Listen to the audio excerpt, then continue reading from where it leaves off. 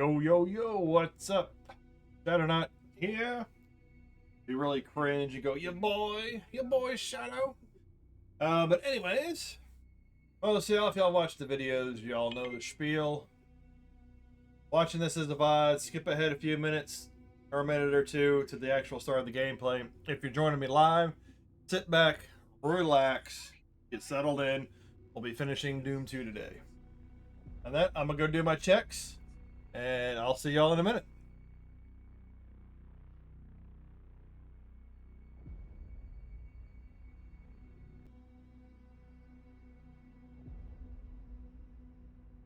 Yeah. All right, what's up, everybody? What's up? Today we're going to be finishing up Doom 2. That's what we're gonna do. I think I'm a few levels away. I don't know. Might be a short stream, or maybe I'll switch over to another stream or another game. Maybe I'll switch over to another game and play something else. Maybe I'll do like a little bit of Diablo farming if I need to fill in the time, but don't worry about that being filler later.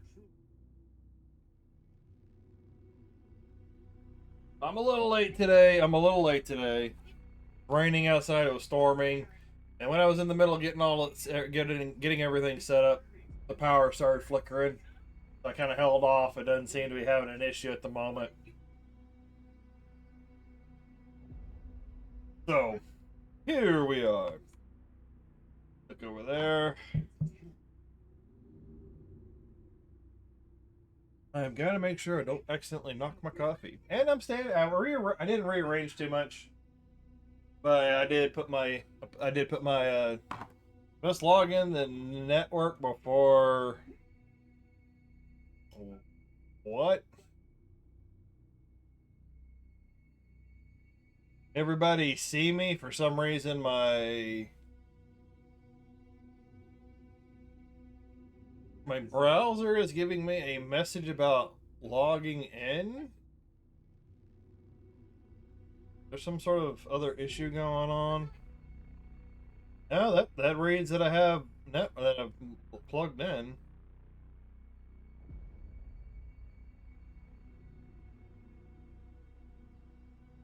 Hey, what's up, James? What's up?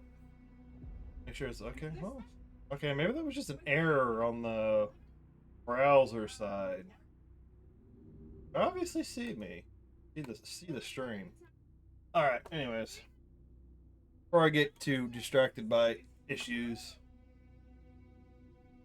To use the No, I am using it's off the Xbox app. It's the Doom 1 and 2 pack.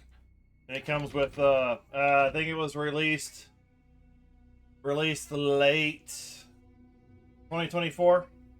And it's got all these, I guess the 2 or 3 of the games and a bunch, I guess these are the mods or something, or I'm not familiar with the bottom ones. I know Doom 1 and 2. I think I know of master levels, but the rest I'm not familiar with. But today I'm going to try and finish the Doom 2 game. I believe I am a few levels away. I think. Little game. Yeah, there's like, what, 33, 34 something. Turn that down. This game is really loud on mine. Loud on your end, let me know, and I'll turn down the OBS volume. And so level 28, I think there's 33-ish levels. And it's gonna plop me right in there. Little soundtrack mini. I would be enjoying the soundtrack, but like I said, it's loud on my end, and sometimes it bleeds through, so I've had to turn some of it down. But I know Doom has really great music. Not knocking it at all. I like how you load the game, you go right into it. By no means am I some sort of an expert player. Make sure you got your expectations a little on the low end. Hate these things. These guys are so annoying. Personally use GZ Doom to play mods like Brutal Wolfenstein. I do most of my stuff vanilla. At least the first time through. I hate these things. I need to get back there. Ammo. Got right in y'all's face.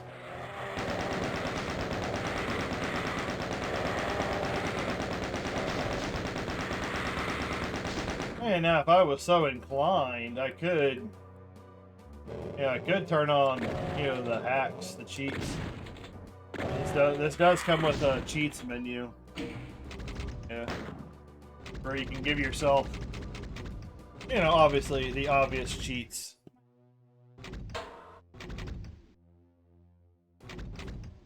Oh yeah, achievements. Might play multiplayer soon. Oh, I have not even tried.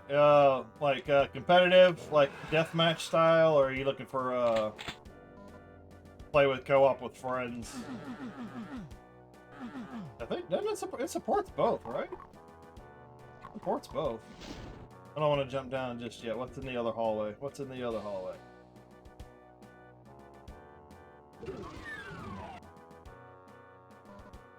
Nope, it's not counting. Oh shit! It's a death trap. Quick load. Damn it!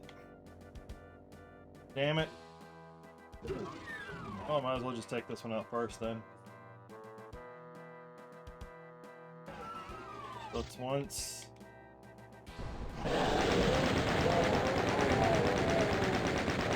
Oh, that's the one that probably killed me real quick.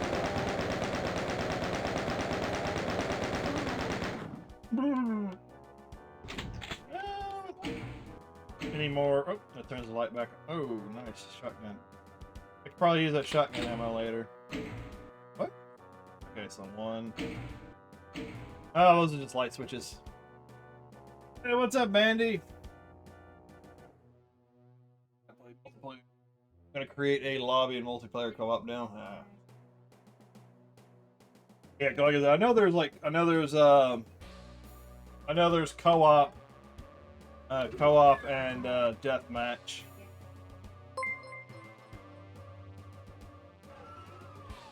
Hey, Super Falco! Thank you for the sub over there on BoobTube.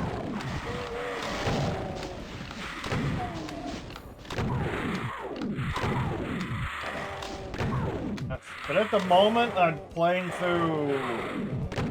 Well, it's part of my list, but I'm doing some playthroughs of Doom. I've done Doom 1, Doom 2 here. I did Doom Dark Ages when that came out. But I also do variety games, so I bounce between games.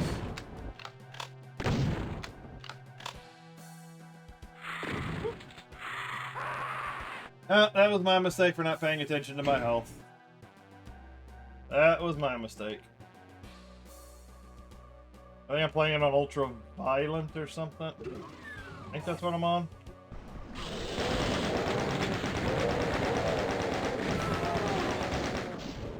Haha.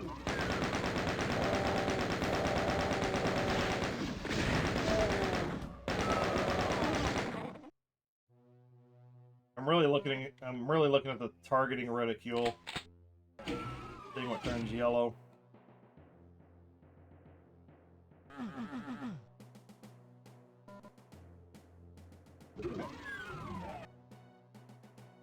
You having another boring work day, Bandy?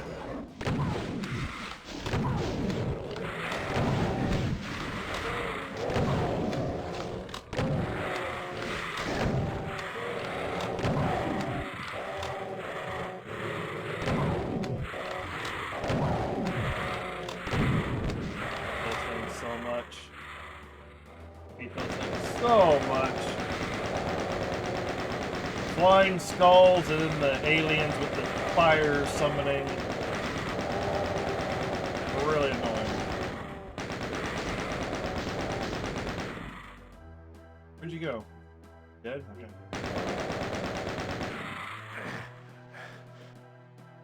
Damn it, Bobby!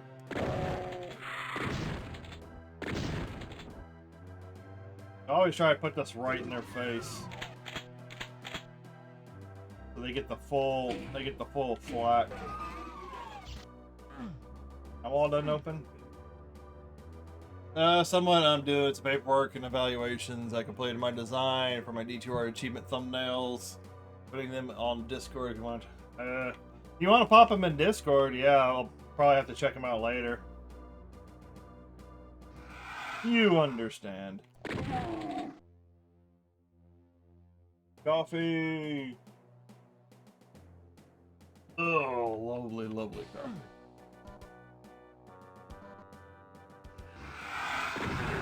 Yeah, I definitely think I'm gonna try and do.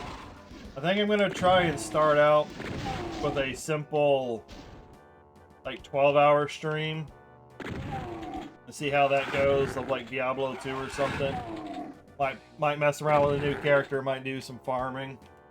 Because I have gotten some Archon plates, Bandy. It just hasn't been the Archon plates I'm looking for. They're all oh god, it's that guy. Motherfucker.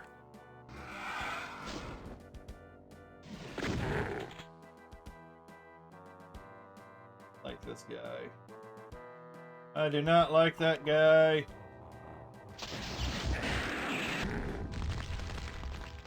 He went off to the left. He went off to the left, didn't he? Nope. Woohoo!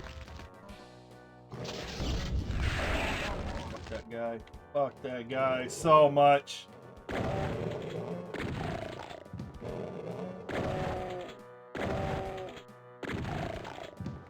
Like, I might start like a new character, mess around with a new character, might mix it up with some farming. Because right now I'm actually standing. I moved some stuff out of the way. Fresh meat. Hey, El Wasp. You know, thank you for the follow over there on Twitch. Alright, where am I getting turned around at? What?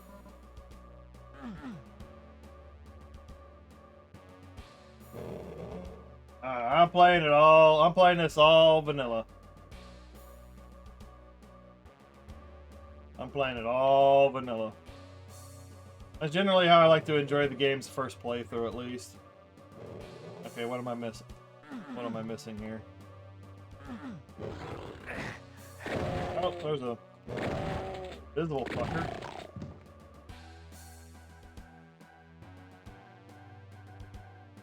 Finishing this. Yep, Tomac, we are finishing this today. I think I'm like, oh, depending on how long it. Oh, another invisible guy. Well, it might be a while, guys. It might be a while. I took a second and grabbed my coffee. That was a mistake. I need to remember to use the quick save a lot more. So spoiled from games these days, just auto-saving your progress. Well, I could use the rocket. Take these guys out a little bit quicker.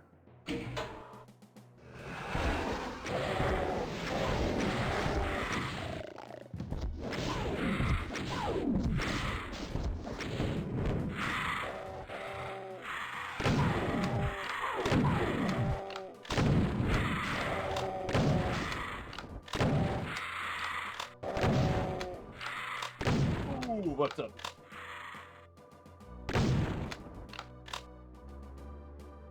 Yeah, if I stop talking for a second, I'm usually, I'm concentrating. Right. Concentrating a little too hard, you know.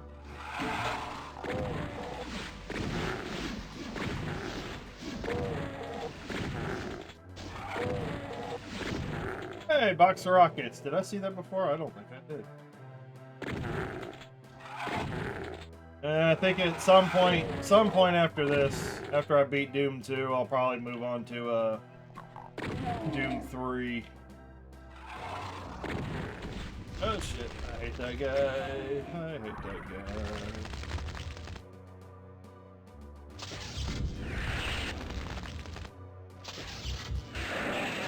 Fucking get vaporized, bitch. Vanilla Doom is so good.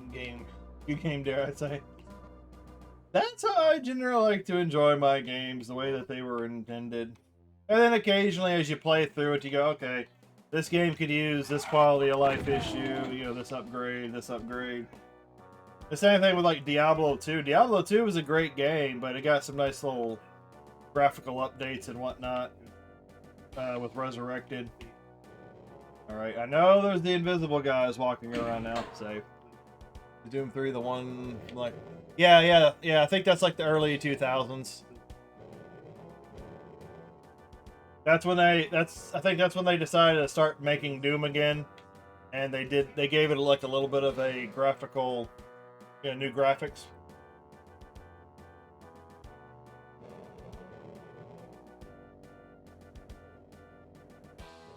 Alright, I know they're walking around here somewhere. They were invisible.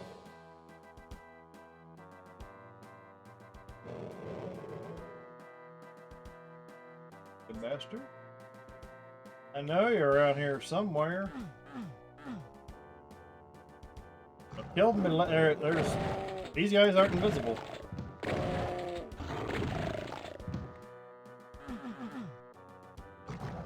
Oh! Invisible wall. I stumbled upon an invisible wall. Doom Trace is cool. I prefer the original D2 LED graphics. Well, the new D2R, you can switch between the graphics. You know, I'd play the old one if that's all that was available. But I do like the way the new D2R works and looks. Here? Like I said, everyone's gonna have their preference. You know, that opens. Alright. Okay, these are the doors. These are the doors of our lives.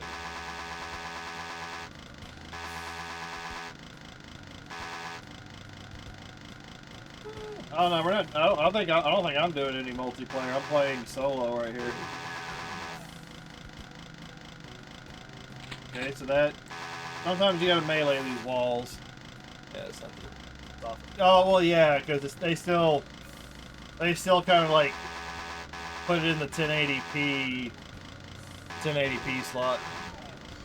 They DDR graphics, but I also didn't play the OG that much. Probably nostalgia.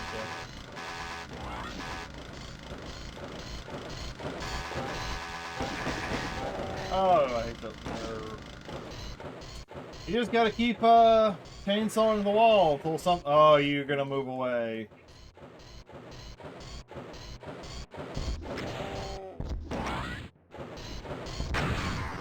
Bandy's at work, and I don't think he's interested in the multiplayer.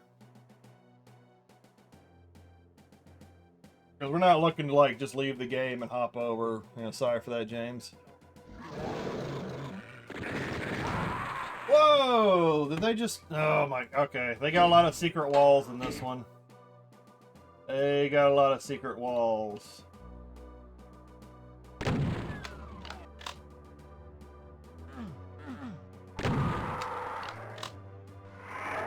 What? The last time the other door opened. What's going on?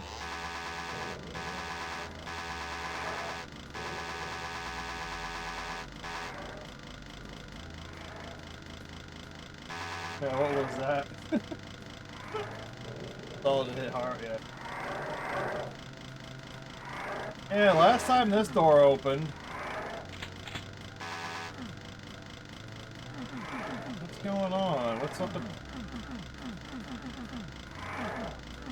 You gotta figure out what opens up what. Alright, well anyways, I guess I'll just walk in here and blow somebody's head off. Okay, so you need the red key for that. What's it? I can see a hole. Can I shoot now? I don't think I can. Okay, right key. Oh, I think I know what those guys are. I think I know what those guys are.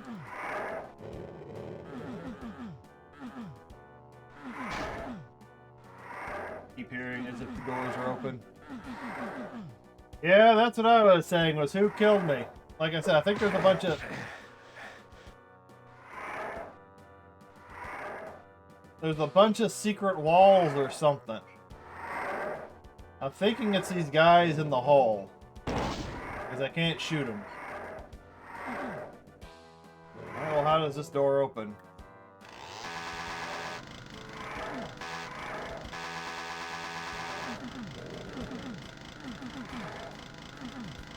Well, it opened up last time. Why is it not opened up now?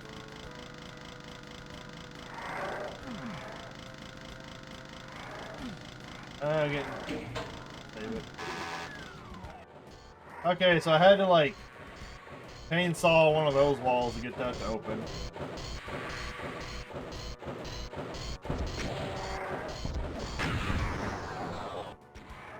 He's dead. There's a good feeling like I used up a mirror release.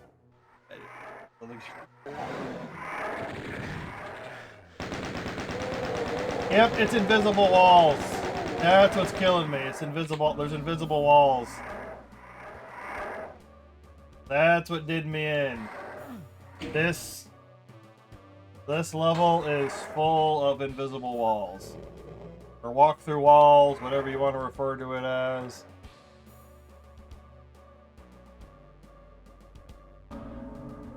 See? Got a plasma gun. This is what I call wall humping. We go after all the walls. Oh yeah, oh yeah. There definitely was.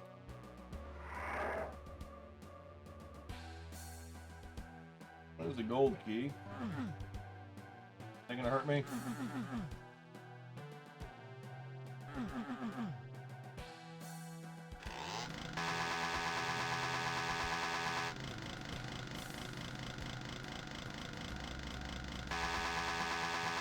Yeah, I thought I'd be getting through these levels really quick. Well, I don't think I'm going to.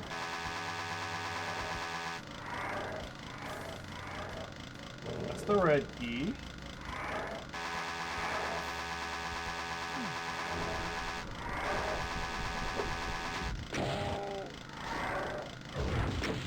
Oh, where's my...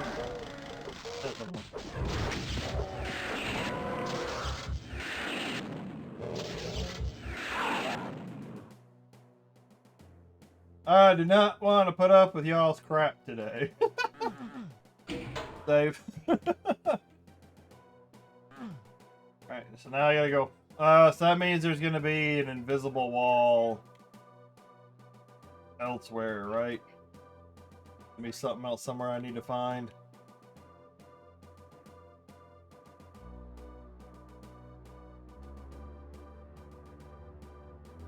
So let me see, where's the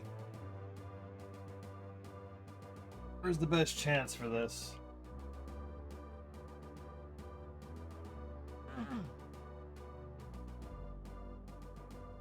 Can I get down there?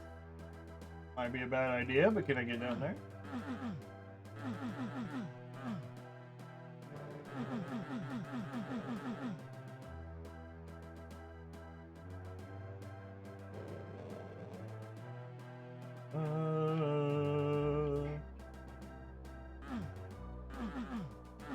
Let's hump the wall of everything.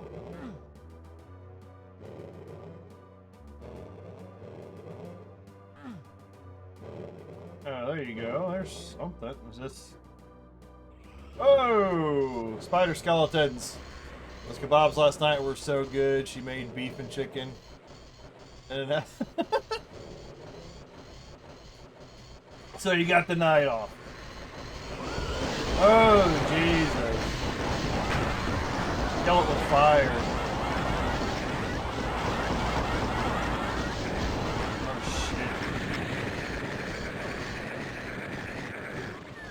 Oh, shit. I went into a panic after that last part. But at least now I know where I need to go next.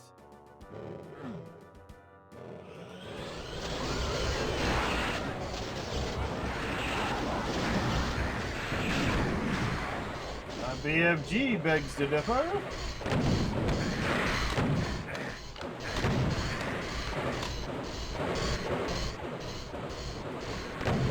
Oh, gee, oh, that's the bigger one. That's the bigger one. Yeah, I told her to grab pork so we could have all three meats. She forgot. Into the gulags with her.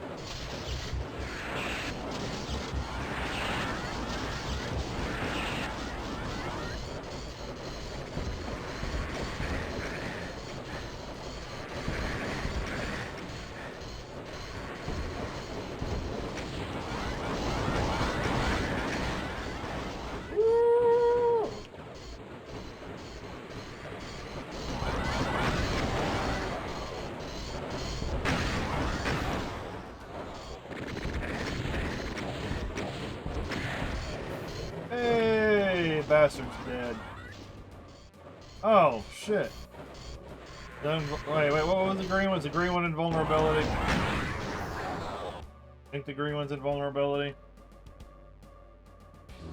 Yep. Oh, God. It's so bright.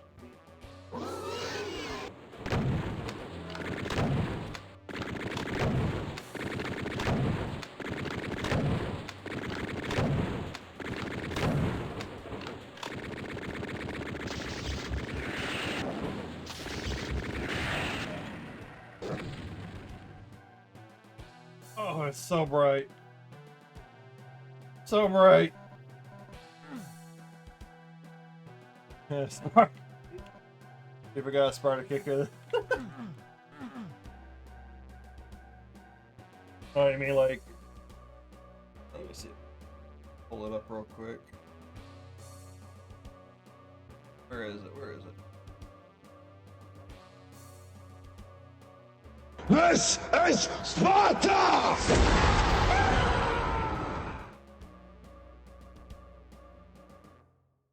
That looks like a throne. Yep. Let that activate. Is that a portal? I don't need those just yet.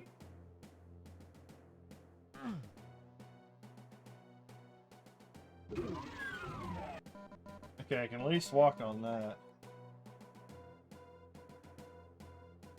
Okay, I was thinking this was like an acid floor. I thought that's probably a good thing that's not an acid floor.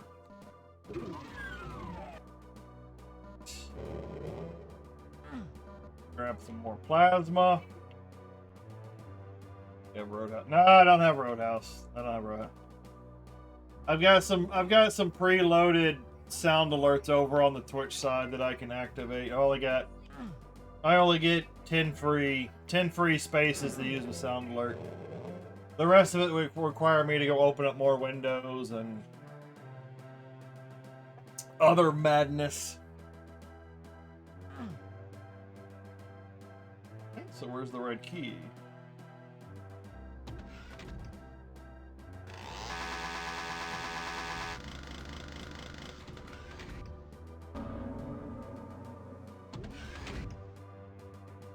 I found a secret area. What's so... Oh, is it one of those? Oh, God. It's a trap.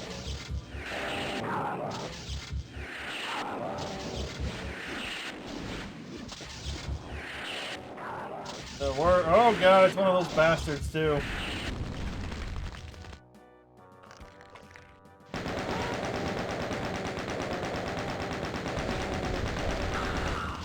Gotta break line of sight. Gotta break line of sight.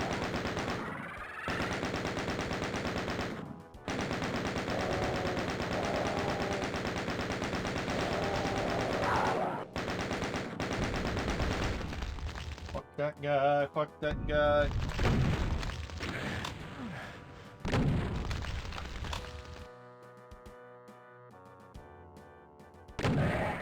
You bitch.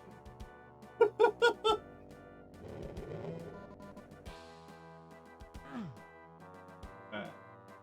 Now can I go properly explore that room? Now that all the knights are dead.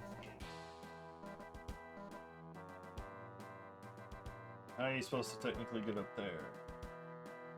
Unless there's another... Unless there's another switch. That opened up something else. Look at you go. Yeah, you gotta be going. You gotta be going in this double.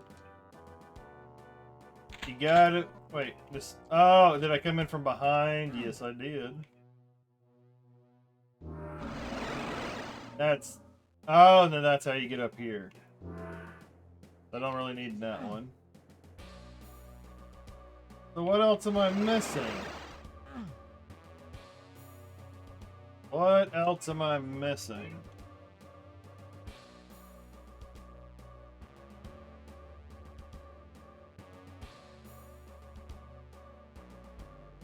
I got a spot up there. Okay, so that's going to be an elevator. There's got to be an elevator that spawned. Well, what's up, Double? Oh, not one of these guys. Where the hell did you come from? Where did you come? Oh my god, I hate those aliens. Hate those aliens. Enter behind from, never from front. It's always up. Zing. Oh yeah, Bandy, if you're still there, I got a, I got the Geed's charm last night. These guys are teleporting in.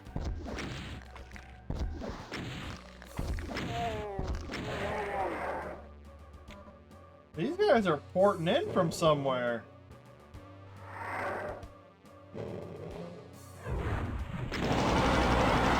These guys are teleporting in from somewhere. Oh, I don't remember the... I think it's like 29 something to magic find. I'd have to pull it back up, but yeah, I was just doing some random farming for the Archon. I'm still looking for that Archon plate. And I thought I got a, I think last night I got the Geed's charm, and I got the magic Sunder charm.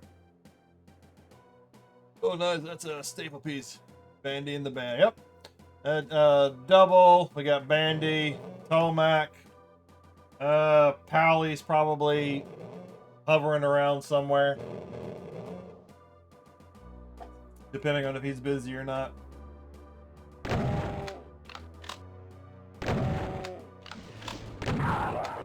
Yeah, but I got 2 charms last night. I got the magic Sunder charm. Oh, they came out of this damn door. I got the magic Sunder charm and the Geed's fortune. You need to look into making an edge bow to complete your shopping build. Powley. Yeah, Powley. P-O-W-L-Y. Owl.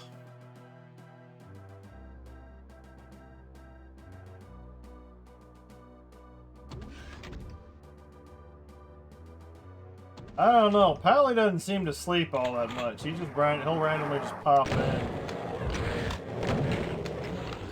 Oh, I'm stuck on that whatever the hell that was. The little brown stalagmite.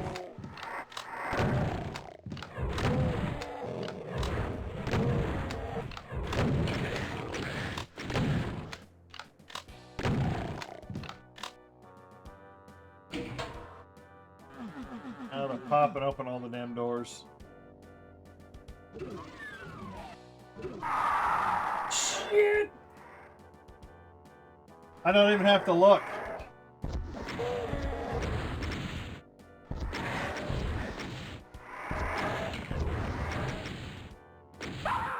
What? Oh, fucking homing rockets. I got those damn homing rockets.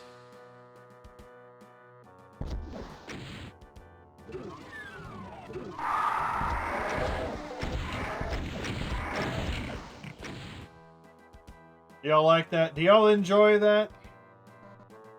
Do you like me just taking that rocket launcher and shoving it right up your ass? Yeah, he drinks a lot of coffee. That's his claim to fame, coffee.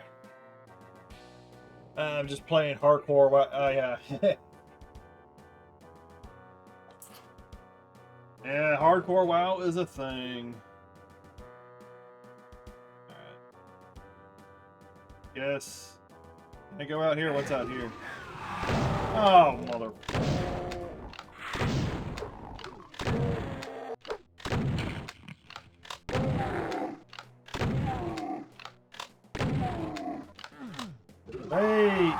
They love the secret vault!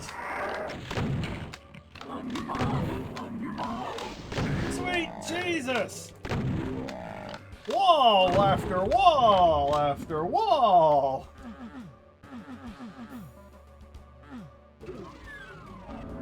Yeah, there's Berserk. Doom made wall humping a thing. You found a secret area. Woo!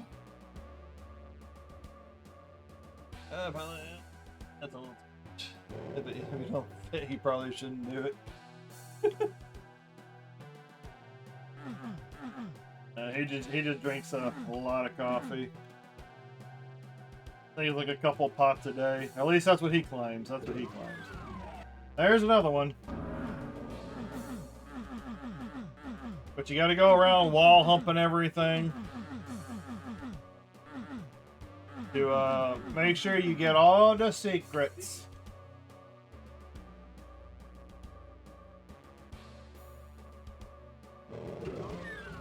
I can still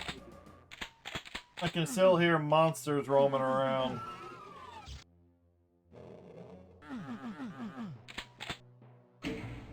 So they're still.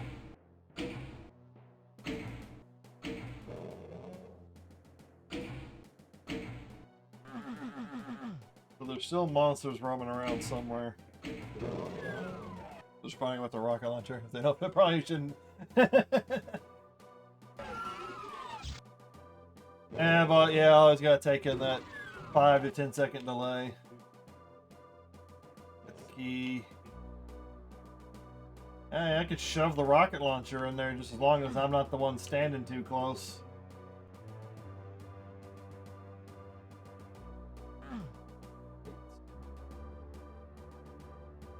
Down here.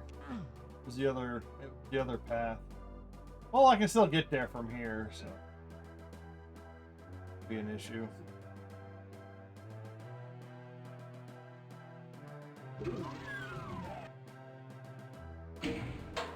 And make sure you save the game.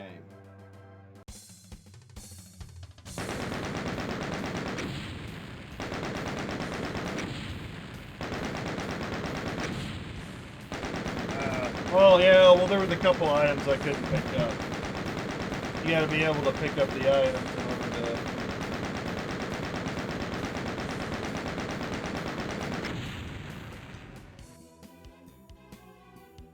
Why did they do that to me?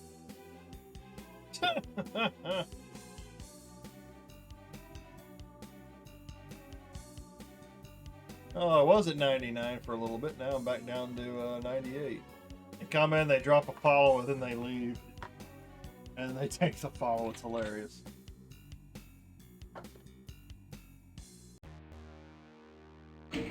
Save!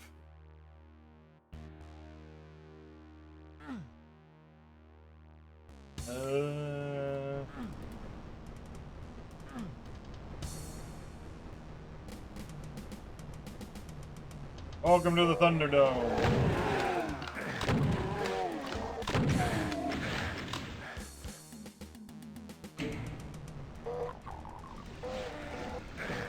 What'd that button do?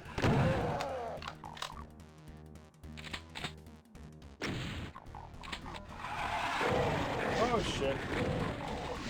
Oh, I strategically put a chain gun guy in the back.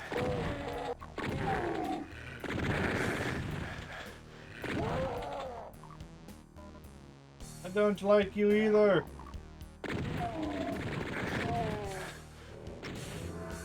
Yeah, berserk.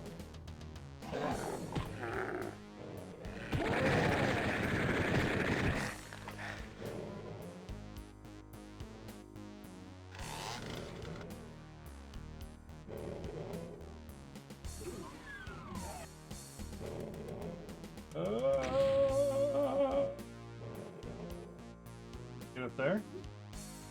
He's busting so much.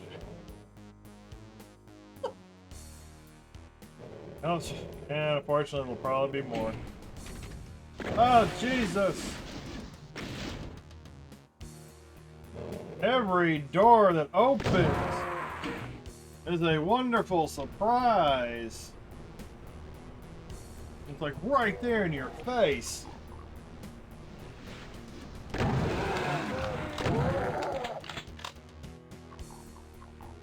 You talking about the LA stuff?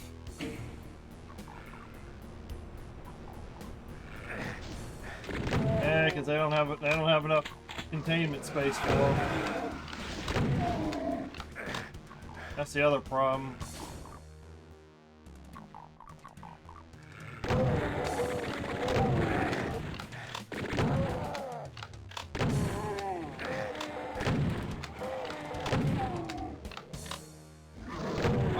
Oh, twofer! Yeah, the freaking punching kind of sucks. Nice to punch. Who the hell's shooting at me now? It's so short range.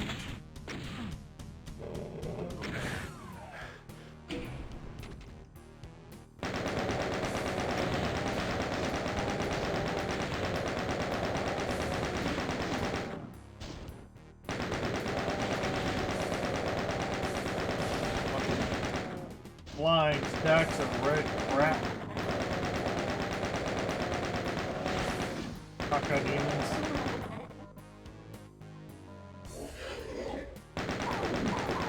And another one. Don't let him spawn. Don't let him spawn skeletons. There we go. And I can't get up there. Oh.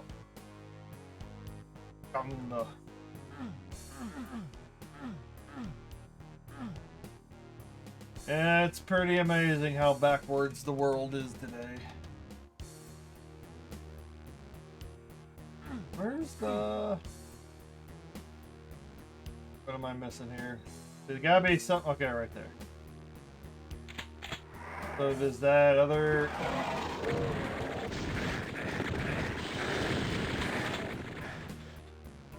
It's a damn trap. I saw those things. Oh, God. No, no, stay away.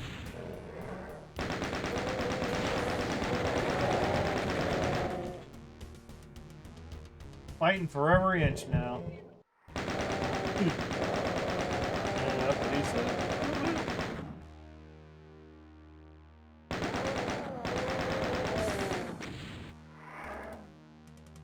Yep. You are correct.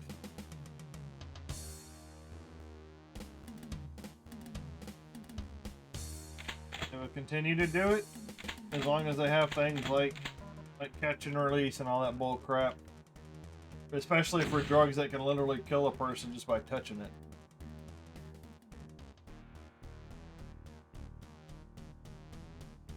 Are y'all gonna spawn anybody else on me?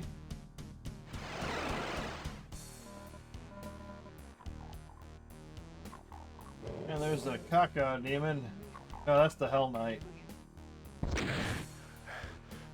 Well, I can't, it won't shoot up at him. Well, it kind of shoot up at that one.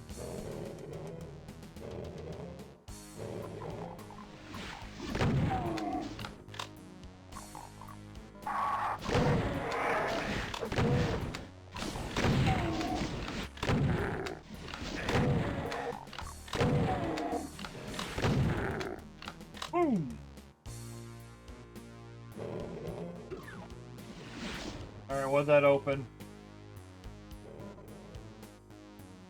Oh,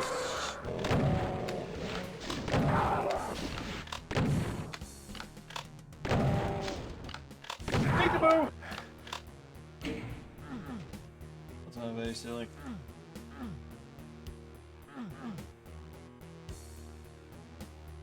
Oh yeah, that would. Yeah, I remember hearing that story. Oh yeah, just leave your keys accessible to lessen the damage of the vehicle.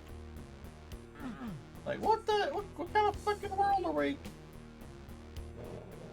going into here? We're just giving up our property, especially things that people worked hard for. You're just supposed to give it up to someone who doesn't give two shits.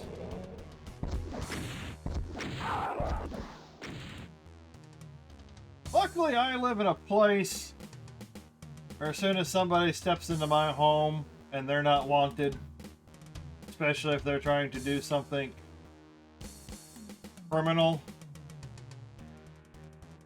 they can be made to disappear.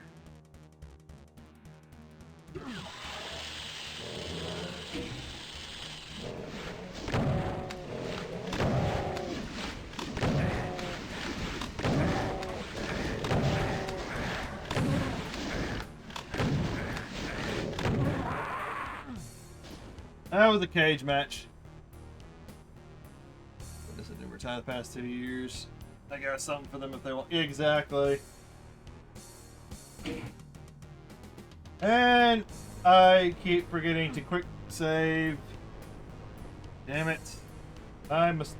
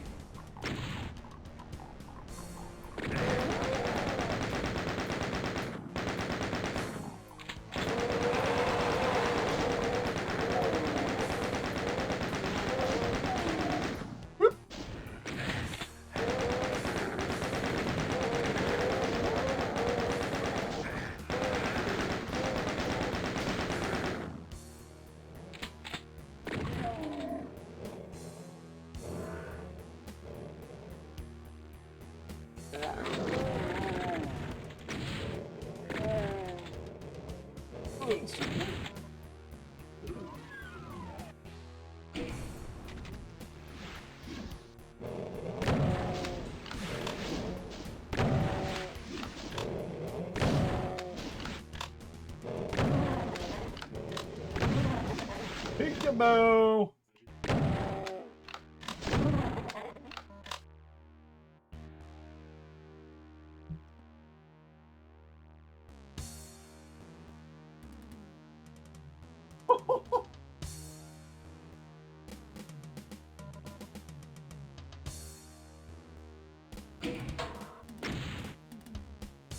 Guy made a YouTube video of him getting the first Nintendo Switch at a location just so he could destroy it.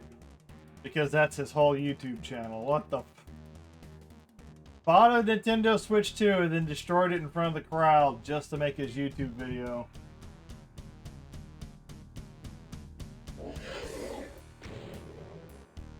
And he's being a complete ass about it too. Just rubbing it in people's faces that he bought it.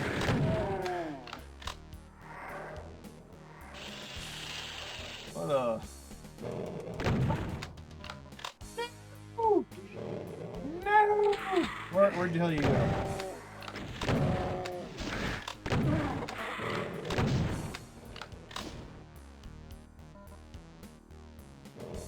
I'm watching a podcast in the background.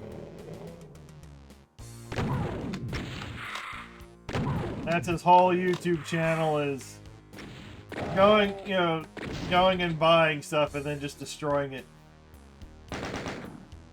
That butt munch is gonna...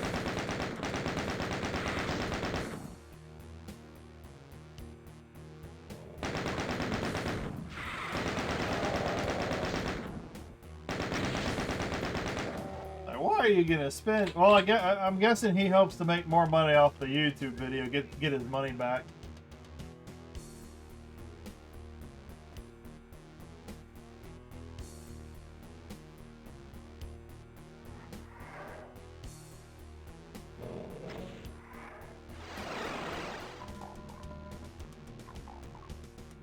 That's it. It's not even safe to go out at night.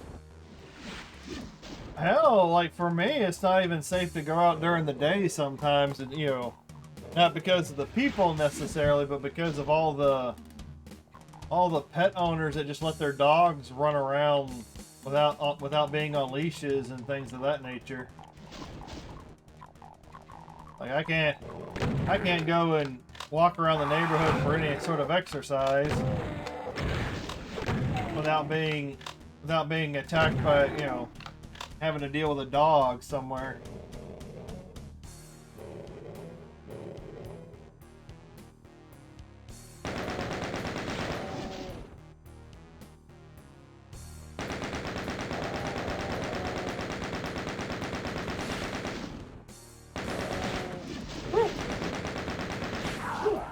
Okay, he's dead. All in my eyes. That's a waste. Well, if the guy, if you're talking about the Switch 2, you know, if the guy wanted to put down the money, because like I said, I'm watching this podcast and they're talking about the guy's channel. It's pretty much like a rage bait kind of channel. So he could technically go out and buy the Switch 2, just make a video of him destroying it. Oh, and then the reason they're talking about it, I'm looking at the headline. The YouTuber allegedly banned from Nintendo Store after smashing their Switch 2. So a Nintendo Store banned them for life for destroying the Switch 2 in front of the store. Because he makes a video of him destroying it, and then he makes his money back. Makes his money back on the video itself. So, you know, it's still a plus. We got a lot of wolf coyotes and coyotes running. Yeah, oh yeah. I don't think I have. I know we have coyotes in the state. But I don't think they're around here. I did have a story from years ago where there was a cougar. There was a cougar that lived nearby, and the only reason they knew the cougar was here was because they had started developing some land that used to be just a small little forest and grasslands. So because they started developing that land, the cougar started wandering into the nearby neighborhood looking for shelter and food. And that was about the last. I guess he was caught and released somewhere else or something, but that was all I heard about it in the local paper.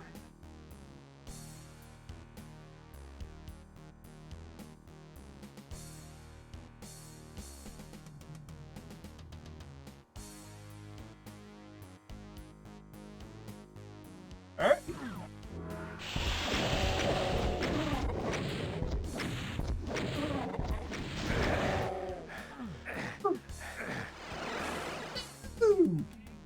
Don't do it, sir! Please, sir, I don't want some more!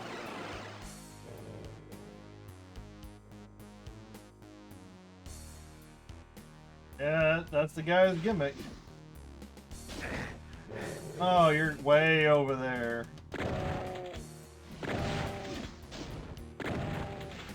And y'all are gonna run like a bunch of bitches.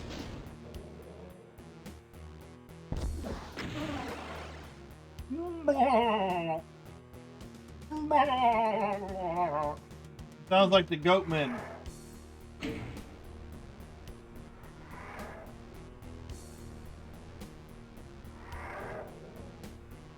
I don't know.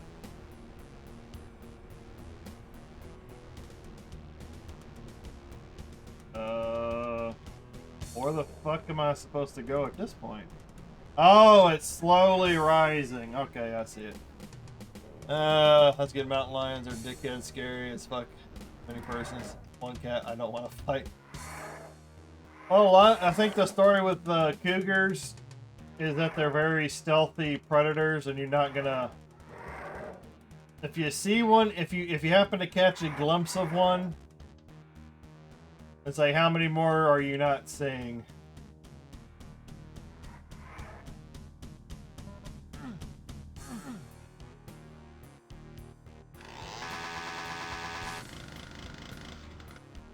Oh, that door's not open.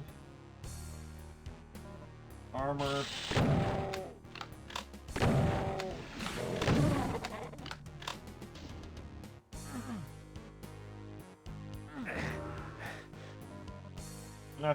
Not to mention Nintendo, for whatever reason, doesn't like you, and they can just shut your stuff off now. Your Switch too.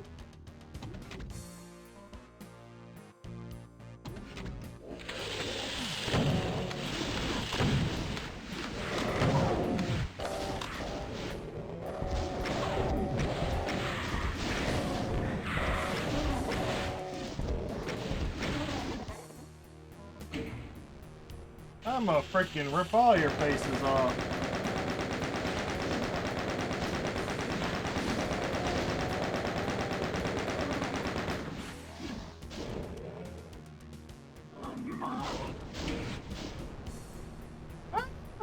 Come on. Now I'm wanting for a second cup of coffee. Well, they're trying to do stuff like that, Talmach. You know, a lot of car manufacturers are already putting trackers in the car. There's the old spray. Yeah, you just gotta start shooting.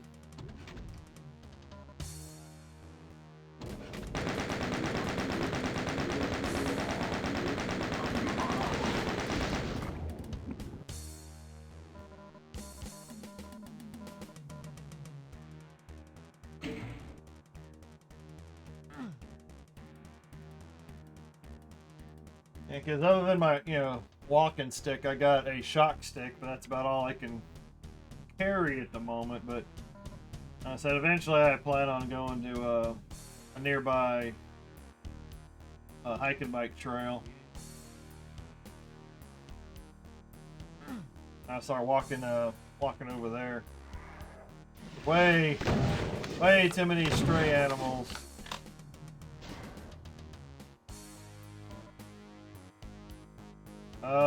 Okay, so this must be another, yeah, it's like another small little puzzle.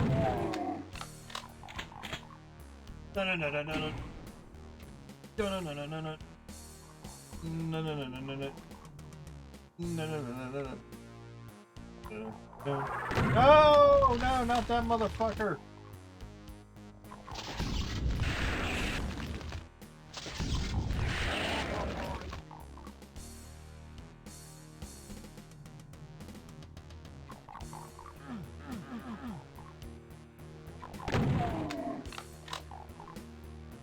Berserk.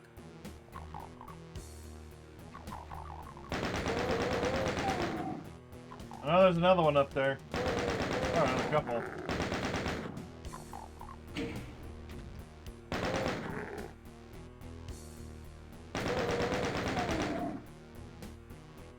Is it just monsters up there? Is there any way I can reach up there?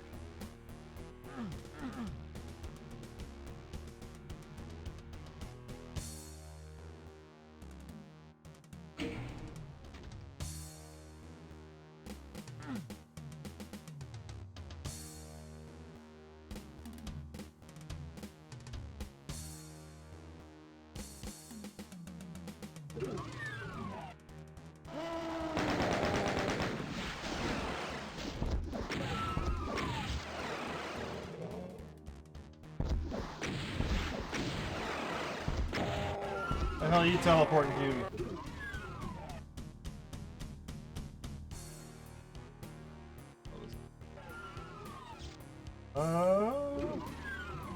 Wall marks. Is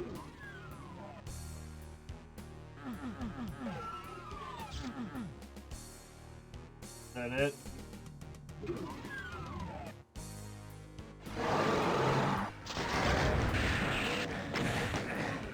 Oh,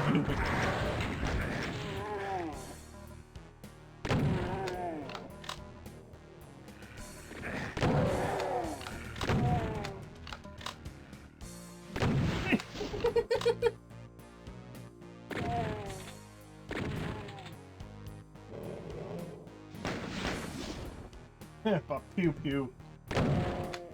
Well, I guess you're supposed to do that.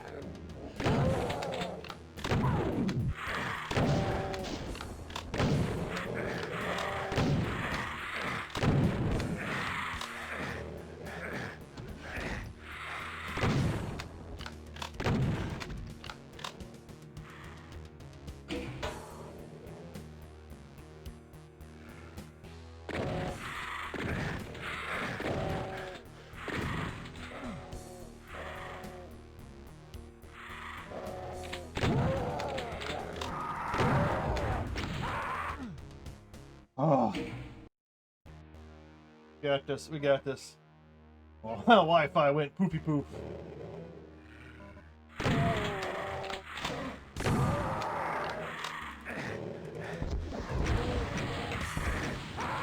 Oh, those damn skulls.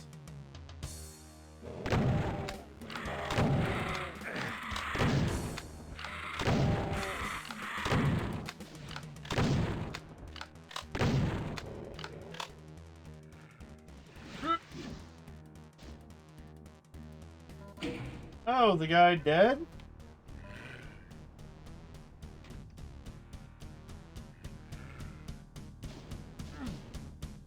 Alright, or is he down there? Oh, that's somebody else that's down there.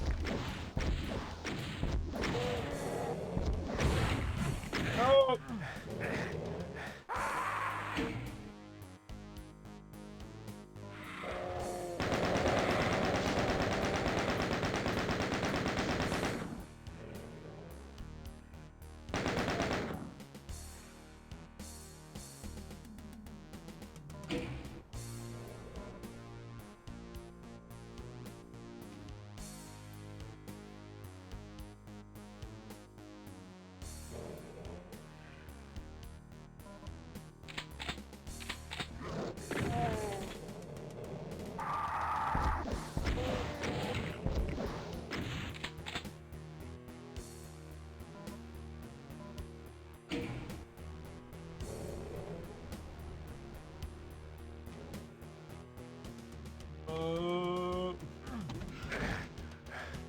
You gotta take some damage from that ball.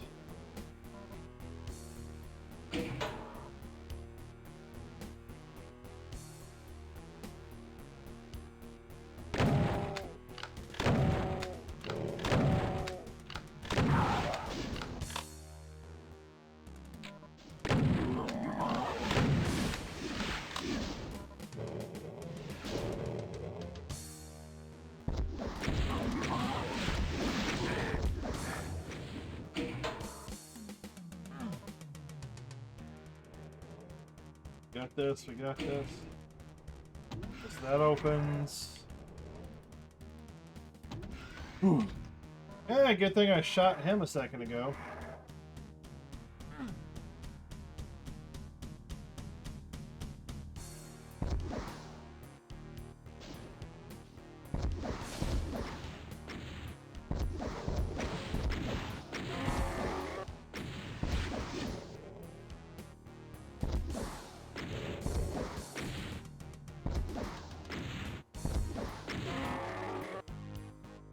Whew. Whew.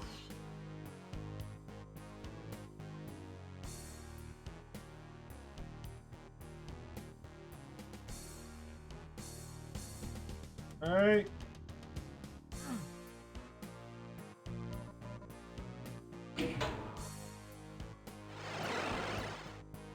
Five o'clock somewhere, blah, blah, blah. Boom o'clock. Shotgun blast, kick in the ass. What you buy?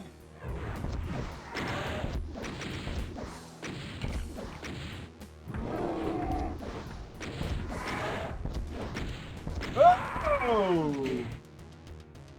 Saw that one coming. Trying to take out the guys in the cages first.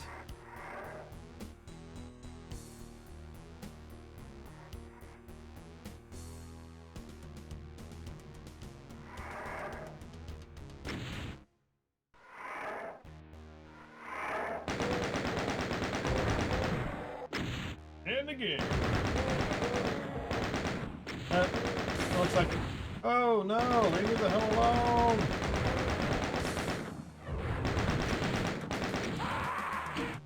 Oh, I can't reach those guys up there. It's so annoying.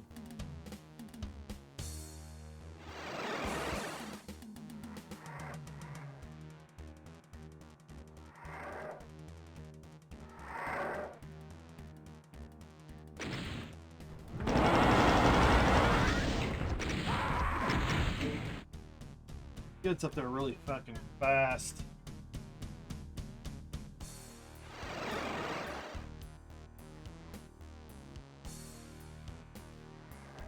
Once again, you got this.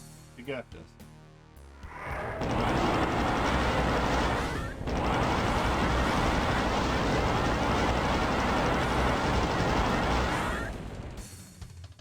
What? No, I want to kill the guy. Oh, I didn't know that that was the exit. I wasn't trying to exit. I want to kill the bastard.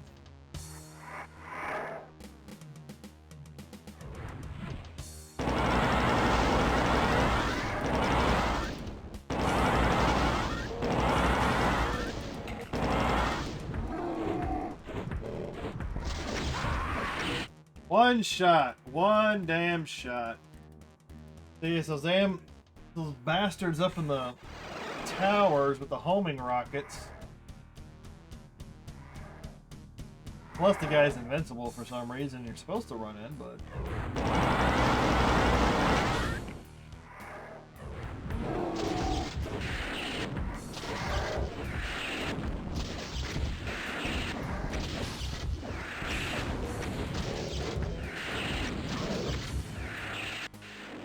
Eat a dick! Hey, where'd that rocket come from? I just had a rocket come flying at me from somewhere. You don't step off the stairs, I don't think he spawns. Well, the other thing is just trying to get to the guys in the up in the cages, but trying not to spawn him. But because you can't aim, you've got to be dependent on the in-game targeting system. All right, well, he's dead now.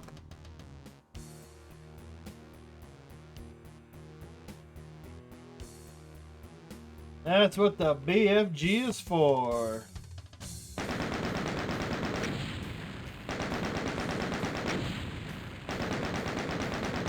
Oh, wow.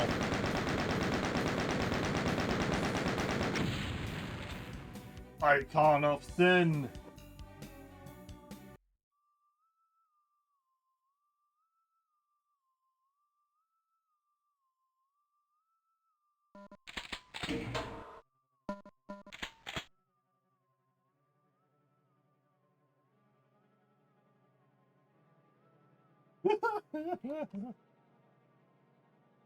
Shotgun.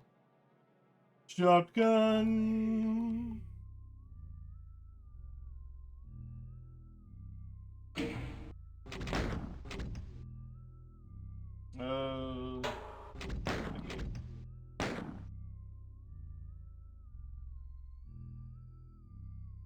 Did everything reload? Huh? Huh? Huh? Huh?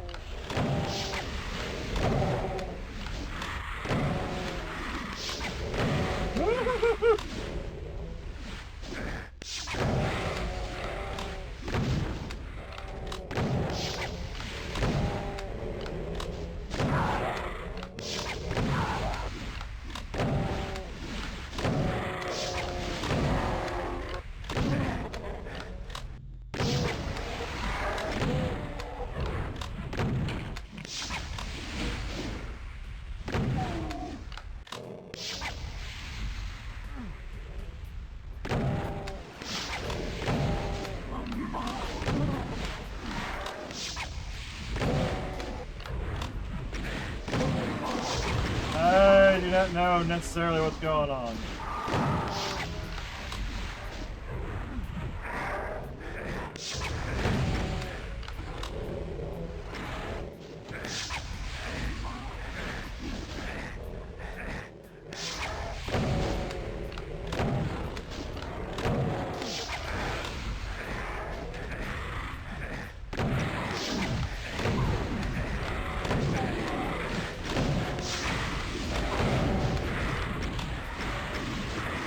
Nope, not enough.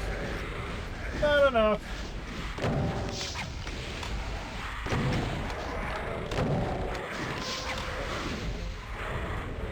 Whoop, whoop, whoop, whoop.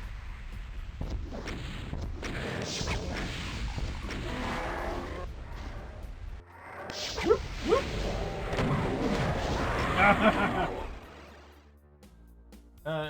Enemies, you gotta hit the back switch and then shoot the big rig in the face. That's what I was kind of trying to figure out. I was getting there. I knew it had something to do with him being tall, dark, and ugly.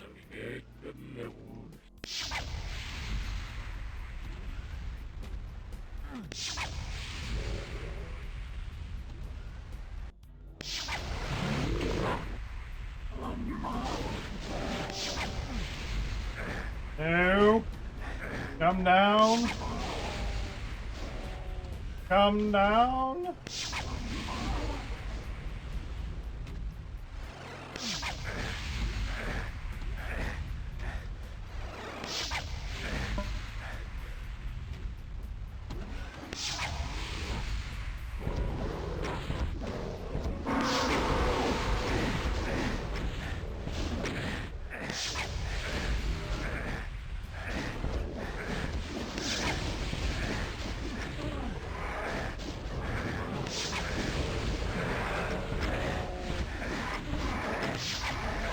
Oh, fucking bastards.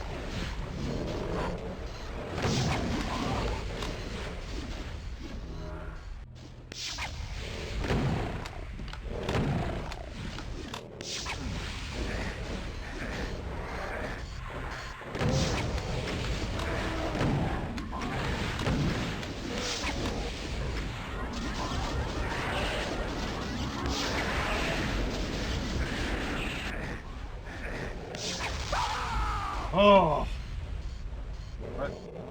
Rectal scans. So do I have to shoot him in that hole? Or what's going on with that? I'm gonna be back in just a second. I guess I gotta shoot it in the hole. So do I just have to shoot the face or just the hole?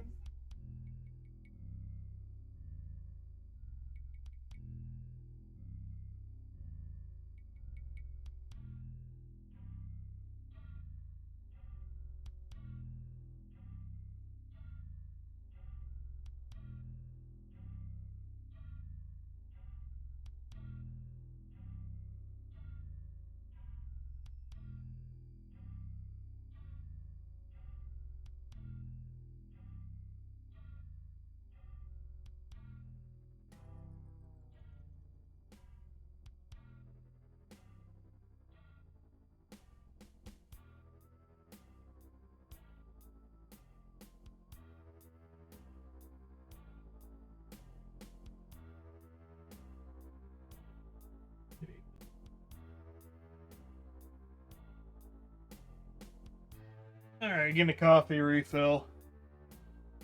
So there's definitely not going to be enough ammo to kill all the respawning enemies.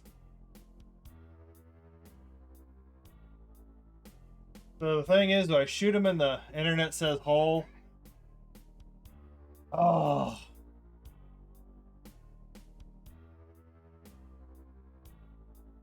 So that's going to be... So there's only going to be a small window. There's only going to be a small window in which I can shoot through the hole. As to say. And then at the full height of the platform, I shoot the top of the head, it doesn't shoot through the hole. It says to quick load on the elevator. Reload until you get a rocket in the hole. Repeat 3 times, easy. I don't know what quick load. Oh, like save right there. It says to quick load on the elevator. Reload until, okay. I don't even know if I hit it. I don't know if it's making a noise or what. Alright, I think the coffee's done. It's a K-cup, so you gotta pop the thing in the bag and in the pan.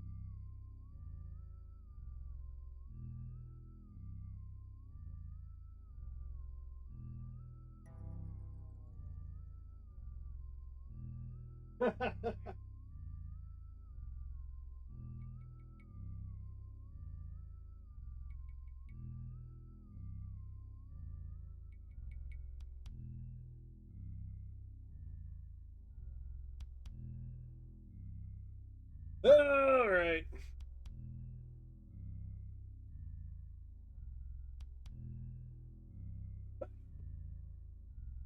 Oh.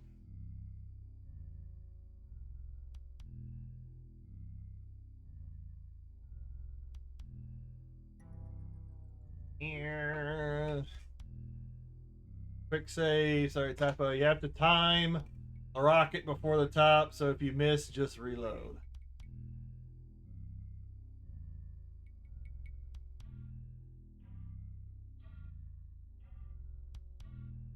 As the world comes into view.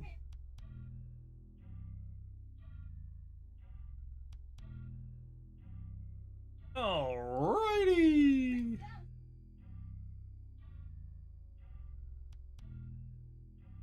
Yeah, I think my actual YouTube chat's not working. I can see the multi-chat.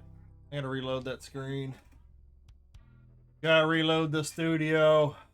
Yeah, there's everything.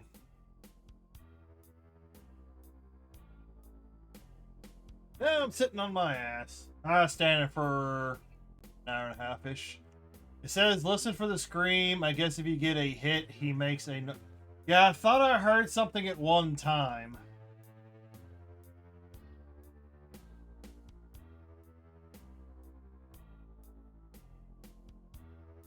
Bandy, I think I'm getting closer to getting my license. My actual driver's license. I had to drive by myself. I got some experience getting the oil change yesterday. That was fun. That was a fun time. Oh, that podcast is over.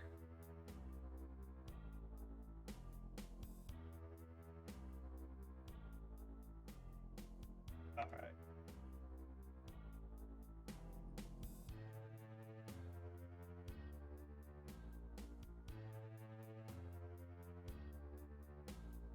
All right. All right.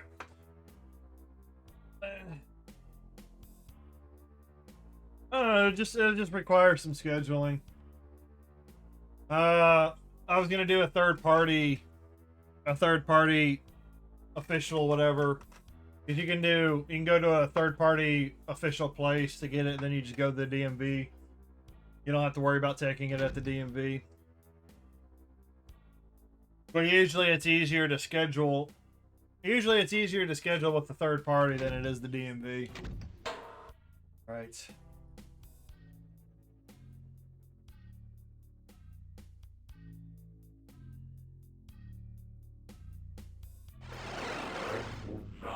Go. Got the volume turned off in the background.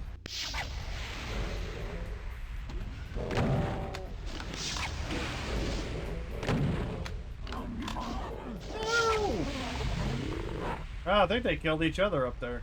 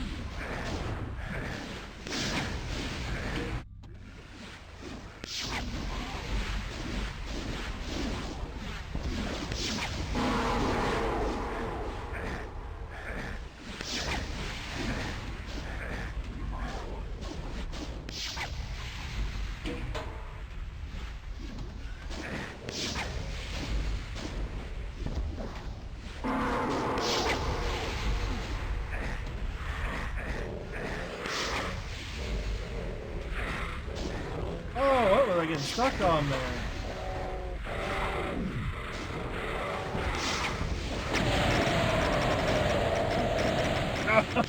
I got pushed off the damn ledge. Stand of Doom 2. Oh, that was the end? That was the end. I don't think I was supposed to die at the end like that. I don't know. The horrendous visage of the biggest demon you've ever seen crumbles before you.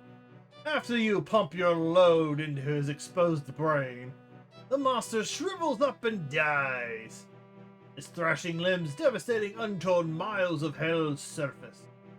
You've done it. The invasion is over. Earth is saved.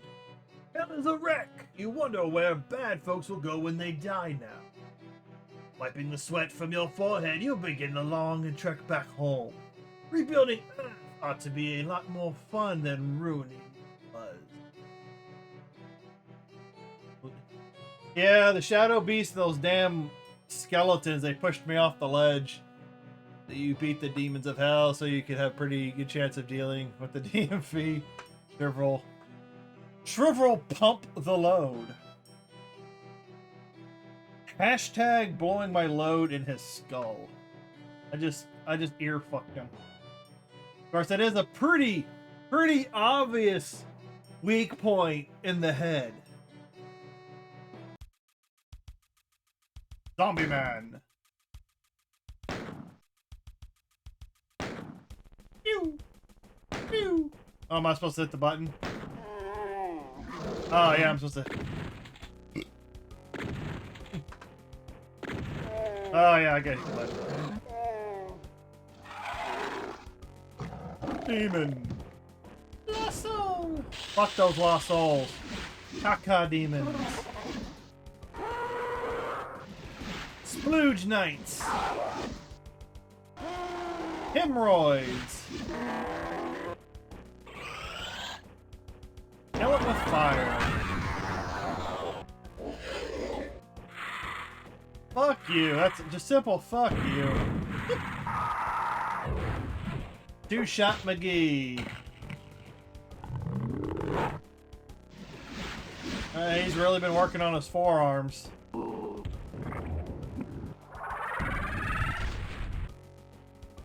Yeah, that guy likes to blow his load all over you if he possibly can. Fighter mastermind. Oh, nose itching. The Pornhub.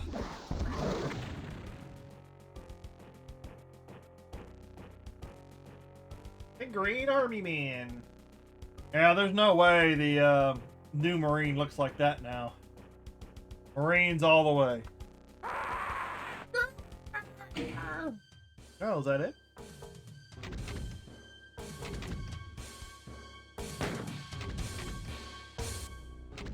Level select.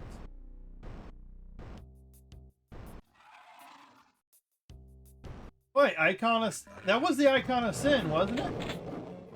They got Map 31's Wolfenstein. And he got Map 32 Grosset. Yeah, 30. It looks like we got 2 more levels, boys. But yeah, Wolfenstein and Grosset. I don't remember which one I was on. Yeah, Icon of Sin is the goat head skull thing.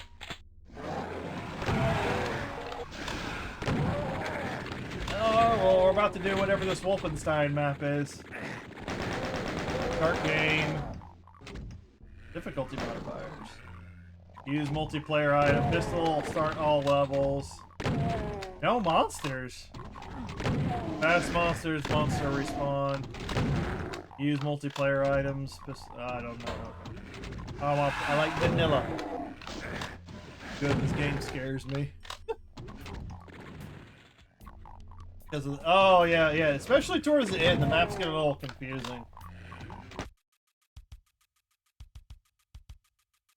Yeah, this is... Why do I feel like a midget? These walls and doors are like way up there. The whole nightmare trip. Yeah. So this is the Wolfenstein level.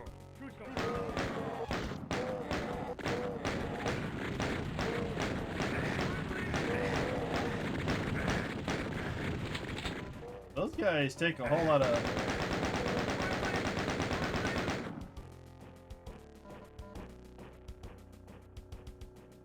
Those guys were saying something, I just couldn't hear them.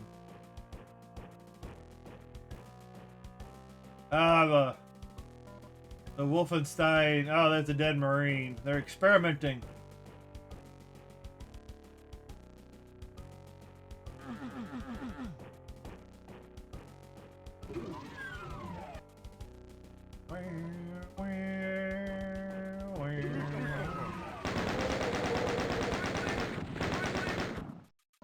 Yeah, they say something when they die. Visibility. But hey, at least we got 2 more levels.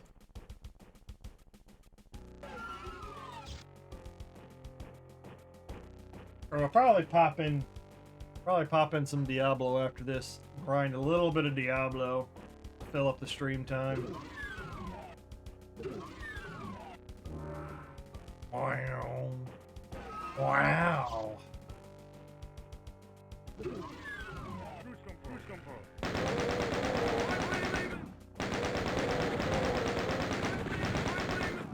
Oh, they're saying Freud Laven. Freud Laven. Freud Laven. Eventually I'll be moving on to Doom 3, Doom 4, then playing some of the main ones. And then at a later date, I'll probably come back and play some of these modded versions.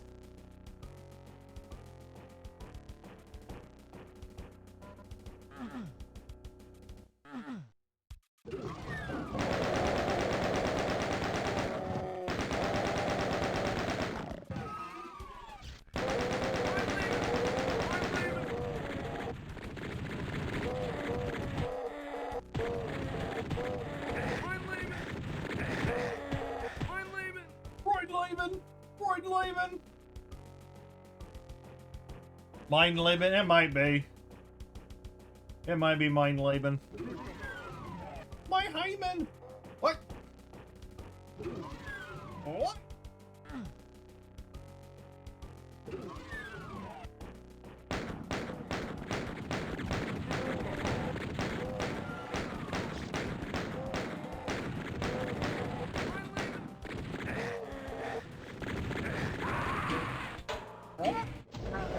Oh, that one. Oh.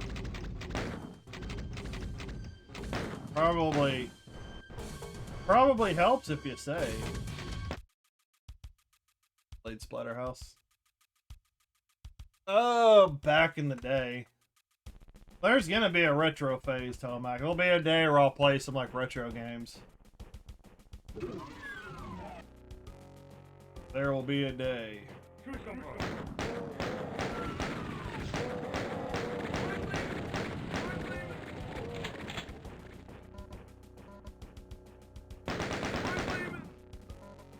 Oh, I think they killed each other.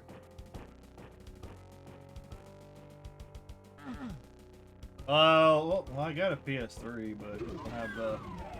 Oh, you talking about the PS3, the newer version? Or the old version? Because right now I'm mostly playing games that I have easy access to.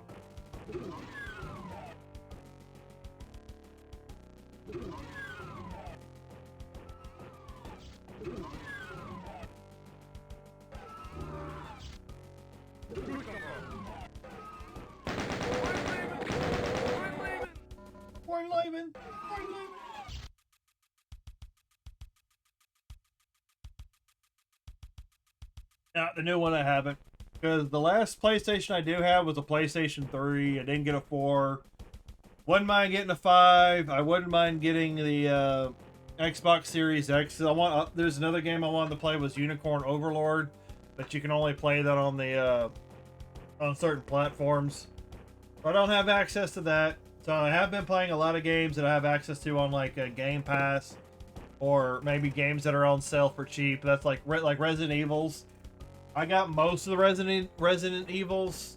Other than I think 7 and 8, I know I don't have. I know I got a lot of the older Resident Evils between Xbox and Steam. And then I tend to get into the grindy games where I just kind of like to sit back, relax, and just brain melt.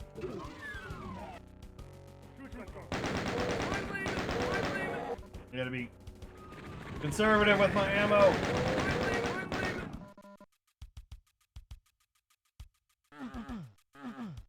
Resident Evil 1? The Resident Evil 1 remaster? I have a playthrough. I have a playthrough of Resident Evil 0. The GameCube version of 1, and then I got the 2 remake and then the 3 remake on the YouTube pages. I've already done those. But most of my Resident Evil playthroughs are dependent on Twitch follows. And I'm 2 follows away over on Twitch to get to play the old Resident Evil 4. Now, eventually, when the older Resident Evil 2 and Resident Evil 3 and all those become more easily accessible and I can get around to them, I'll probably do a playthrough of the originals too. Because I have played the originals way back when they came out. I just don't have any. I don't have any current copies of them. Yeah. And then at some point, I still do need to go back to the Resident Evil 1 remaster and play it on normal, because I've got to try and beat normal mode in under 4 hours, I think. If you don't do things properly, you'll have troubles with horrors and dog. Yep. Yep. That's how you have to manage the speed runs. I don't get into the game so much as to do the speed runs. Go here, and then go here, and then you gotta go do this thing, and then you gotta go do this thing. Like, I don't know, some speed runs just don't. I don't know, speed runs just don't do it for me. I just like enjoying the games, you know, casually, and then occasionally I'll be like, oh, I really want to. Oh, this I think is what ate up my ammo. These guys.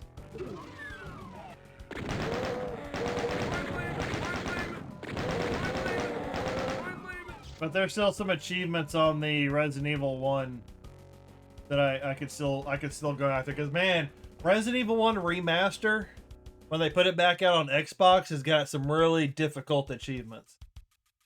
I kept forgetting the pesticides. I always forget where it is. Yeah, in order to properly, that's kind of what I dislike about some of the speed running, is that in order to do it the most efficient way, because my God, if you don't do it a certain way, especially if you're streaming, people just like lose their shit. So, like, if you're not playing a certain game, doing a certain thing, you know, people just lose their shit online.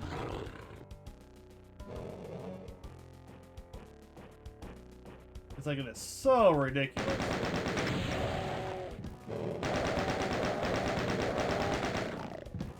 But yeah, but for Resident Evil 1, you gotta play it on you gotta play it on a certain difficulty, because you know they change. But even between easy and normal, they increase the amount of zombies you gotta deal with. And then there's also the invisibility mode, survivor mode. There's a lot to Resident Evil 1, and you have to play it like you gotta play it a lot and memorize every single location. I didn't do the Chris part. RE1 remake. I love it. Got 100%. In order to 100% RE1, you got to do the invisible run playthrough. That's all. I lost my shit with the dog whistle. I kept dying. I had to position myself and use the last few shotgun rounds. Were you playing on a difficult, a higher difficulty setting or a lower one, Tomac? Yeah, but those older games, like, you've got to have it down. You got to have it down to an exact system. You got to play it through your difficulty multiple times so you can memorize, find the optimal path. And like I said, if you start doing it, there are so many backseaters in the game. Like, if you can get anybody to watch it, like, especially out of those communities, they backseat the fuck out of you. Do it this way, no, do it that way, no, you fucked up. No. And that's when you just start ignoring them. Visible run playthrough, check. Yeah, I know, Bandy. You already told me you did 100%. I don't think it was possible, but it is. It just takes some practice. I was playing easy, then went, oh my god. Oh. Yeah, I was the way the Xbox port worked. I thought I was clicking on normal, because because when you first start out the game, they don't take you straight to a menu where you choose very easy, normal, hard, and so on and so forth. They take you to another screen where you select your difficulty, where it's all worded differently. So I thought I was picking normal, and it turned out that it was just easy. So that kind of ticked me off. So I've played it a lot on like easy and all that, and you can do a lot of achievements on easy too. But in order to get like all the weapons and some other things, you've got to do it on normal. And then even when you're on normal, you have to learn where to use your ammo, where to save your ammo, if you can use any of the environment to your advantage.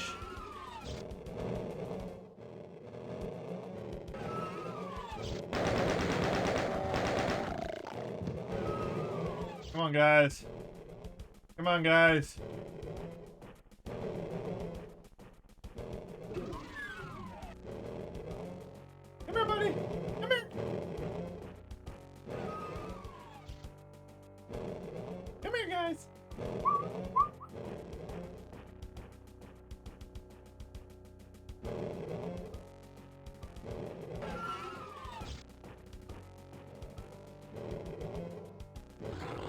Oh, then you're fucking gatekeeping.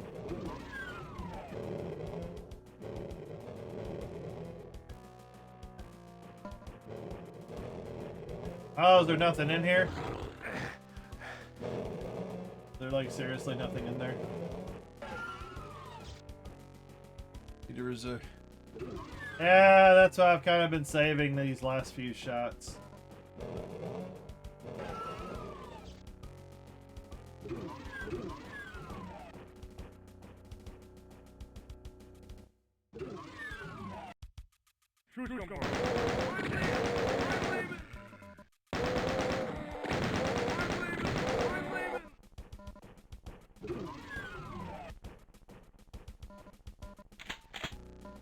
Ooh,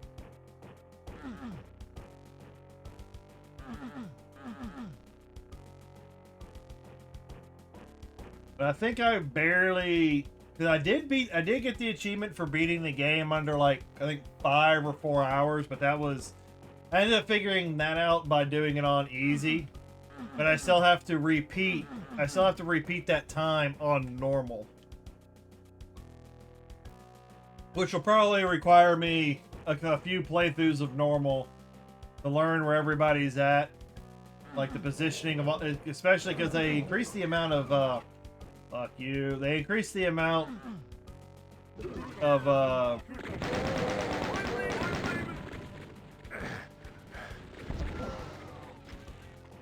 because they increase the amount of zombies and all that. In, normal and up.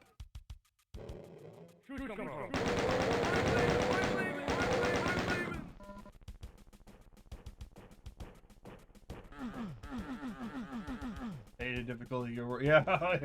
Oh, and this or the Code Veronica is just balls and tits. Hey, I'll take the latter part. I never finished Code Veronica. I got to a part and I got stuck. Yeah. Yeah. Oh, I thought I was already dead, so I stopped running.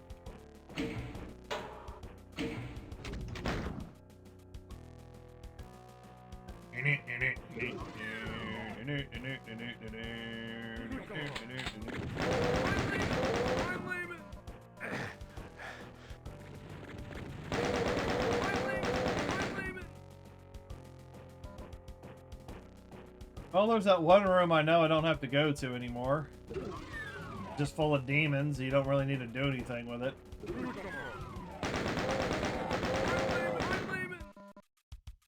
Moin Laven, Moin Laven.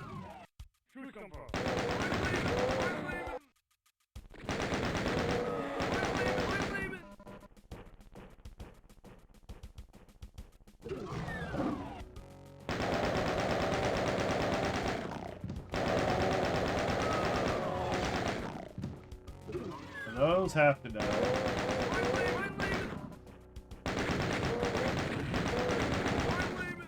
Okay, you guys are taking a few extra shots that you shouldn't.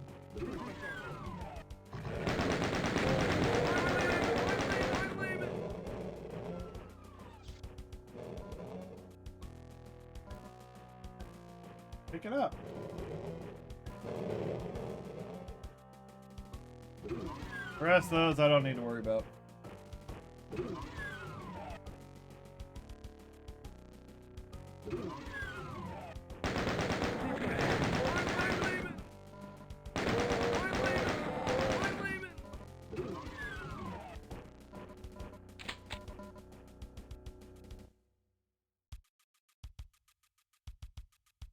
Or is he arguing Code Veronica up here? Fuck. But it's. Well, once you get used to the controls, they're not that rough. At least in my opinion. That's what people want to gripe about the most is the, are the controls. That's how the controls were back then. And to me, it wasn't more the controls, because they did kind of improve the controls with the, like, the re-release versions. It was mostly the camera angles that really fucked you. When the cameras would switch views.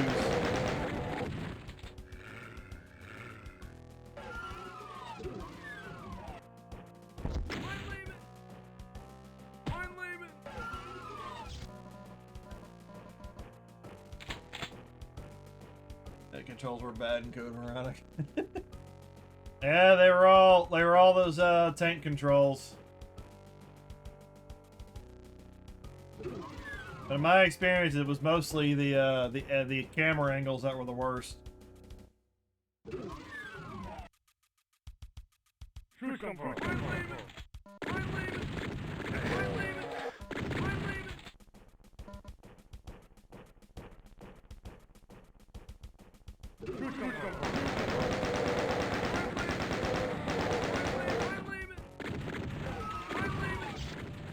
Get crushed by the door.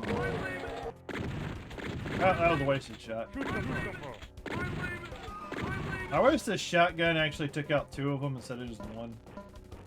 That'd be nice. Especially when they're lined up the way they are.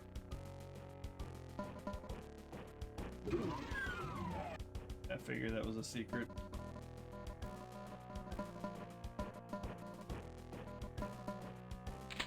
Plasma gun.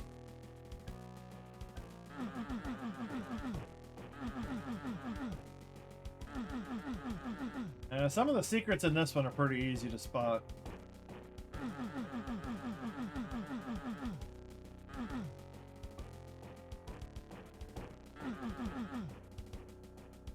Ow.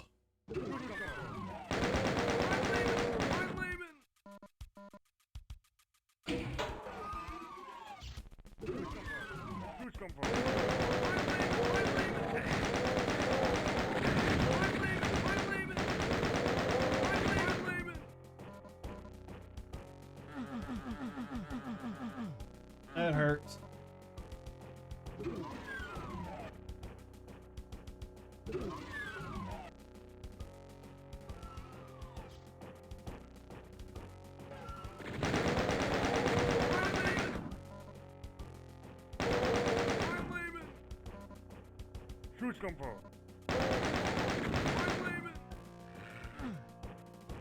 Damn Nazis.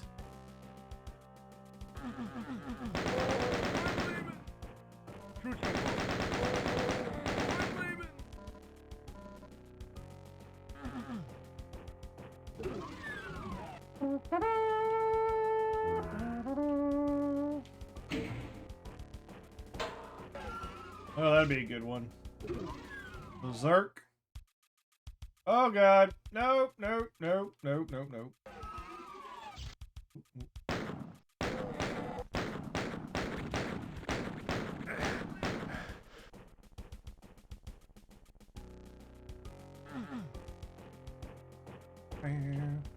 Because I was planning on doing like some more like replaying some of the Resident Evil games in October, but then when they announced Final Fantasy Tactics was coming out, where they were doing a remaster, I might end up doing a mix of both. But we will see. So I really want to play some I really want to play a console version of Final Fantasy Tactics without having to look at the small ass screen.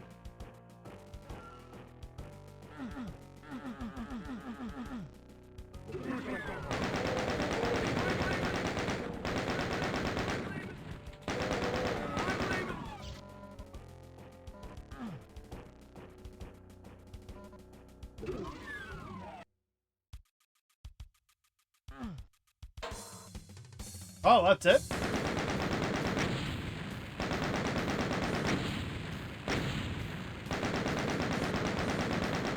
I don't even know about the secrets. I wouldn't even know how to activate the secrets in this one. Entering suburbs.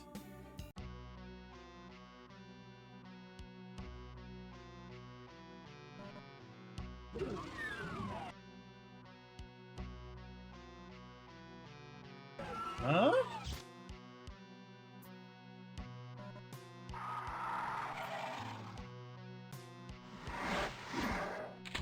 Entering suburbs?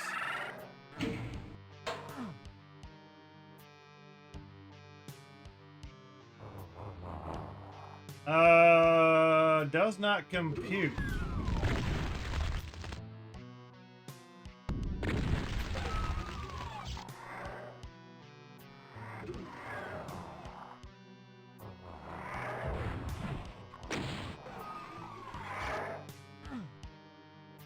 Is this still Wolfenstein?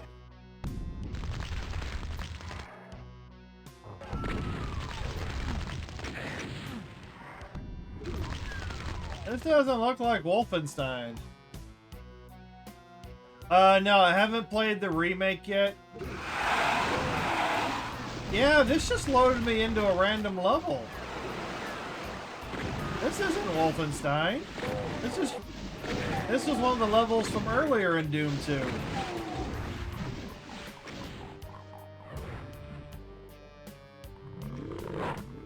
Yeah, this is just the level from earlier. That's all that is. I plan on doing RE4 Remake. It just depends on people dropping follows and subs over on the Twitch side. Like I said, most of the Resident Evil games I haven't played on stream yet are all, well, essentially they're all behind the paywall on the Twitch side.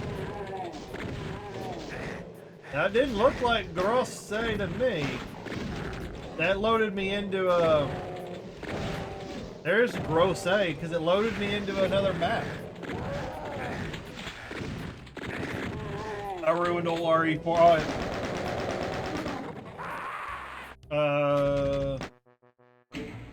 Yeah, back in the day when it first came out, yeah, I probably played a crap ton of RE4 to the point where I got like a couple of infinite weapons, and then once I got the infinite weapons, you know, I essentially lost interest in it because I pretty much had a couple of weapons that I could kill everybody with.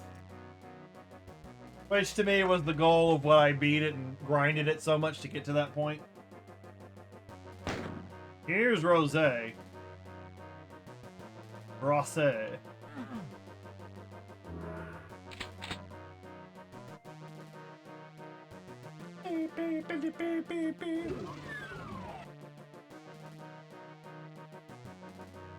But I'll play most games on stream. It's just a matter of like desire, when I want to play it, things of that nature. When I'm in the mood for it, infinite rocket launcher and hand cannon. Yeah.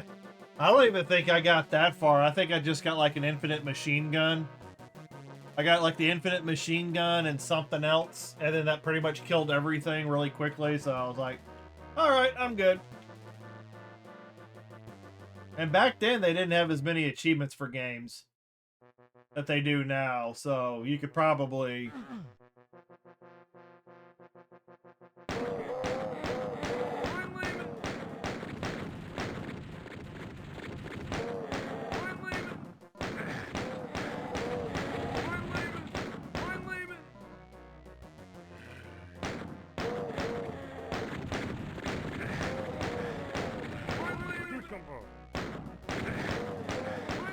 Yes, keep killing each other. That works too. My bullet's even touching that one.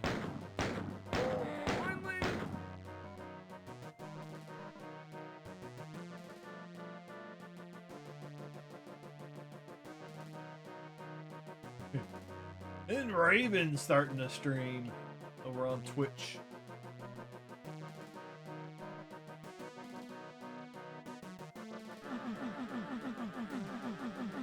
Came out. Yeah, that's what I played it on, was GameCube.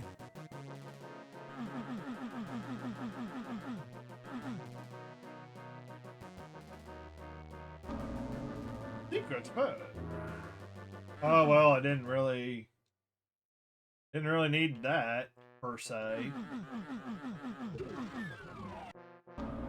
Gotta hump all the walls. You gotta hump all the walls.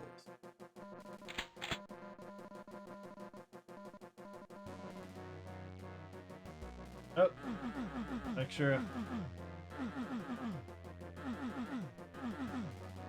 Oh man, another game I would like to see redone to a point was I want to see the Rogue Squadrons, like from like the original 64 and GameCube. I want to see those Rogue Squadrons remade, not the newer one that came out. The one that came out a few years ago. I want to see like a really good. I played those Rogue Squadron games to death. And that was the same way. You had to fly here. You had to figure out a pattern, fly, get all the unlocks, destroy all the enemies to get the platinum coin at the end. If you didn't fly through the map at certain points, do certain things, you weren't gonna get the platinum. Kind of crappy, but back then I was kind of ADD with it, you know. Often, oh god, Hitler! What a big gun that you have!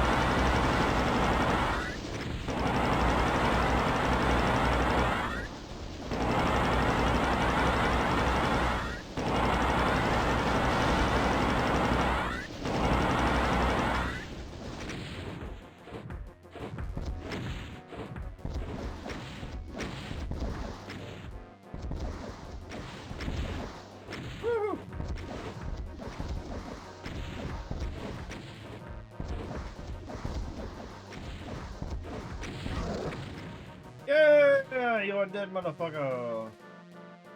Broke my disc too back. Man, I really enjoyed those. The old Rogue Squadron. They did try to release the N64 version of Rogue Squadron on Steam, and I tried playing it, and the controls are just so fucking jacked up. The game was unplayable to me because the controls were just so bad. The interface, so bad. Like if you didn't have an N64 control adapter for it, that game was ridiculous. You could not play it on Steam whatsoever.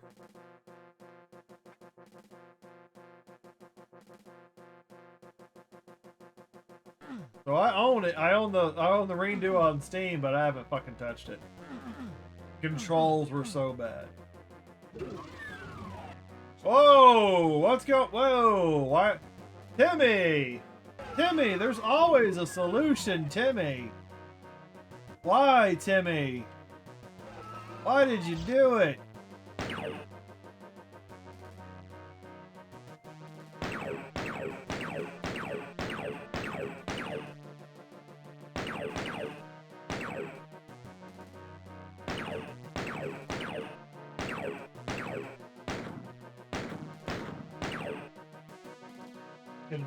Oh, I beat Turok, yeah. Oh, I played the... Man, those retro games, they were just really good at the time. They were just really fucking awesome. N64, anything from like N64, Turok's so horrible. I beat it. I didn't play, I don't think I ever, because back then we rented a whole lot of games. We rented a bunch of them. So, I'm not sure if we did Turok 2. I know we didn't do Turok 3. I know I beat Turok 1. I played Resident Evil. Played Resident Evil 2 on 64. I think I did Doom 64. The first time I played Hexen was on 64. Then you got the GoldenEye. 64 was like, that was definitely a golden age. The golden age of gaming. Blockbuster video! What a difference! Okay, I guess these things don't do shit.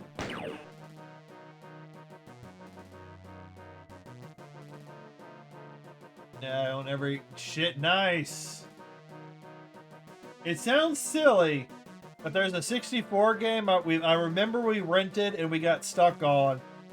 It was like Quest 64 or something where you played like a little magician boy. I kind of wanted to finish that where you could level up your spells. I kind of wanted to play that again at some... Okay, why can't I...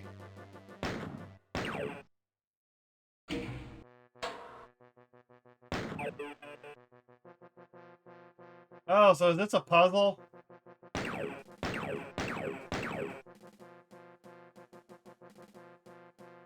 Oh, I'm out of rocket. Yeah, I'm out of rockets.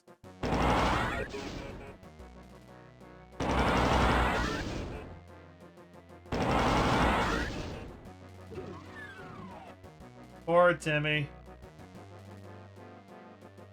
Poor Timmy.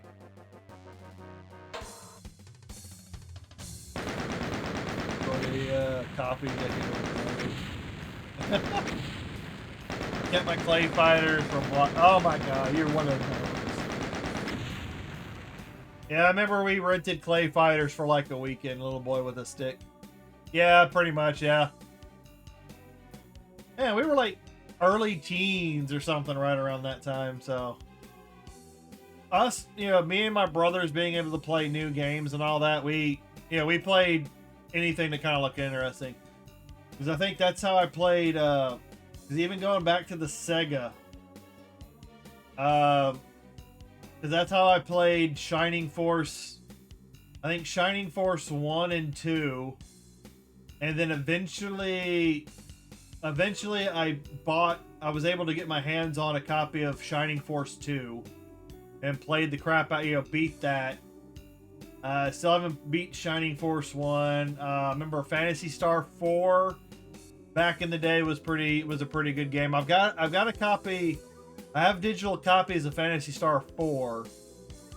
I think I got some I think I got some copies of Shining Force 1 and 2. There are some random retro games that I do have, like digital copies of through other collections. I do have one of those retro consoles, one of those bootleg retro consoles that's got a whole bunch of games. That's got like over 50,000 retro games on it.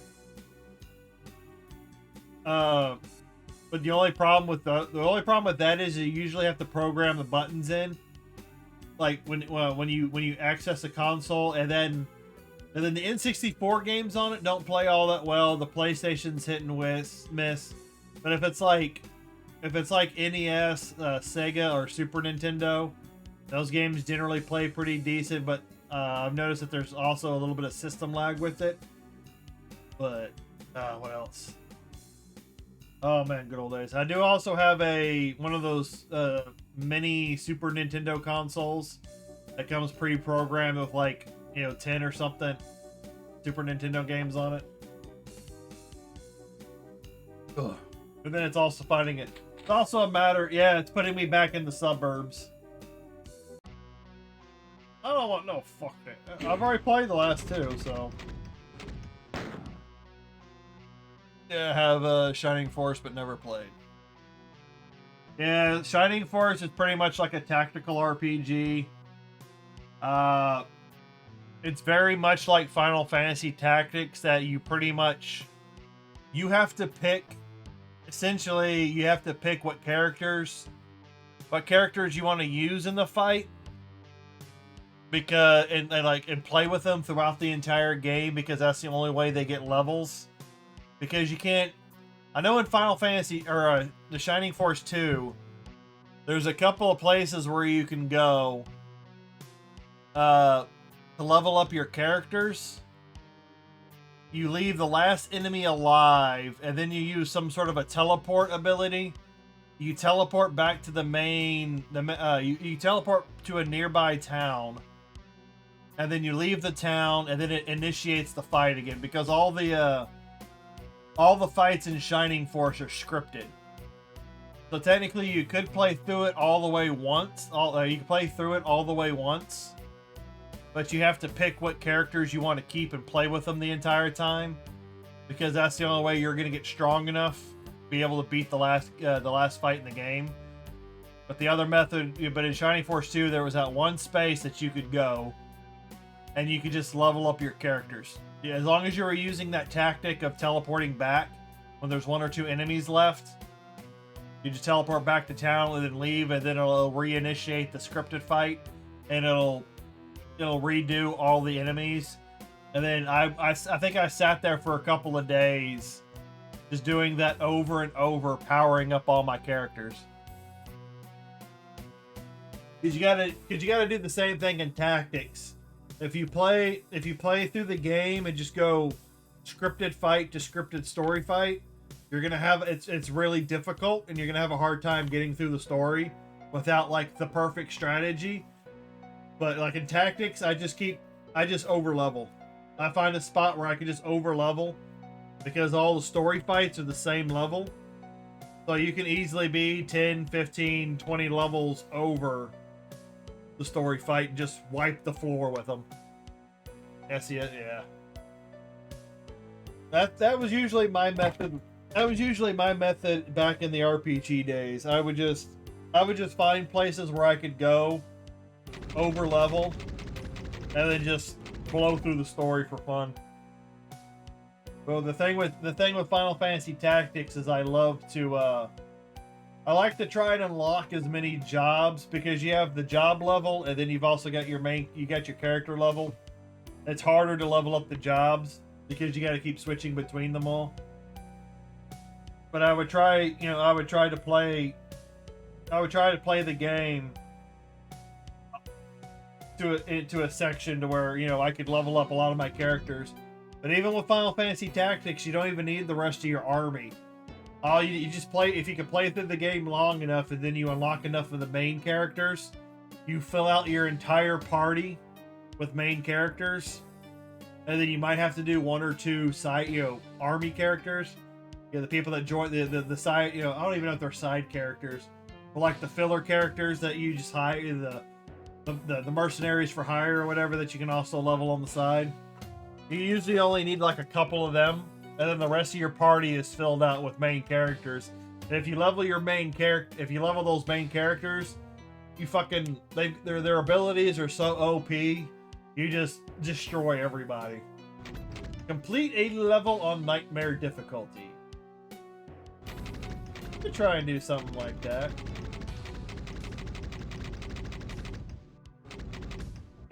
Kill one of every enemy.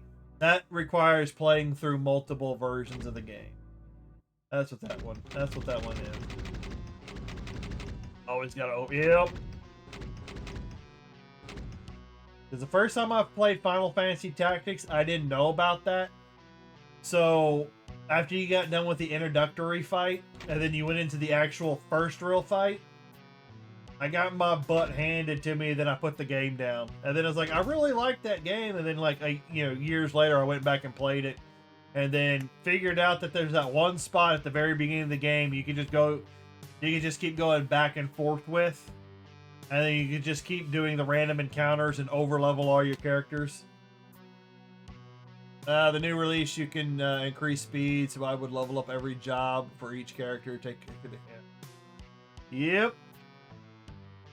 Because even with I did play the PSP version. I just got tired of my eyes constantly hurting from looking at that damn screen.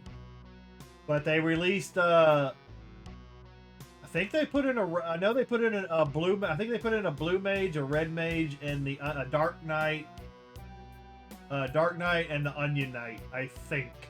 I know the dark knight and the onion knight were definitely in the game.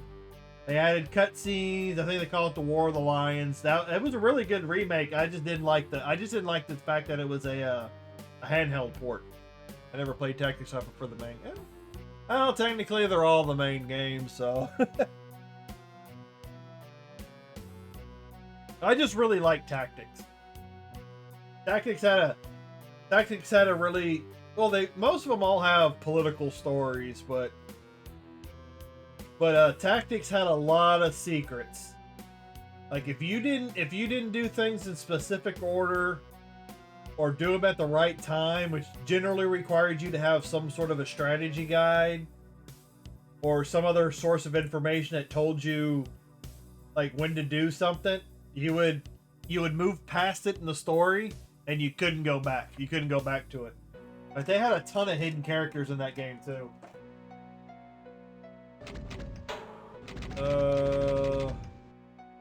In-game. Let's try this. Did you ever play the X? Oh no, I hated it. I watch people play the XCOM games. I'd rather watch it than play it.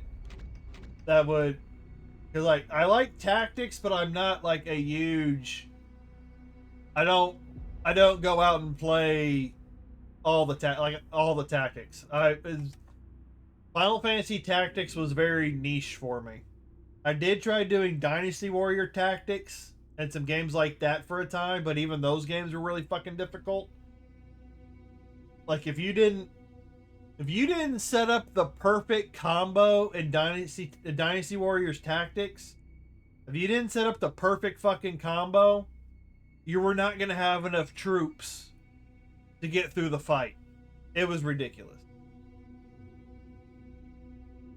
But I didn't really like Gears of War Tactics. I wasn't really into the XCOM. Some of them I'd rather just play, but I just really liked the tactics.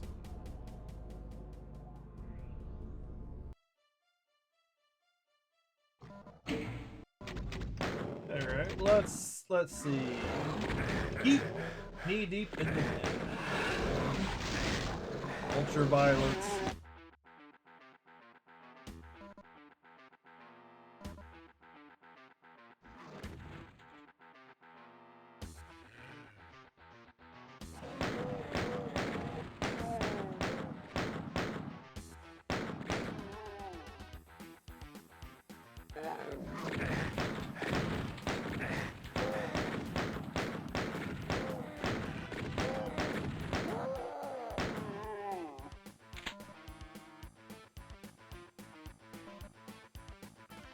I watch tactics. Yeah, There's some game. It's like what Tomahawk. There's some games I'd rather watch people play, and then there's other games that I'd rather play myself. Sort of thing.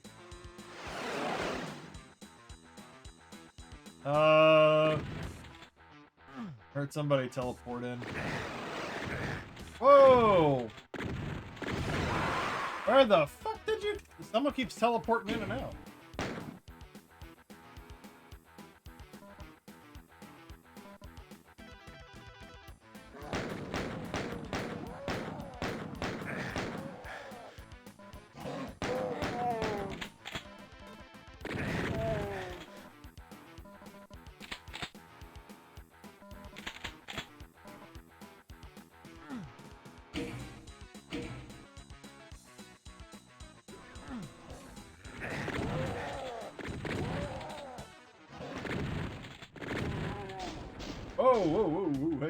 Hey, buddy.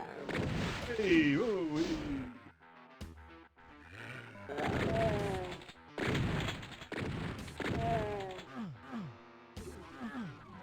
What? Wasn't one of these, I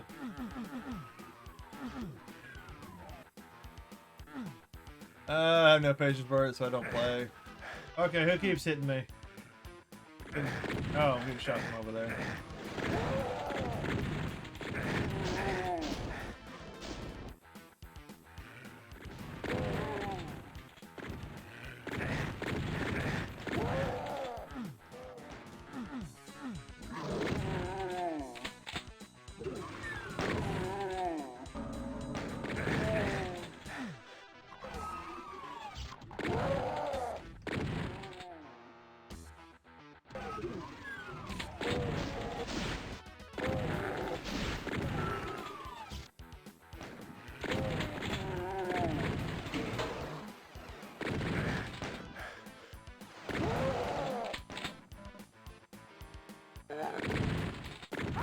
How did that miss him?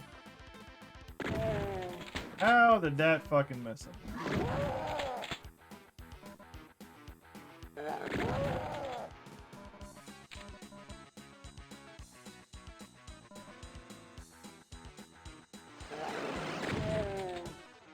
Oh, do they just keep getting teleported in? Is that what's going on?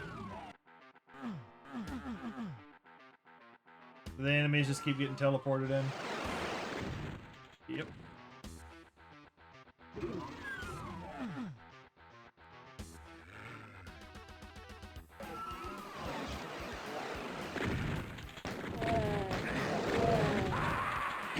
Yeah, they just keep... Okay. That's why it's Nightmare.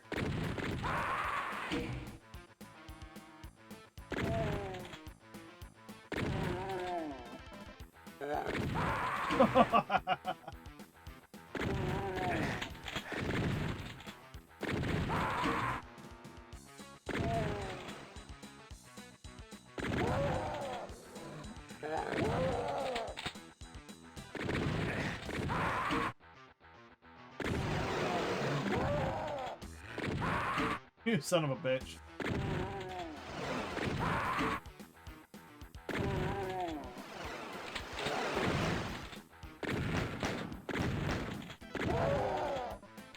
It's like not right on top of him.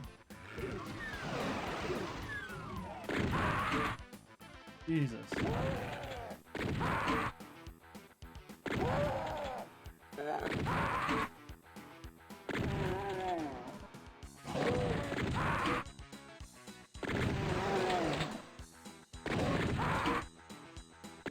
And they got really on point with the aiming.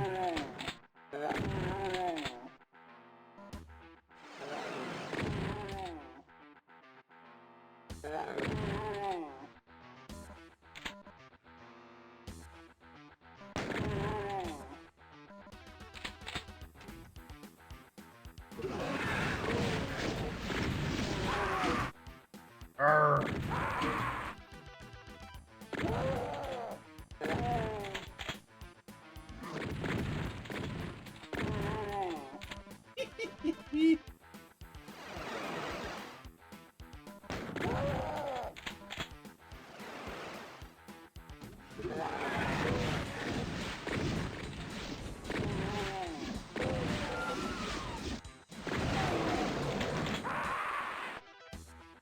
Oh, they're on both sides of that fucking wall.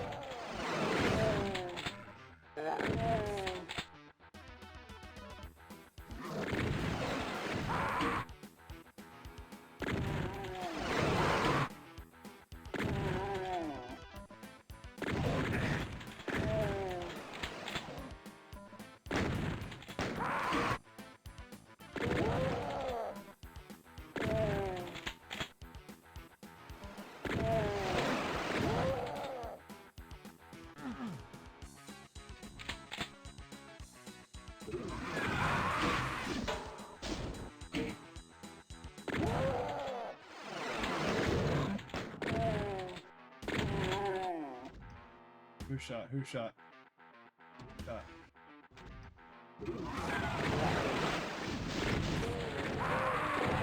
Oh, bastards! They spawned a guy in behind me.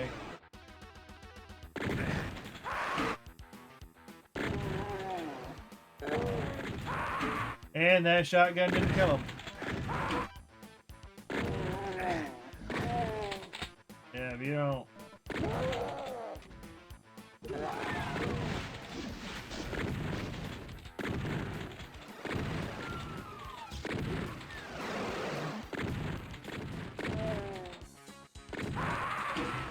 You son of a bitch. You son of a fucking bitch. Oh yeah, when y'all just keep teleporting enemies in.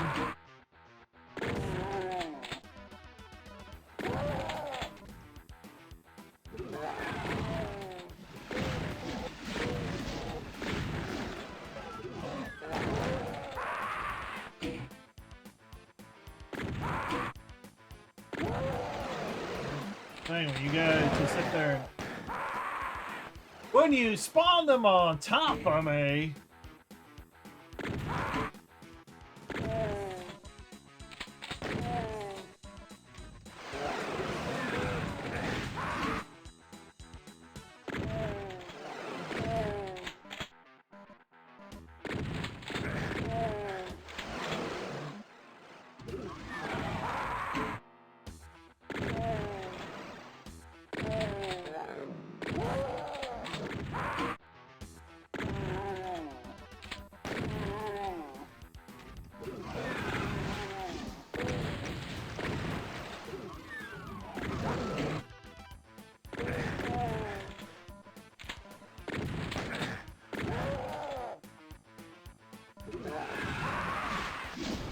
That's my father just stopped.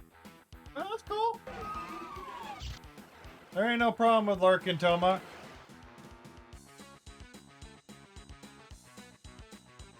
Ain't no problem. Lurk.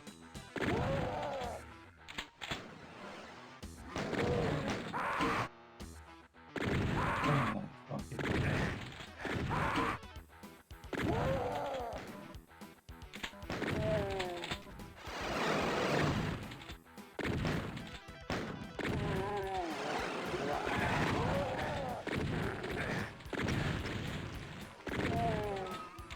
Y'all just keep spawning these idiots on me.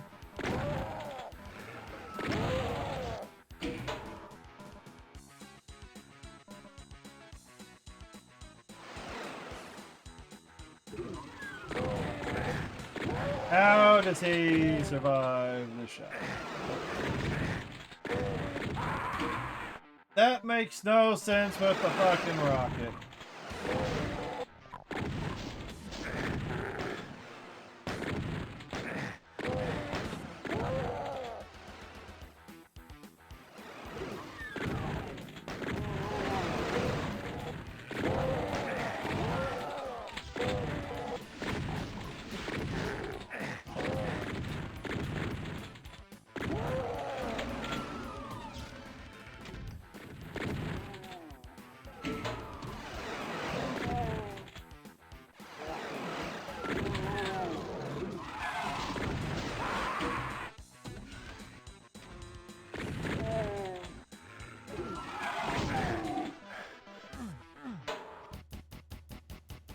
There you go.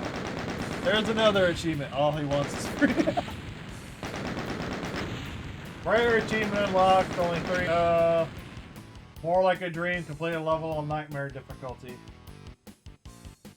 Oh, that's done. I did that just for that. Just for that achievement. He's gonna hang, I guess, for dinner, so I told him to pick up the kids. Make him work for it. Guns are for wusses until it's done. Shoot it until it dies. Groovy. Skeet shooting. Heavenly joy. Bowling for Gibbs. Fixing with plasma. Overkill. Timing is. These are all the ones that I've gotten already.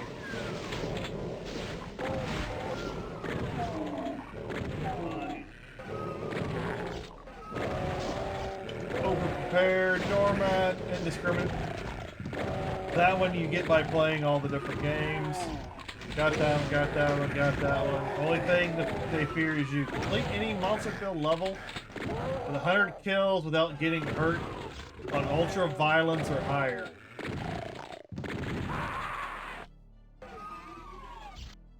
I don't know, that's possible. Is it possible? Ultra violence or higher. The important looking door.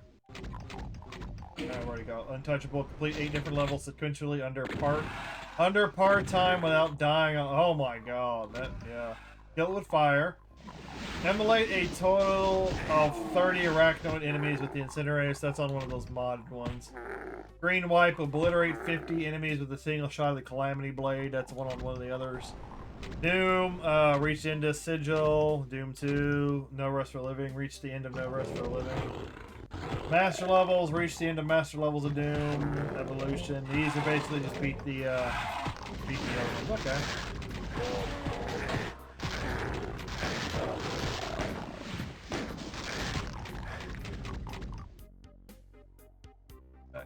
Okay, that's cool. You do you.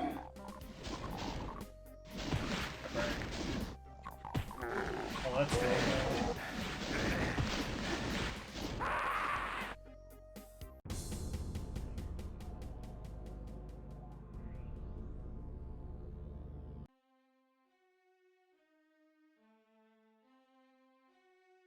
Looking for something to put on in the background.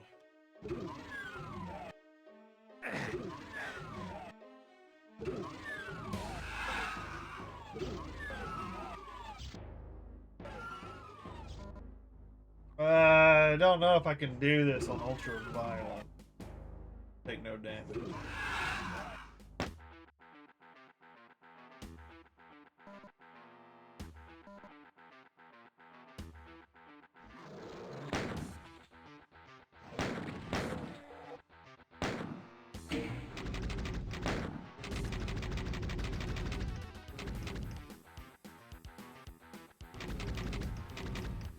Complete any monster-filled level with 100% kills without getting hurt.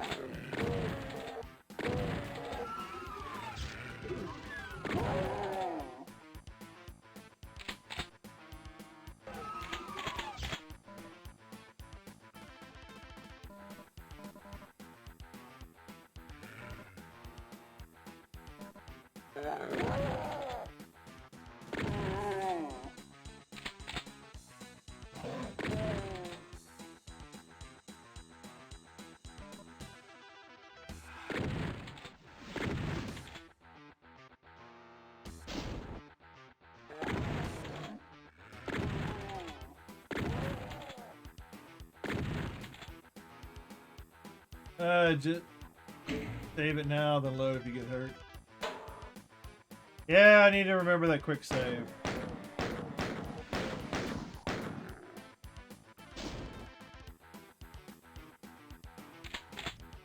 As long as these guys don't respawn.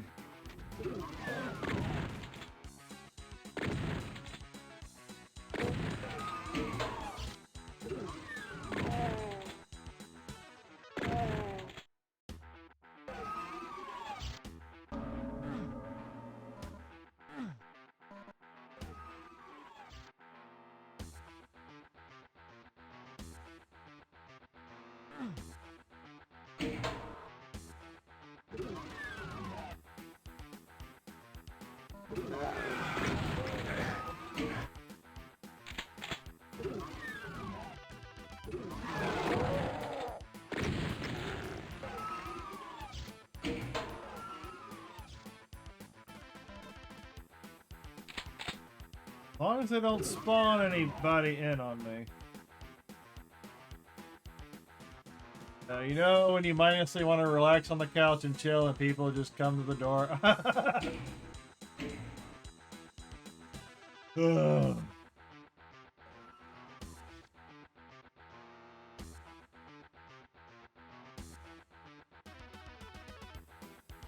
Yeah. It's like they see you relax and then they just want to fuck with you. You know? They just want to fuck with you.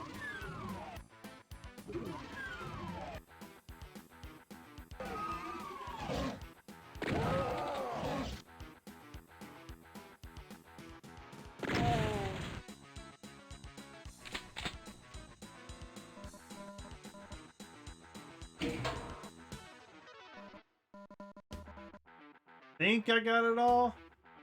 Trying to shut off my brain and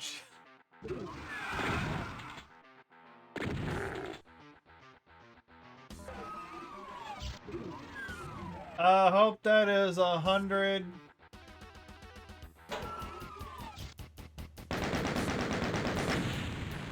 Nope, there's somebody I'm missing somewhere. Alright, I'll be back and go use the restroom.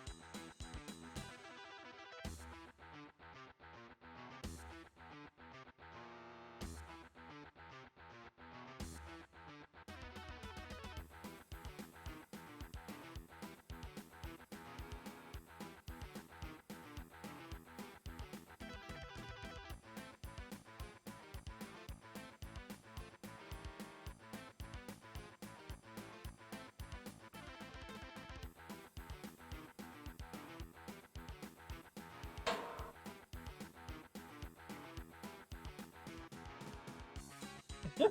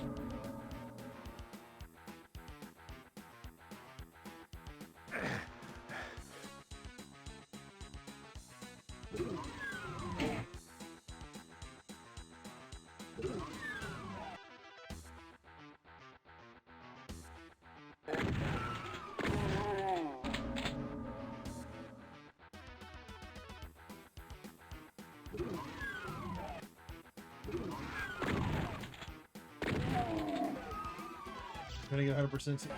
Oh no, it's kill 100% enemies without taking any damage on ultraviolet, ultraviolent or higher.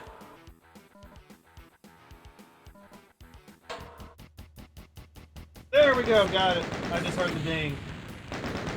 The only thing they fear is you. This is an easy level to do it all on, so. I know there's like another secret that opens up at some other point, or like a timed one, but I'm not worried about it. Just getting some of the easy achievements. Yeah, that one's gonna be the hardest one if I do it.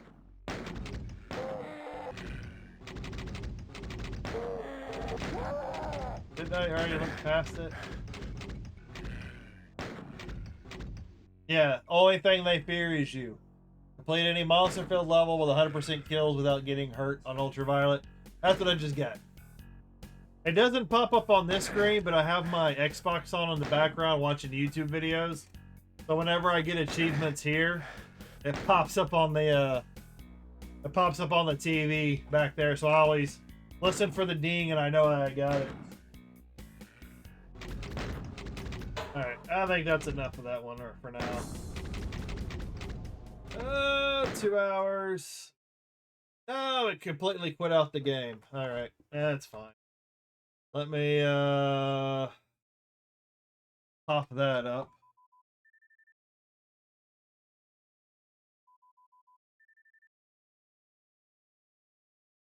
All right, so I think now I'll probably just load up Diablo for an hour or two. Fuck around with some Diablo stuff. I'm done with Doom for now. So I will be back to Doom later. Where is that? So I gotta get all this stuff loaded up.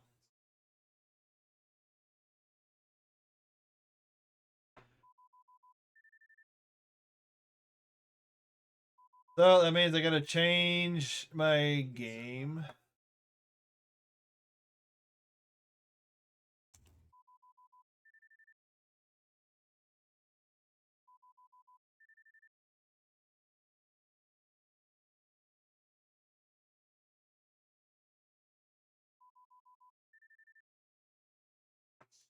There are 52 people on Doom 2 and nobody came by over on Twitch. You bastards!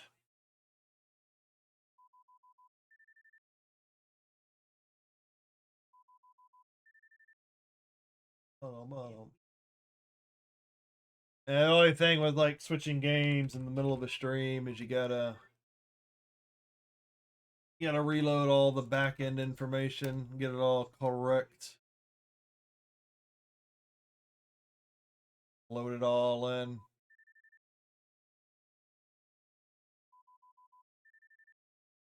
I gotta make sure I get everything flipped over.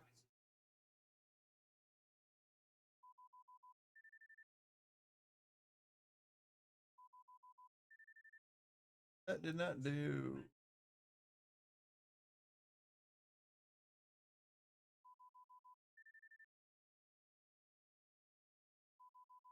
Guess I gotta change all the categories over.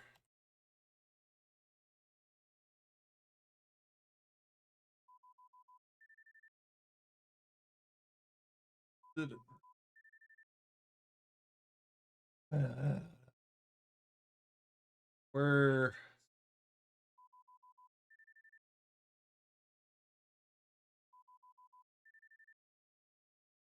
I need another. I need another general thumbnail for Diablo. Well, technically, I could work on my necromancer. Try to get my necromancer through more of hell. That is true.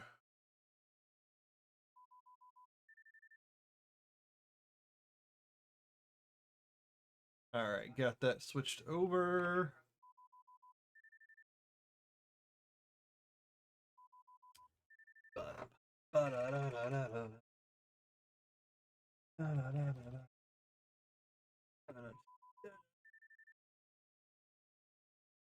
Keep the conversation going. You can now reply to chat messages directly on your mobile Twitch app. See, I don't care. Look up with your notifications.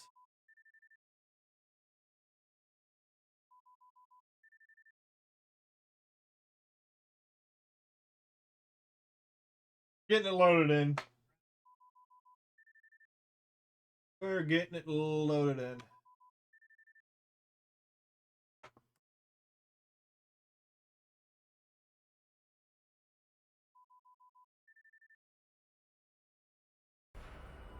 You gotta switch a lot of the stuff around in the background.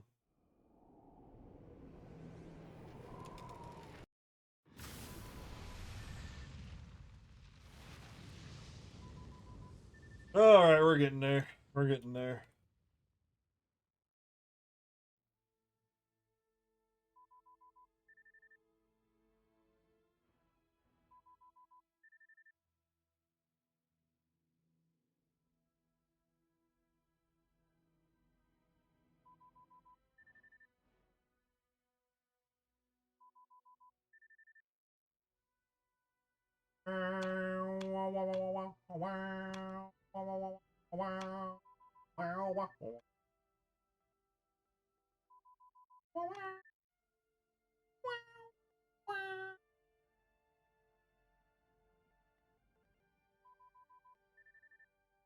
And I don't really see too much anything.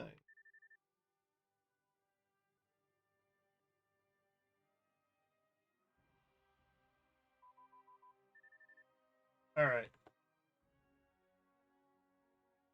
Should be, there we go.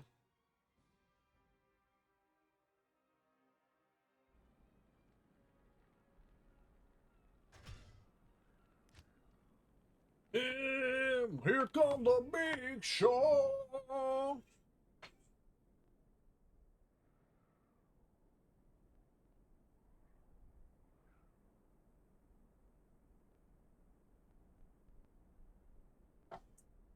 Where's everybody going? Everybody's getting taller. Everybody's getting, well, where are you going? Where are you going? You're leaving. You're leaving.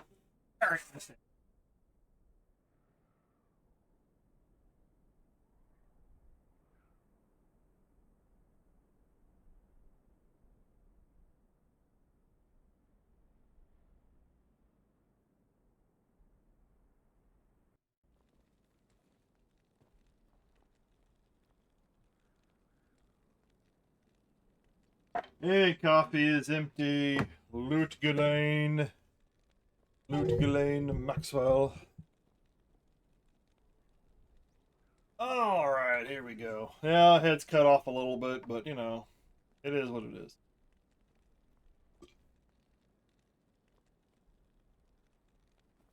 Ow, ow, that was my nail. Oh, that hurt.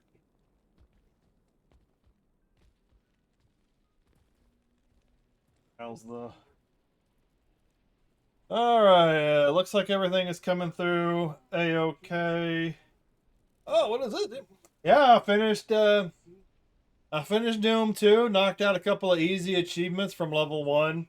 So I gotta fill the stream up with something else. Yeah, for another couple hours.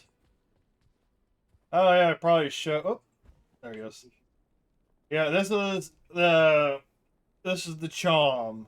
Got this last night. Geed's Fortune. Most of y'all already know what this is. 88% extra gold. 29% better magic find. So hopefully, I'm hoping this helps me find the Archon plate that I'm looking for. And then the other item I got last night, which might help my Necromancer out.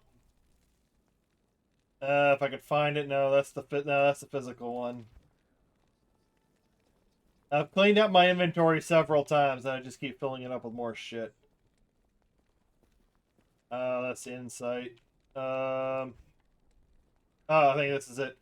Black Cleft, Grand Charm, Monster Magic Immunity is sundered, Magic Resist minus 52%. Which kind of sucks because there is no magic resistance, so magic's just going to hurt you that much more. But it's nice. It's nice that I could probably throw this on my Necro, so his Bone Spear can be a little bit more effective towards certain enemies. And then I got, oh, that's another Flame Room. I need to compare that one to the other one that I have. And then I got a couple of more charms of fire resist. Some charms I need to transfer over to my charm thing, my charm mule.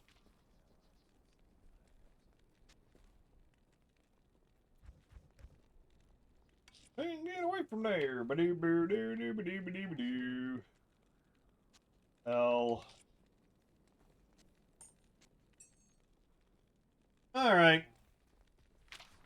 How's everybody's day going so far? Here we are, brain rotting away on some mindless Diablo 2 grinding. Bootgalen servos. Wow. Wow, wow.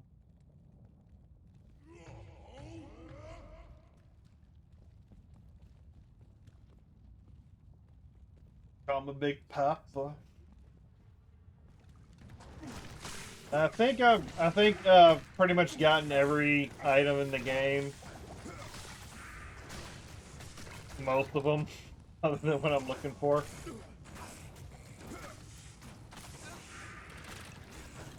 Other than maybe some other higher class armor that I might be able to use other than the mage gear. Because I am a barbarian, so I do have a lot of strength. I do have a lot of stamina. So I could probably use another high level, higher item level 3-socketed armor. Embossed plate.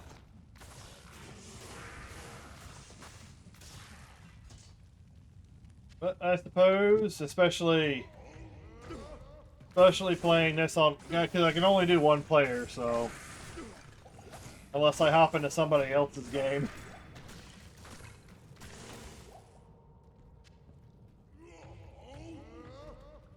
And then it would have to be a hell game, and they're probably doing terror zones too. And then you gotta hope they're not sharing loot, because if they're sharing loot, they're gonna take the item.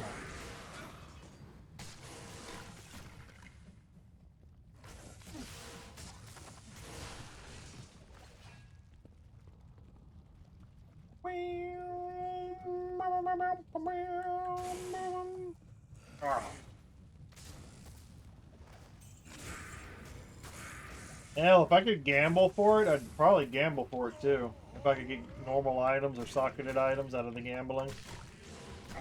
That would be stupendous.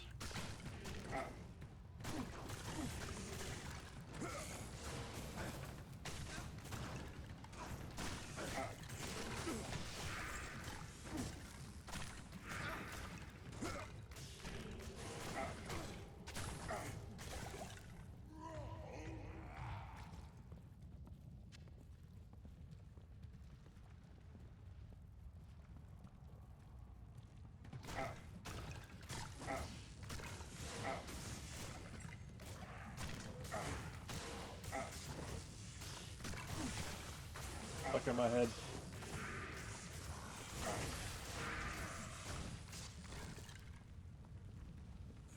Get beat on! Of course, I don't know how good the sewers are for a Terror Zone.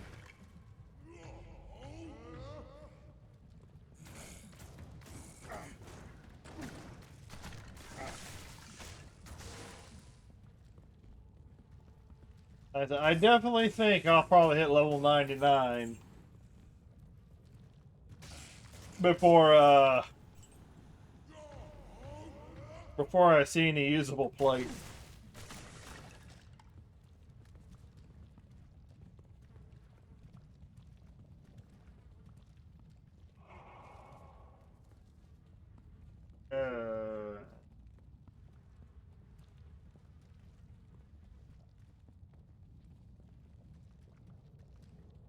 First, and then there's always Sea of Thieves. I can always just log into Sea of Thieves and go fishing.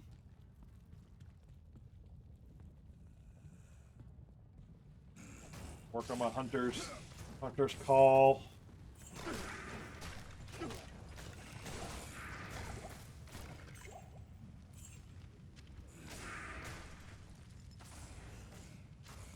Full helm. That's Eisenhart's.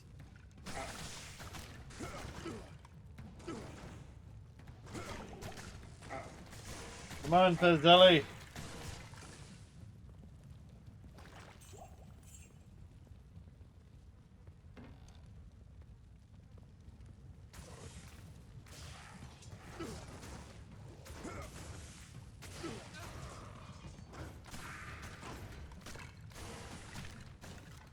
Yeah, if I can get some, and then if I can get some upgrades, some equipment upgrades, then I could probably start. I can start potentially messing around with the Uber levels, trying to unlock the Uber stuff. But I really want the really want some upgrades before I do any of that. And then there's always the chance that I run into a Goober Diablo.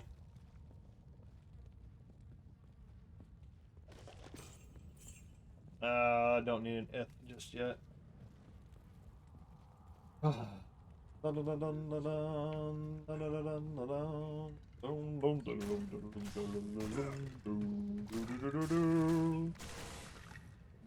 Penis breath, blue, blue, me.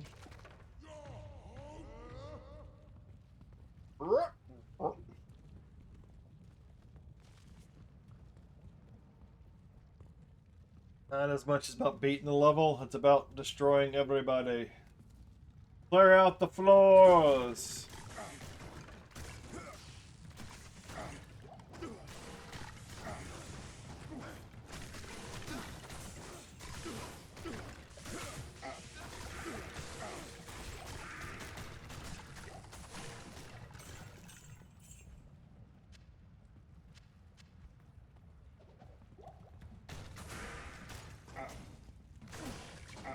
I love how you just randomly stand around when there's enemies that need to be killed, Fuzzell.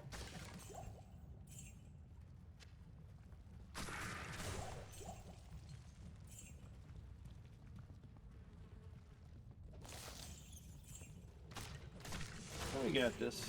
Got this. All this is just a waiting game.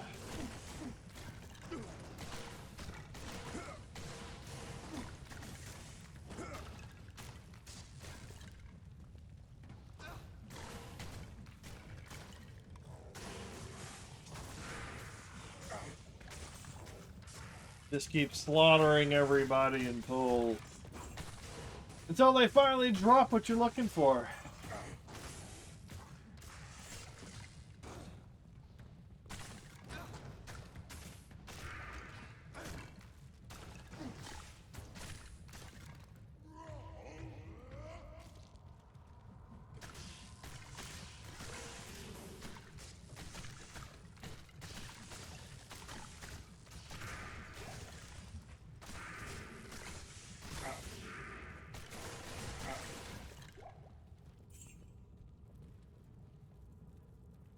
I wonder if I even get like a Jalal's main.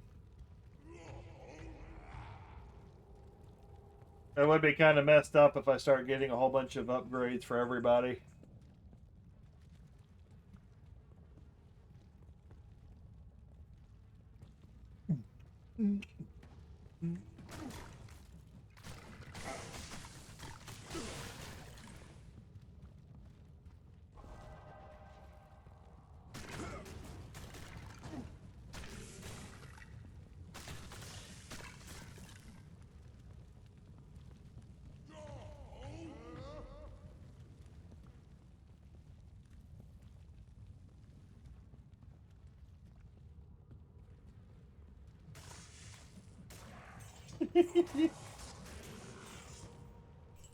Alright, should I go get my should I go get my 20 ounce of Mountain Dew out of the fridge, see how that tastes?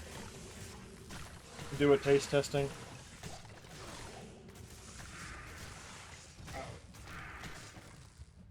Yeah, probably should drink some water before then. Maybe I'll save the damn Superior Gothic. Maybe I can save it for dinner.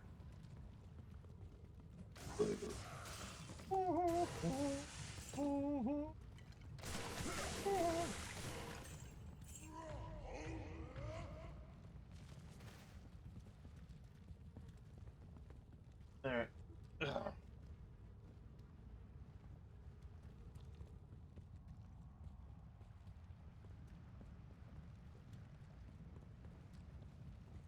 That's the waypoint.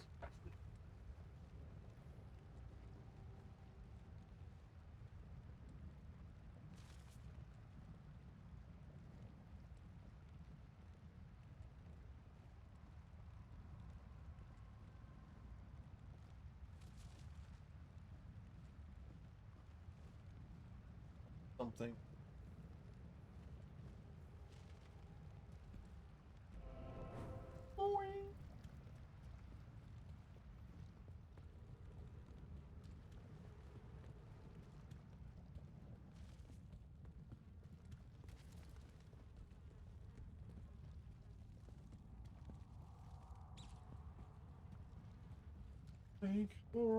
Take it all the way around.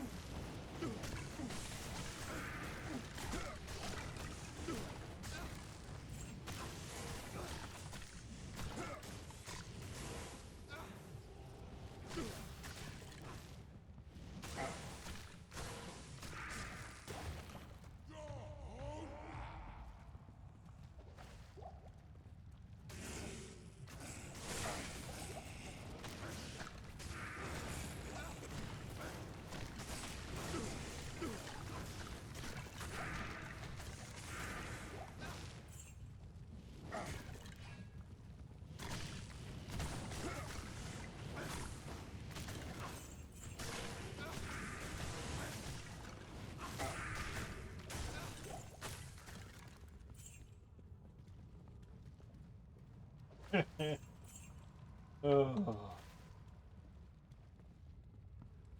We just need a little bit of magic. A little bit of magic. A little bit of magic to happen.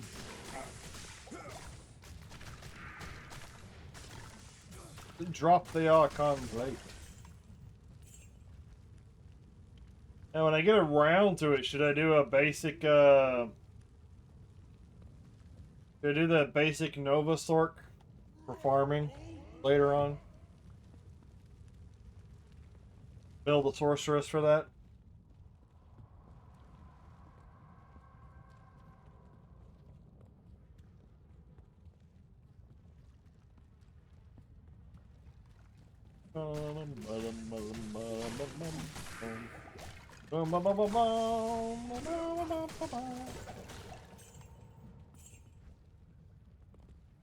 Dropping mostly mana.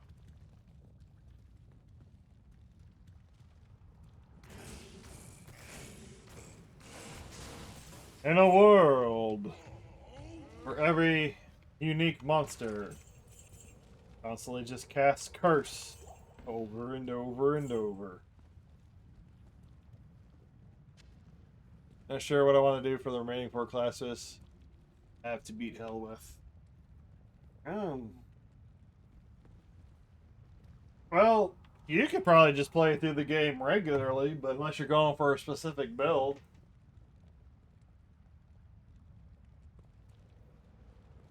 Or you can see if there's any other niche builds you can do.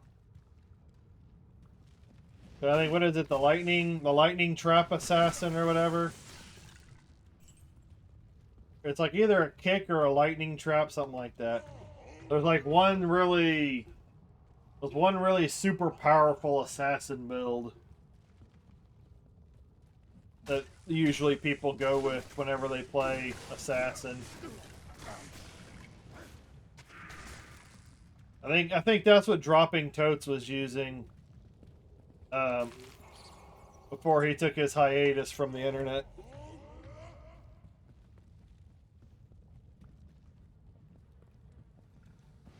Like, you have to keep it active or something like that. You got to keep hopping back and forth to keep it active.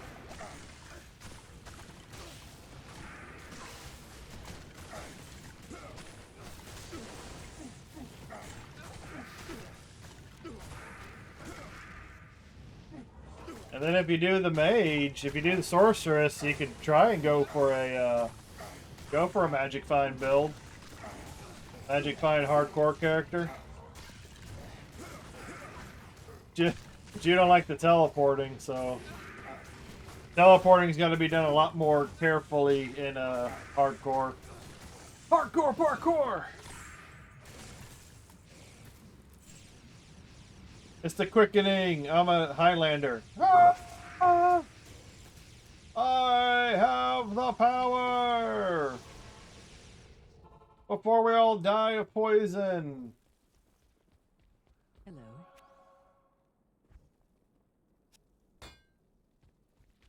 Yes?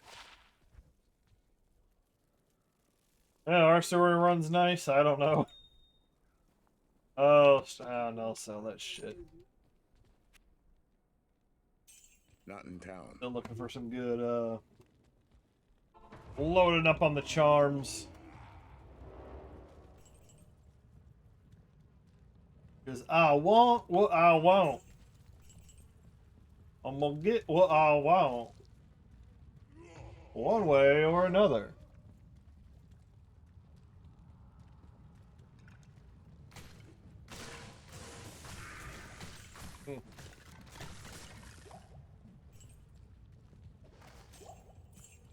That's where our stream has gone, folks. We've gone into the sewers.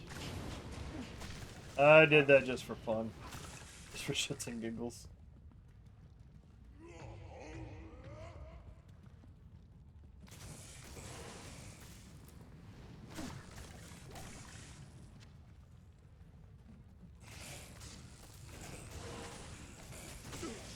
Just one. It's all I need. I can't carry I it don't anymore. want to pick it up. Thank you, Mr. Glitchy Glitch. I'm sort of working on a... Nope! See, that's why you don't fight and talk at the same time. Why you don't fight and talk? I'm sort of working on a Frozen Orm Hydrosauric build, but taking a setback a bit, not sure what I'm wanting to play.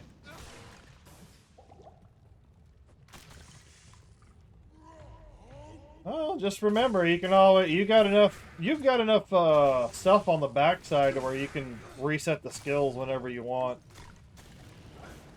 So you can make your one Sork and then just switch the build around as you need.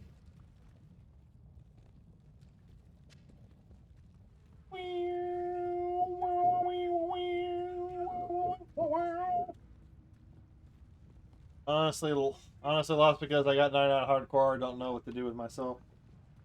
You need. It sounds like you need to play. You need to get a break and play something else. You need to take a break from it. You kind of blew your load. Blew your load once you got to 99. What it sounds like. Good day. Good day.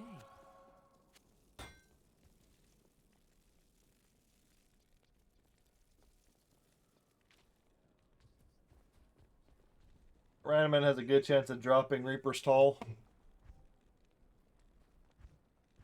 You mean that? You mean that, Tomac? I mean that one right there? I got that from, I think I got that in Act 1. Just doing random terror zones that drop from a random monster.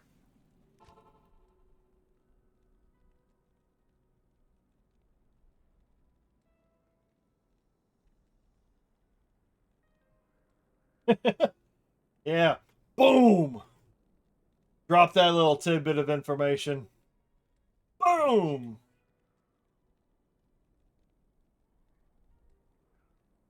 I go kill Thresher. Go kill Thresher real quick. I've only ever had one drop. Well, that's my one, Telbach. That's my one. That's my one. Never see it ever again. Wow, this. There we go. Yeah, I gave Reaper's Toll drop for him, so I gave him Reaper's Toll. Then I put Unbending Will on this guy.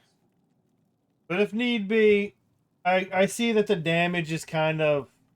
I kind of kill enemies at the same pace, whether I'm using the Lawbringer or Unbending Will.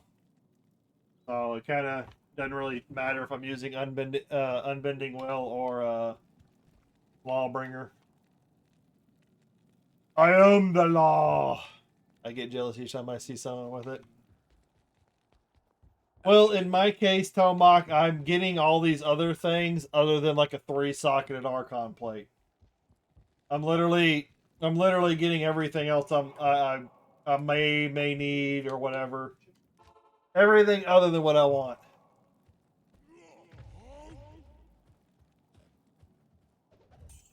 Of course, if it turns out to be like a really rare item that might be useful at some point, I usually try and store it and keep it somewhere.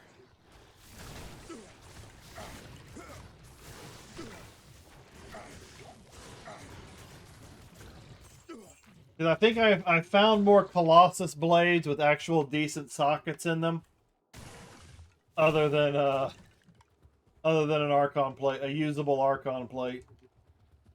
Because I've had a couple of blue Archon plates drop, but I don't think I can really do anything with those, obviously.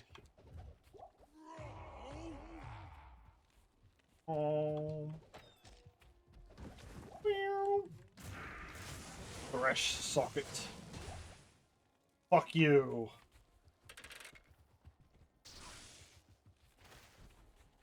Still random. It is Act 5, so the item level is going to be higher, so technically I can kill anything out here and potentially drops. I think I've gotten most... I think the Archon plates that I have gotten, I think, dropped in Act 5.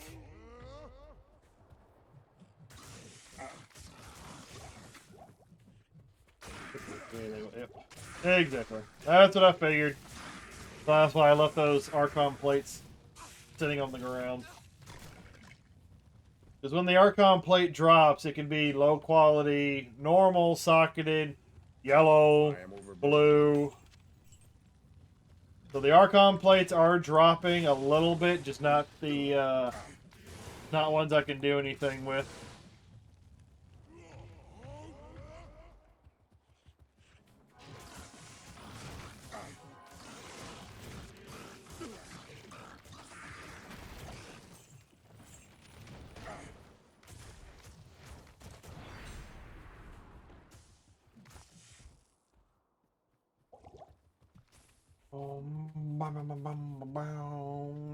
And then there's another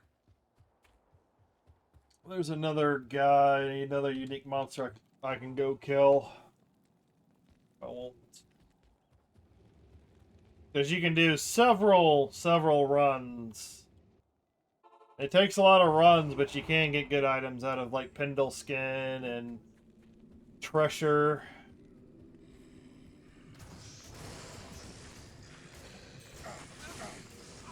You gotta kill a bunch of these. No, he didn't drop shit.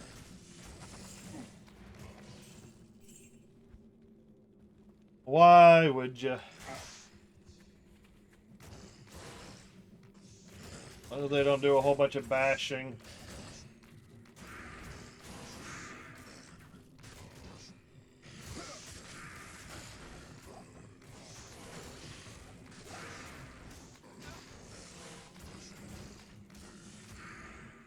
I can't carry anymore. We made a hole! We made a hole! What was that noise?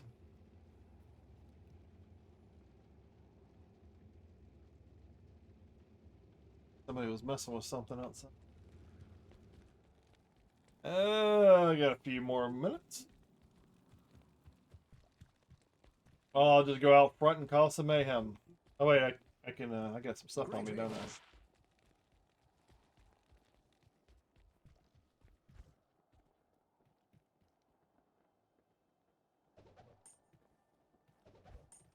Here, you can have those charms for free.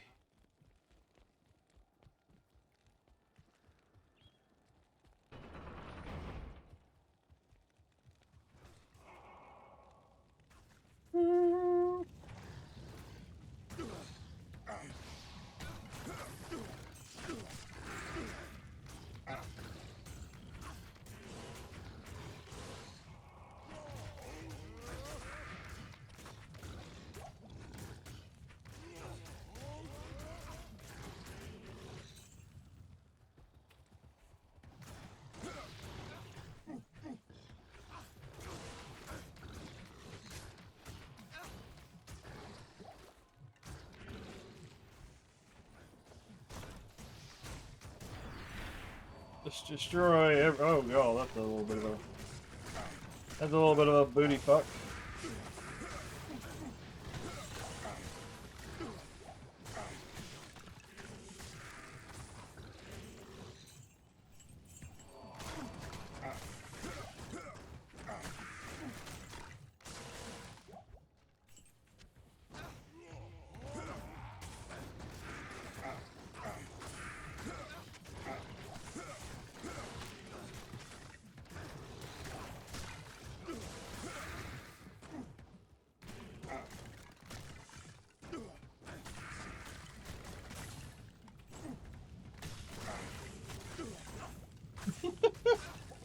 They literally want to drop everything.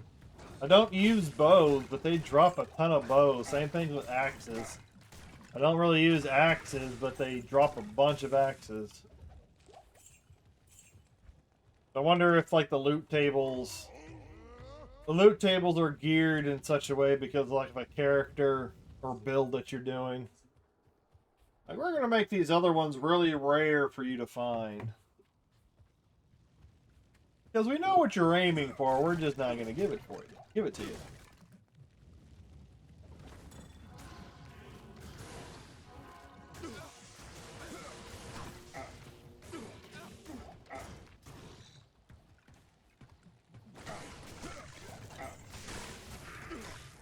It's a superior bill. So is that like $1,000 bill? Is that what that is?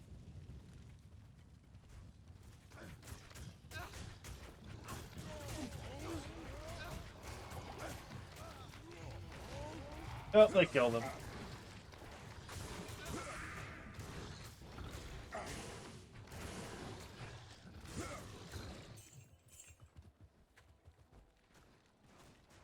One in 1,000,000 chance. Oh, that's what it feels like. Because I know anytime I see an Archon plate from now on any of my characters, I'm gonna save that bitch.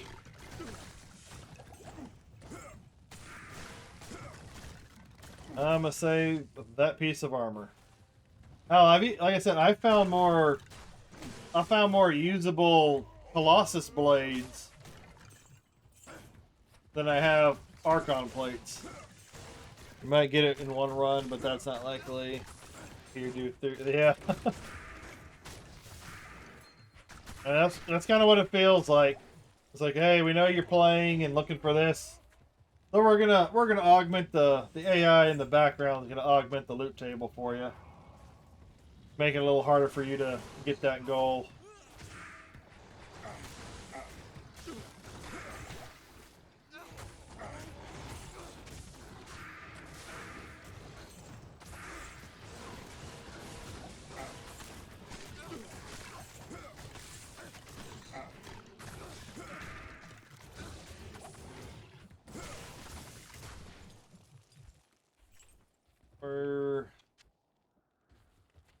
I regret my time I spent with this game.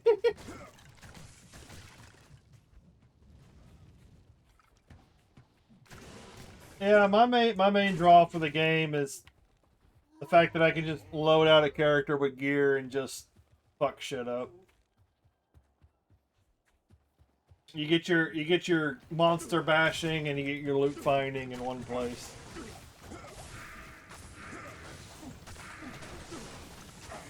And that and nostalgia always has something to do with it.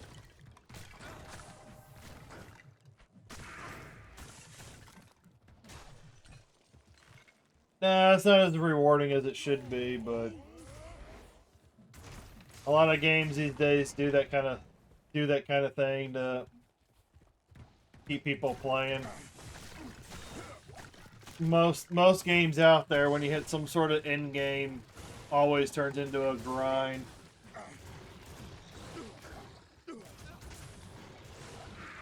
Yeah, that's why I'm not playing. Well, it depends. It depends.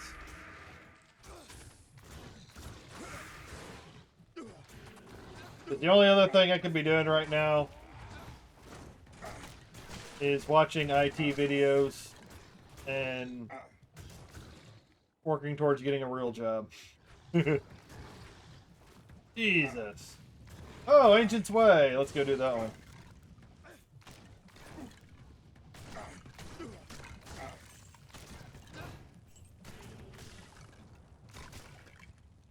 And a lot of times with my games, I'll play something for a while, then I'll usually take a break. At least that's like when I wasn't streaming. Now that I'm streaming, I tend to hang on the game just a little bit longer before taking a break and moving on to something. That and I don't have cash. I don't always have cash to go throwing at new games as they come out. I don't get to be one of those kind of streamers that gets to buy some of the latest games or gets the offers for like free downloads. I'm watching others play D2.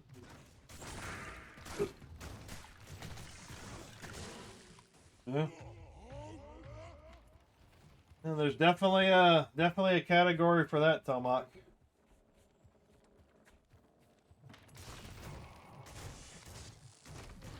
Sometimes it's better just to watch people play. Other times you just want to play it yourself, back and forth.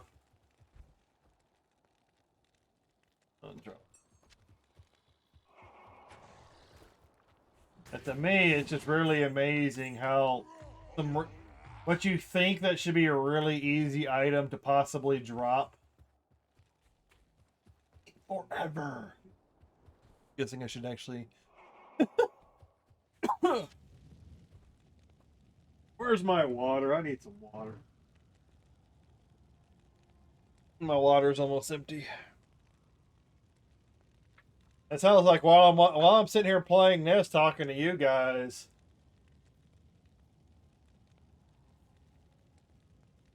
You know, I'm sitting here watching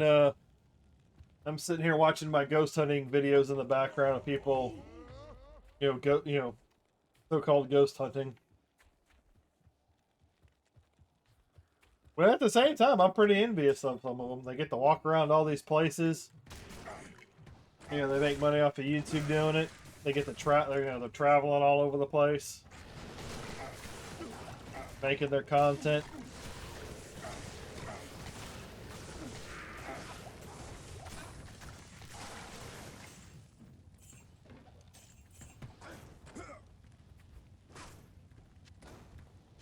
I would play more music, but you know, it's just you gotta deal with that copyright bullshit. That's why I usually don't play the music. I play it on my end, but if any of it bleeds through, any of it bleeds through to the microphone, the mic, and the ghost hunt. Oh, I haven't done it myself, but I generally like watching. I'll generally watch like people on YouTube or whatnot. I don't watch much regular TV of it anymore. I did watch a lot of Ghost Hunters back in the day.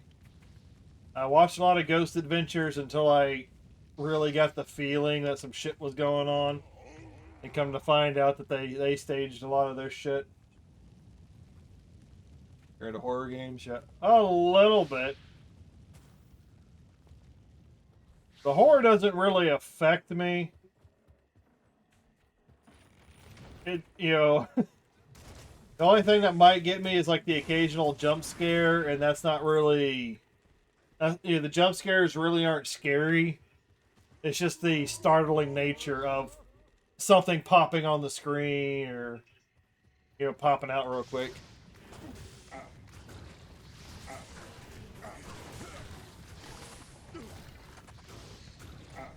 It's a troll nest! Well, technically I could pick up the troll nest and put some sockets in it, because it only has a maximum of 2 sockets. I could pick that up and give that to my necromancer if I want.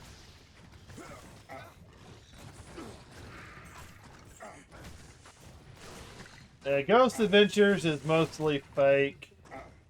I watched a lot of Ghost Hunters. Because I like their approach to ghost hunting. They go in trying to debunk everything. You know, they're looking to disprove the haunting instead of, you know, they go in to disprove instead of trying to prove it. And if they happen to have any evidence left over that that they can't determine whether it's fake or whatever, or staged, you know, then they just leave it up for interpretation. Of like, well, you know, we couldn't explain this, you know, do with it what you will, sort of thing. But Ghost Adventures, oh yeah, really, they were super fake. They've had some unexplained stuff happen. Yeah, you ever play Alien Isolation? That's the only one I can think of. I played recently. I've watched plenty of people play it. That's not really a horror game to me.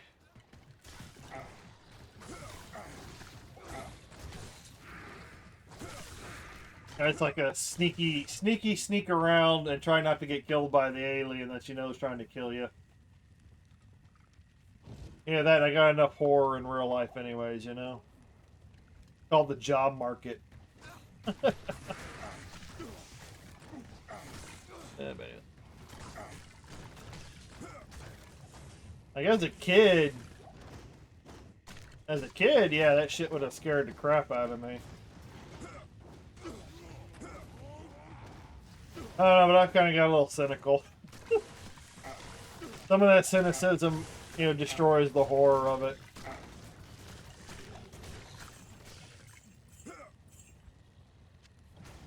But the channel I'm watching now in the background, he does his little ghost videos. You can tell, he still does it in an entertaining way. But, yeah, all of his videos starts out him, and then usually if he's with somebody else, you know, they're all happy-go-lucky, sort of at the beginning of the video, and then usually they're running from the house at 3 a.m. in the morning. It's like, you know, pretty much the same setup. So you know, it's partially scripted, because I don't think he's never stayed overnight at a location like the full night. He's always running. So that's how I know it's like partially scripted and staged. Because you can do a lot now if you've got the cash. If you've got the cash to rent Airbnbs and things like that, you can easily just rent. You just rent out an Airbnb for the night. And then if you become big enough, if you get more recognized in that space, then you'll have people that'll also reach out for you. They'll give you discounts or they'll let you stay for the night for free. And then others will go the opposite direction. If they know you're a ghost hunter and you're there for a video, they'll try and upcharge you on the rental. So I remember watching a video back last year where a lot of ghost hunters were complaining that Airbnbs were jacking up some of their prices because they knew that they were ghost hunting. So then that also lends to the credence of yeah, this is definitely half scripted. Holds on to the attention really well. That's not the worst thing that can happen to you. Yeah, getting stuck in a 2D Mario world can be the worst thing that happens to you. You look at that, a superior light plate. I wish I could upgrade those with runes. If I could upgrade those with runes, I would do that.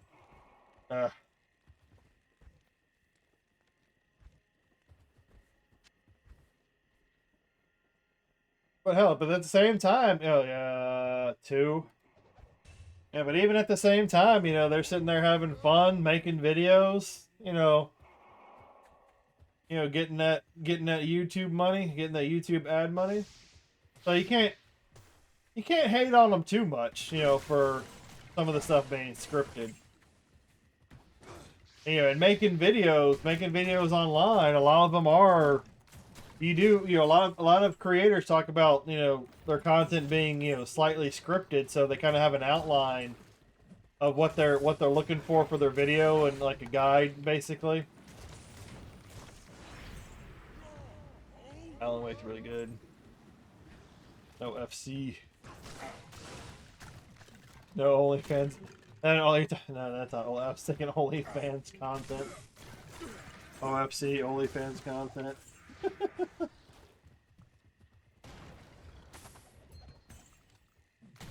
I mean, wrestling. Oh yeah. Yeah, wrestling is definitely scripted, but they still have to. There's still the whole thing where they have to be physically fit. They got to stay in shape because you don't want to hurt the you want to try not to hurt the other wrestler that you're doing the moves on. But some people like the show. They like the presentation of it. So yeah, because I have been. It was a while back. But I did get to go to a WWE event. TLC or whatever. It was one of the TLC events, but actually was on camera. Not too close. It wasn't like the camera wasn't there in my face or anything like that. But oh, I already killed him. I'm sitting here looking for the guy, and I already killed him. So yeah, I went to the event. I could, if I rewatched the video or the replay of the whole event, I could point myself out in the crowd of where I was, because I was on the floor. I was on the floor just a couple of rows back from the stage, sitting on the end of an aisle. And if you sit close enough to the ring during one of those pay-per-view events, you get to keep the chair. You get to keep the fold-out chair that you're sitting in. But they shouldn't play around with that stuff. It's all right. Yeah, that's the thing about the ghost hunting and all that. You're fucking around, turns out to be real. Almost all entertainment has a level of suspense. Yeah, that too. Yep. Like I said, the guy I'm watching, he's staying overnight somewhere, walks around, makes his content, gets his little bit of a script. He's got his layout. He's got his outline of the video that he does. Has fun doing it. Makes money off of it. see the messages, Alan Wake? Did you play those? Oh. No, I didn't. You know, it didn't interest me. I've watched other people play the games, but no. Like I said, I get very picky at times with games.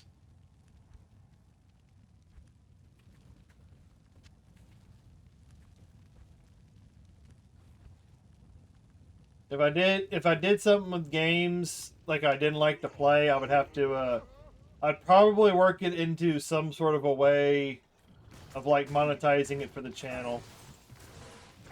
Like if people really wanted to see me play this game, you know, they'd have to hit a goal, something like that. You know, it pretty much like monetizing me playing a game that I really kind of like don't want to play, so I kind of at least get something out of it, if that makes sense.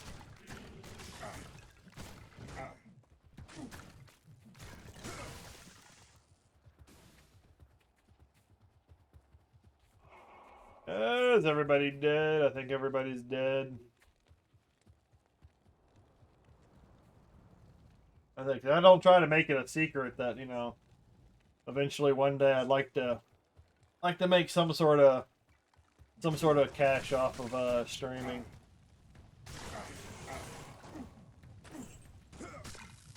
I don't make it a secret.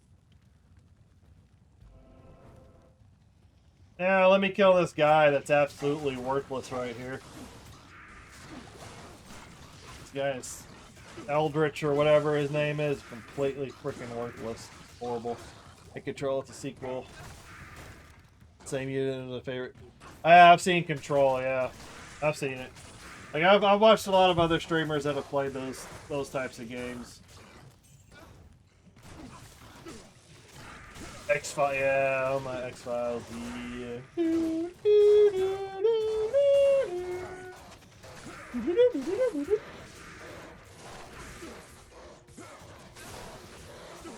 That was a show to watch back in the 90s. That was a trip, and boy, did they go off the deep end by the last season.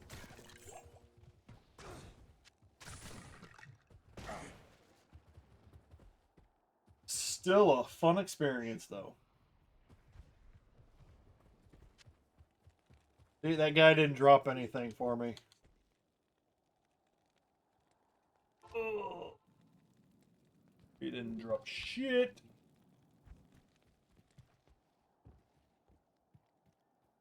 That's it. You don't be too curious about occult and demons, different guys. Oh, I haven't messed with anything. Definitely haven't messed. I just watched the videos. I just watched it for the entertainment purposes. It's like, curious, yes, but you don't want to fuck around and find out sort of thing. I'm going to be back in a second. I got to go use the restroom. It's the coffee talking.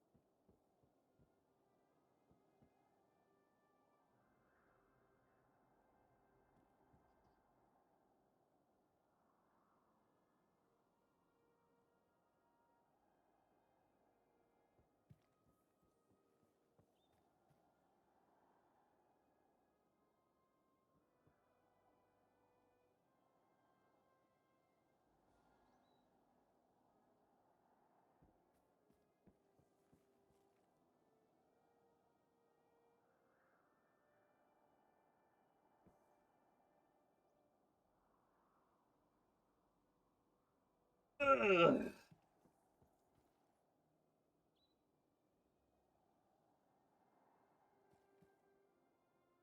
Yeah, but I'm definitely like into like watching like paranormal stuff, like wondering if it's true. You know, going in it with like a healthy skepticism.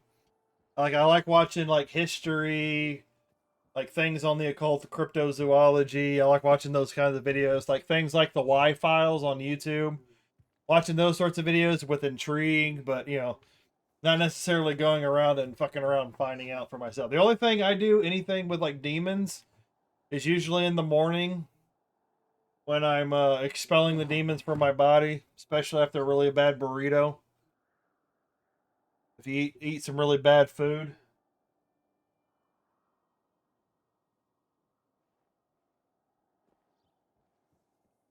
You know, like, I definitely don't want to experience, but that made me believe in guy was fucking around and finding. Yeah, oh, yeah. Oh yeah, that's all. Yeah, it's like we've said before. Like that's a whole rabbit hole. A whole rabbit hole. And this is what I went ahead and grabbed it.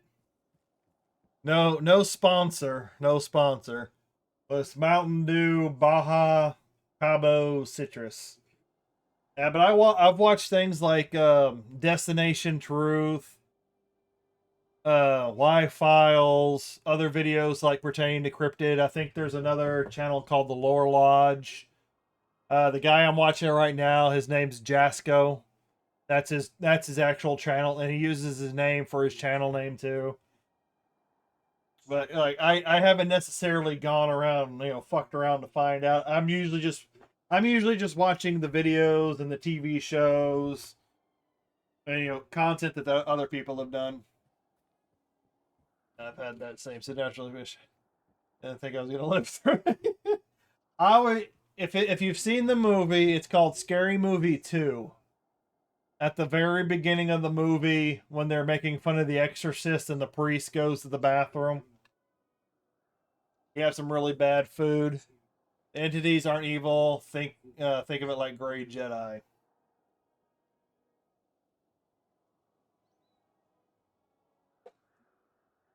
Oh, this one ain't bad. This one's pretty good.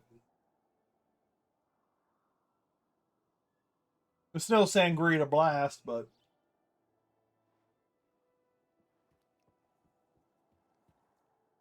well, yeah, well, I know what Grey Jedi was, but they can make their own decisions.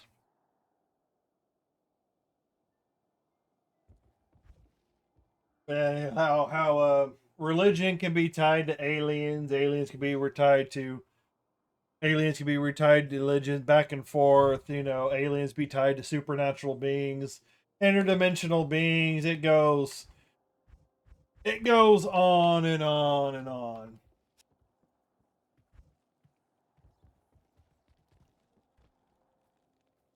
Yeah, but I don't know what happened.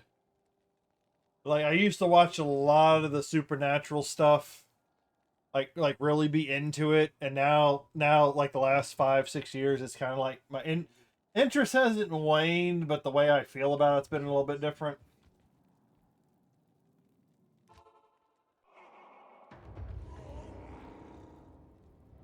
And then like if I'm dreaming,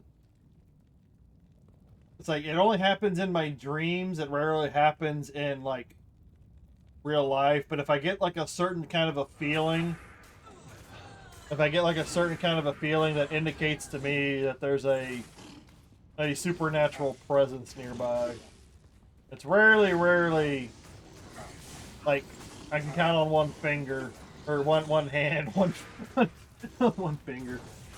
Like how many times it's happened. But normally, if I get that feeling, like I said, usually it feels like there's like something supernatural nearby.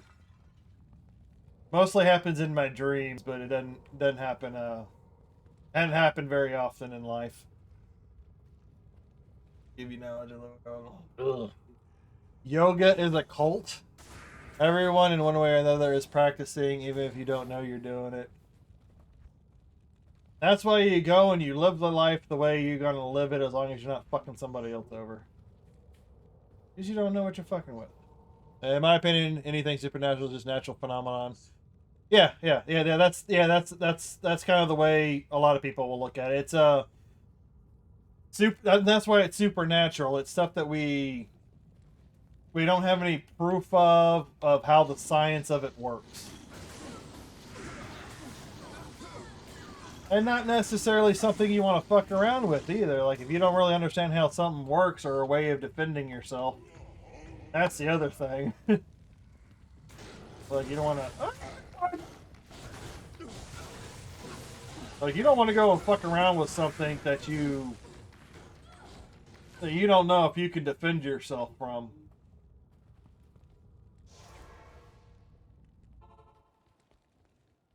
How may I be of help? May I be of help? Meditation helps, or it will be hell. Any sufficiently advanced technology is indistinguishable from magic, and I feel the same way about Good day. yeah, and that could easily be Yes, warrior. one of the same. There will never be science for it. Afternoon.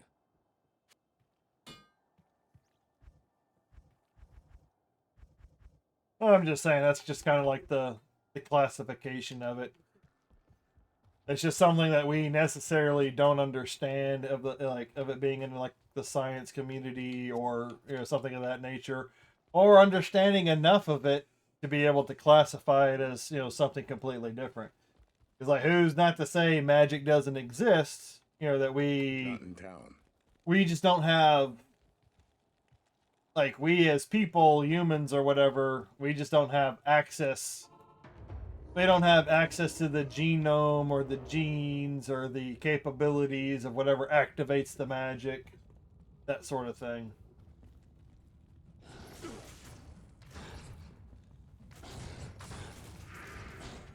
Oh, these guys are gonna die.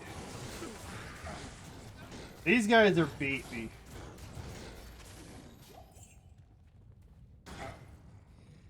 Those no lords are beefy.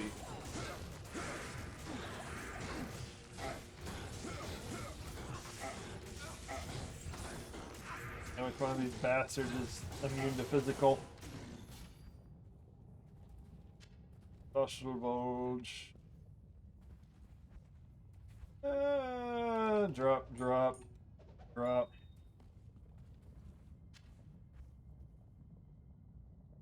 No, only 3 socketed. Doop.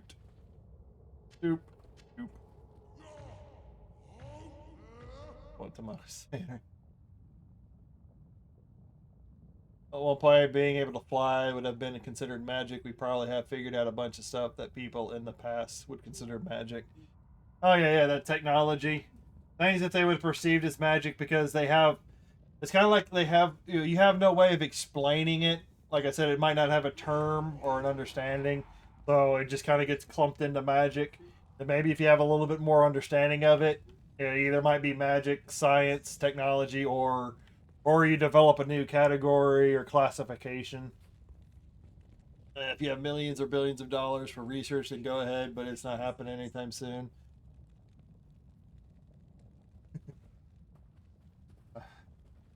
As I said, I don't understand because you know me. Yeah, I'm kind of starting to lose it too. Now, what does the OFC stand for in this case? Because you got to make sure, because so many alphabet soups depending on what category you're in.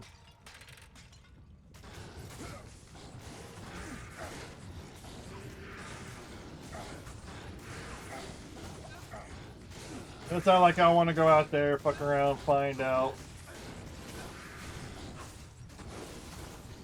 Some of it could be easily medical. You can have a medical issue that causes you to see shit. Because there's more credence and stuff that leans towards like it being a medical thing. But there are plenty of people out there, like I said, ghost hunting and doing that sort of thing to figure out a little bit more, a little more of what's going on out there. And like I said, I'm taking I've got a very casual approach to it. I watch a lot. I watch a lot of it as an experience, as like a what if, and then the other half was kind of like, it's kind of intriguing and interesting to see.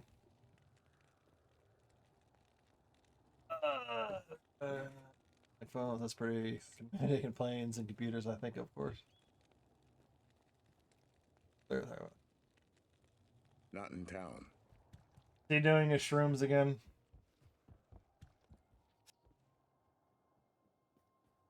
Or are we getting to that point where we kind of need to change the subject? Yeah,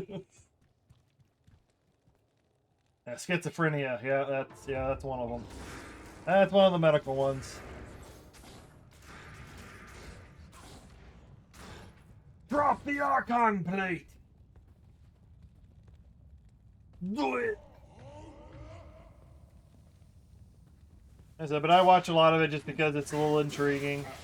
Kind of like What If. But not really wanting to fuck around too much and find out, you know.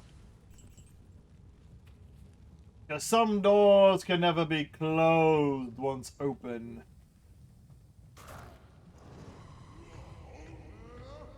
Just like space.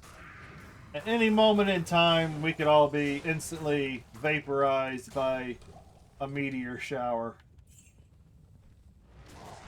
Oh god, I hate those guys. I hate those succubuses. I hate those succubuses.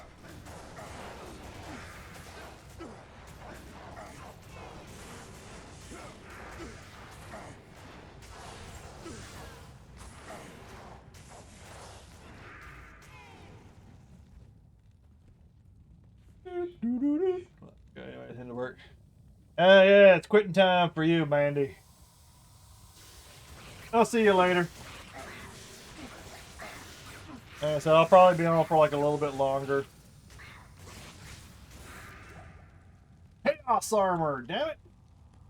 So I'm just looking to fill out my stream time a little bit. Thinking about what I'm gonna do for dinner tonight. Because I had a PB&J sandwich last night on they called Dave's bread or something. That was actually quite filling. Surprisingly. Usually I'll eat two PB&J sandwiches and still be pretty hungry. But I ate a PB&J last night with Dave's bread. And that actually kind of filling. Tasted pretty good too. Oh, yellow jewel.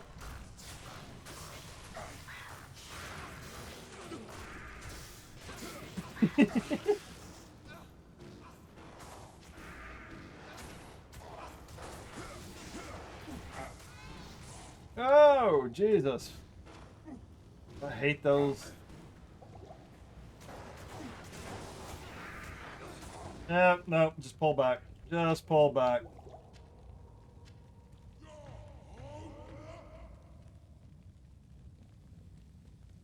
Thanks. Beat those women up in the back. And beat them up.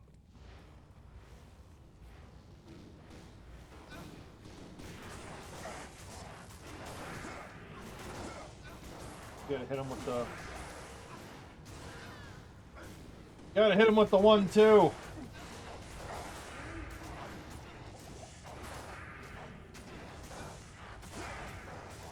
Thanks. Because when everything starts getting that immune to physical... Nothing. Super healing. It's a giant conch.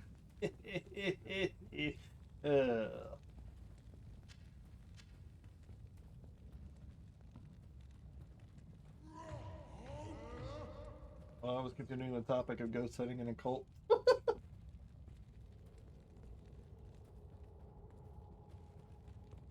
Well, for me, it's okay if it stays over there to a point. Like I said, I like watching it. I like watching the TV shows and that sort of thing. But hell, if I had the resources and I had some friends that would want to do it, you know, yeah, I'd go make some scripted content too and make some shit up.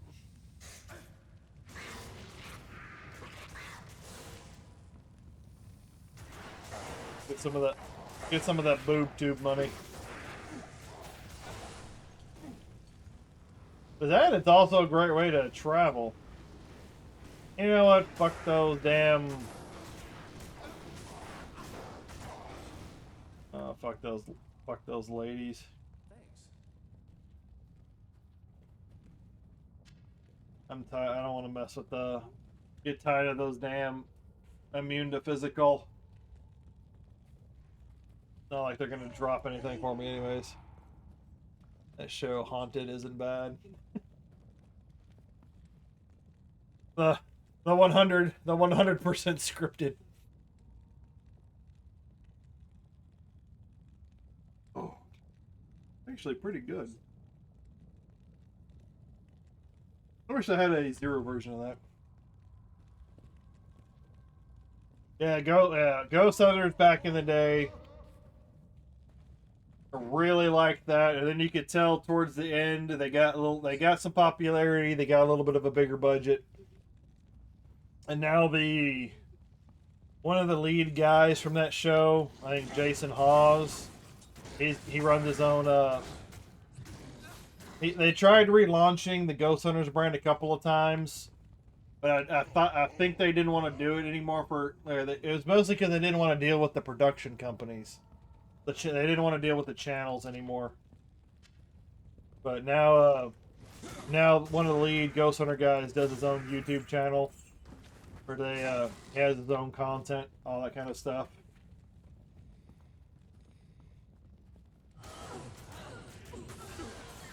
Because he's kind of done tell-alls and AMAs about his time, like with the Ghost Hunters and working with the networks. And he goes, they approached him several times to like fake evidence and do things, play things up, and it's just like he's like we played some stuff up, but not too much. He's like, we wanted to keep it as authentic as we possibly could to this is what happened. We didn't catch anything last night. Nothing that couldn't be explained. And then, they kind of, like I said, they just kind of got away from the networks because the networks wanted them to start playing it up more. They wanted them to start being a little bit more of a show. And then one of the original, because they kept it pretty original back in the day. They were working with a certain producer, and when the show got relaunched, they weren't working with some of the same producers anymore, and the new producers wanted faked evidence. They wanted things played up, and the Ghost Hunters crew wasn't about that. At least the majority of them weren't about that. So essentially, they gave up on the second version of the show. Decent. If you've seen some of the decent Truth Seeker. Yeah, there's many of them. Yep, it's cheesy. Yeah. Like I said, that's why I like the Ghost Hunters the most. And I thought the Ghost Adventure guys were pretty okay, and then they came out to be really crappy. But the original Ghost Hunters teams, they told everybody what their approach was. We're gonna go in, we'll investigate the claims of whoever we're investigating, whatever location, and if we come out with nothing, then we come out with nothing.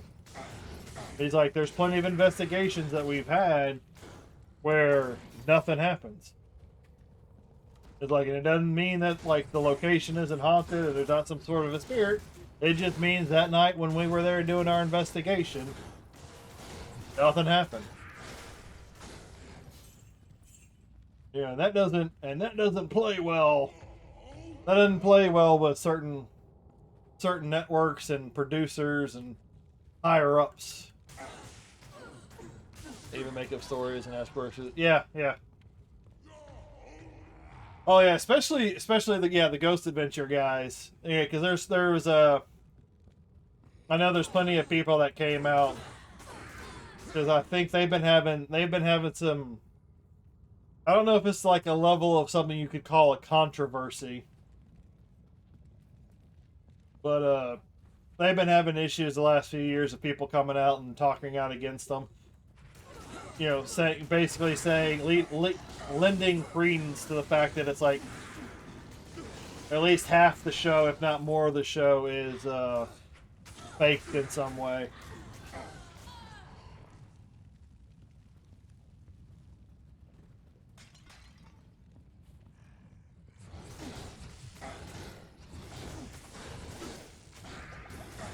But even some of the locations that they've gone to, you know, some of those people have made videos. You go, yeah, you know, Zach Baggins was acting like an ass. And most of the rest of the crew that still works with them because yeah, they're making cash off the show, so the paid gig.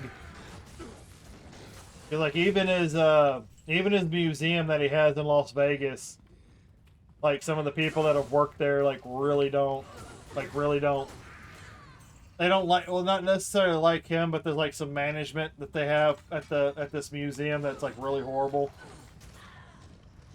Because Zach Baggins isn't always on location at the museum. And some people have reported, you know, like he's a jerk, and other people that have worked with him say they haven't had any bad experiences with him.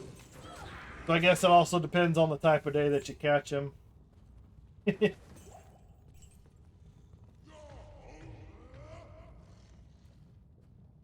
Drop me a plate. I find it cringy as fuck. What's your what's that YouTuber that fakes his ghost hunting? Not Twin Paranormal, but the older guy with the beard. I don't know if I've seen that one. I find it cringy as fuck. Yeah, the real location, some of them. Yeah, Zach Baggins owns a haunted museum where he's brought in a lot of haunted items in Vegas. But I'm not sure if I know about the older guy with the beard.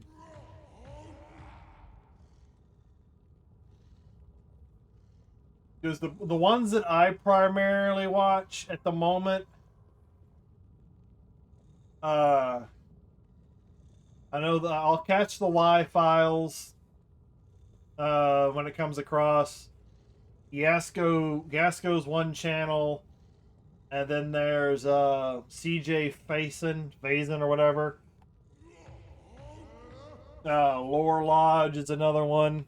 And some of them you can tell are like scripted or fake. And then other times they're just having, depending on what kind of video it is, sometimes they're just out having fun. Yeah, Nevada. Yeah, I think Zach actually lives next to his museum. Thanks. I think he actually lives next door to it. But he just doesn't always go in. He's not always there because obviously he's filming and doing other things, but and here he's like a really big mama's boy too. His mom's pretty manipulative. From like the videos that I've watched talking about the stories and all that. You know, when the drama video pops up across my YouTube feed, oh, it's 10 minutes long, I'll go ahead and watch it in the background while I'm doing something else.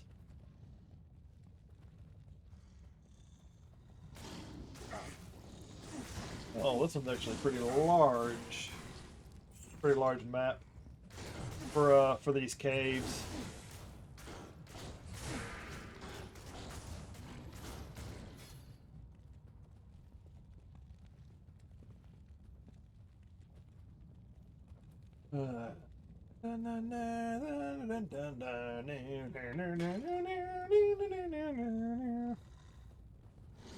Like the bandy says for entertainment. Yep.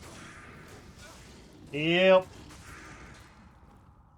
Eventually it gets to that point, especially when people watch your stuff and you're trying to be authentic, and then when interest in your show starts waning, you've got to start you want it to keep going, then you got to find a way to get the viewers to come back. And Lorraine Warren, I read everything in detail, and I think it's BS. Oh, you're talking about them being like demonologists and fake? Or, because I've seen the same thing. I've seen a lot of recently, over like the last couple of years, I've seen like a lot of videos and, you know, people making content talking about how fake they were. Yeah.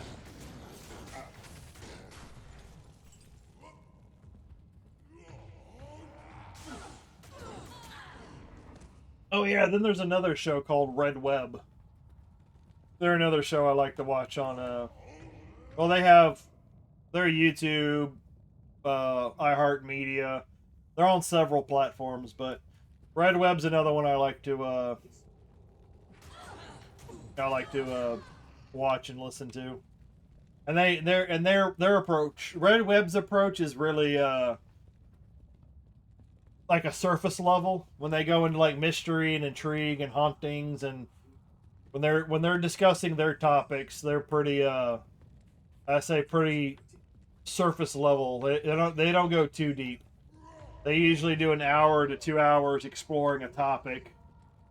They usually give you the story, and that's the other what do they call it? The other format that I like.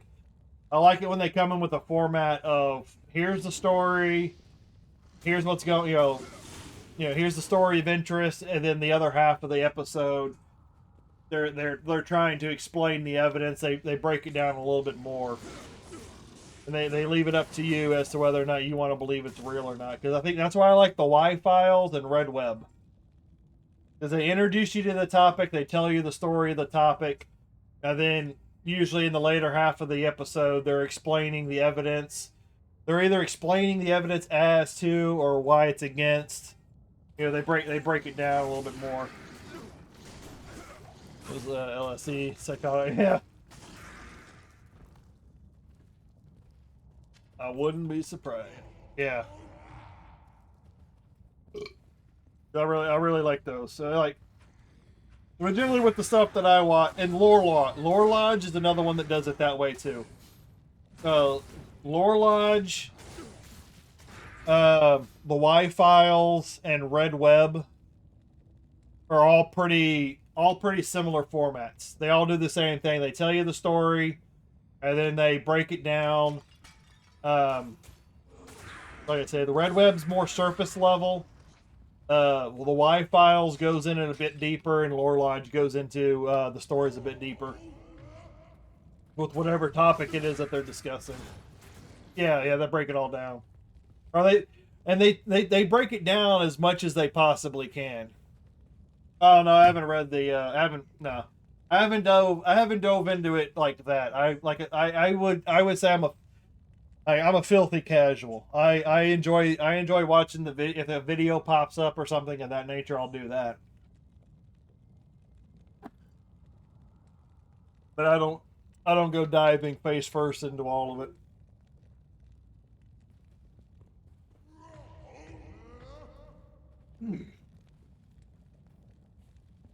But that's why I like watching a lot of Lore Lodge, Y-Files, and then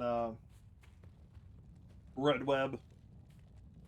At least those are the ones that I've known Red Web for a while. They're the ones that I've probably watched the longest. And then because I was watching that content when they moved to YouTube, because they were from another brand, and then that brand went under, but they were able to keep the Red Web branding, and then they moved over to YouTube. And because I was watching those on YouTube, the Y-Files and the Lore Lodge got recommended to me, so I started watching some of those. But if something pops across the feed that I think is interesting, then I'll go through and watch it. But like the Y-Files and the Lore Lodge, they'll usually go pretty deep if they can. They'll tell you if they were able to find evidence suggesting like one way or another, or if they couldn't find the evidence, or if this looks more like column A, if it looks more like column B.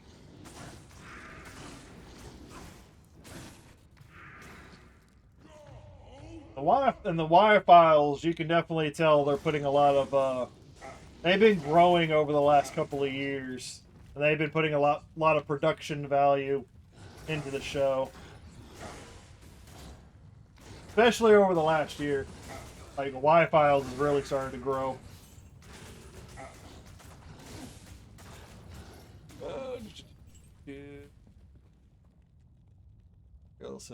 Yeah. Oh, the brand that the Red Web came from was a production company called Rooster Teeth. In the later years of Rooster Teeth, they had multiple brands that they started themselves underneath the umbrella of Rooster Teeth. And then in like the last, few years, a lot of them were trying to branch out to find other content avenues that they could explore. So a lot of them, like especially that's where Red Web came from. They wanted to explore. They put together a small team that had interest in like cryptids, aliens, hauntings, like crime mysteries. So they put together a small group that produced that show, and then that brand went woke. The Rooster Teeth brand went woke, so eventually they went broke.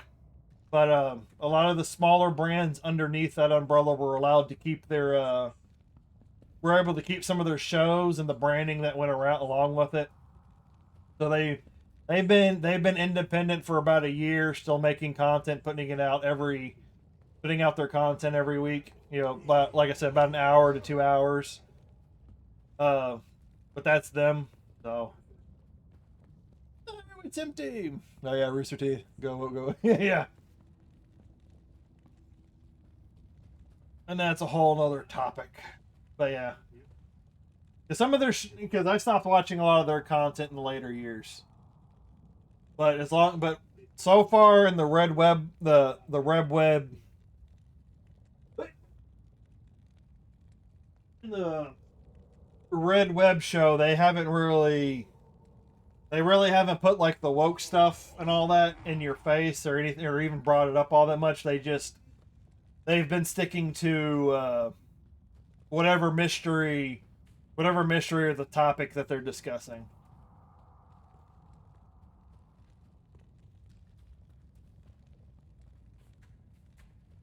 But they're just one of the, like I said, they're mostly all surface level. The Red Web's mostly like surface level. They just scratch the surface of the mystery, give you the story, and then they give you a little bit of the breakdown of the evidence they could find to either support it or dismiss it.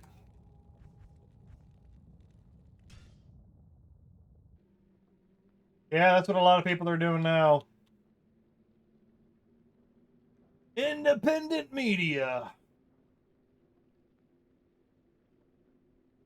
Because, like I said, that's the same thing with how the Y Files started. Um, the Y Files was ran by a guy. He's a Hollywood. He was a Hollywood producer. He had some things happen in his life, and then he decided to go and do. He decided to go do his own thing, and he knows how to produce a show. So he went and did his own independent thing, and now he's grown it. He's grown that into a small company.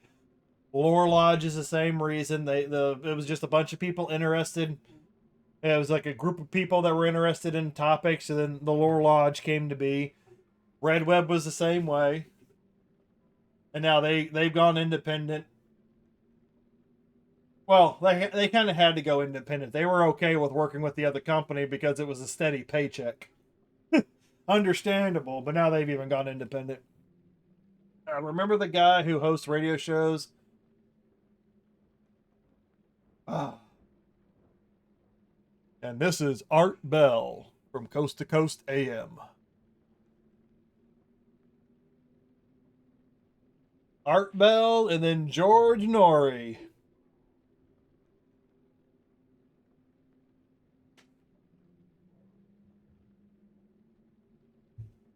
Oh, yes. I got introduced to. I don't listen to all the shows, but I remember listening to a lot of the live shows because I was in high school. I was in high school around the turn of the century, so I remember it came on 10 p.m. I think it came on from 10 p.m. to midnight, somewhere around that time frame. And I remember listening. I remember listening to that show when I could because I had to share a room at a time. But I would sit there and listen to that show when I was going to bed, and that was back when like those topics like freaked me the fuck out, back before I knew more. Yeah, George Hornet, yeah, Art Bell, yep, Coast to Coast AM. Of course, he had a very unique bassy voice, coming from you, from the deserts of Nevada or the deserts of something. Out on my compound, broadcasting to you live. Not here. And you know something was messed up when Art Bell Afternoon. wouldn't even take you serious. But he was really good on his show. Even when he thought the caller was batshit crazy, even he had a good way of spinning it and making it entertaining and getting more story out of a person. That sort of thing.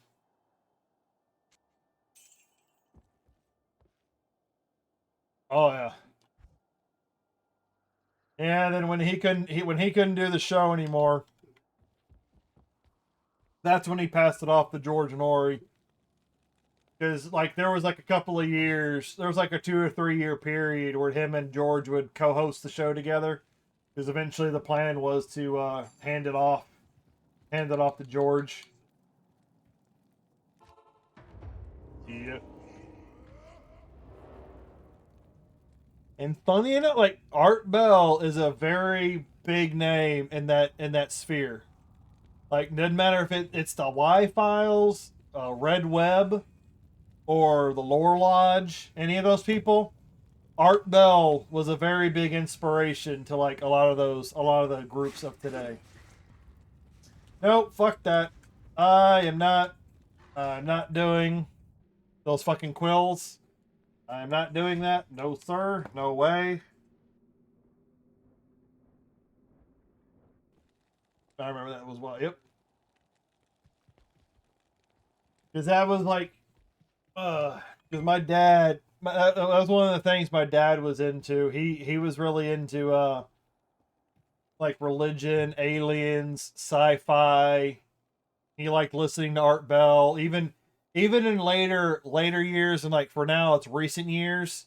Like if I work night shifts or something, I'd be coming home and we'd sit there and we'd listen to the reruns, and at times we didn't know if they were reruns or if they were live anymore. So, and unfortunately, I think like some of the shows that I've listened to in the recent years, George Norrie's kind of fallen off a little bit. Doesn't have some of that same magic. But yeah. Yep, paved the way. There's always someone that walks before the rest can run, and there's always somebody that can crawl before they can, crawl before they can walk. Yes. Aliens is okay. It's all in the same sphere. That's all in the same sphere. To me, it's all in the same paranormal sphere. I've only got 5 more minutes of this terror zone. Get your ass over here, Vazelle.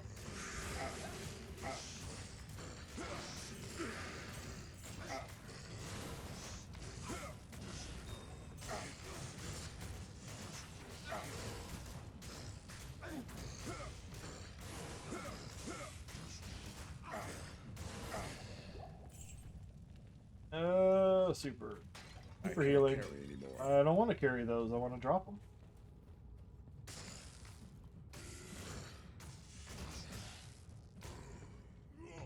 Hey, like I said, every person's a little bit different. People will think aliens is bullshit, but ghosts are real.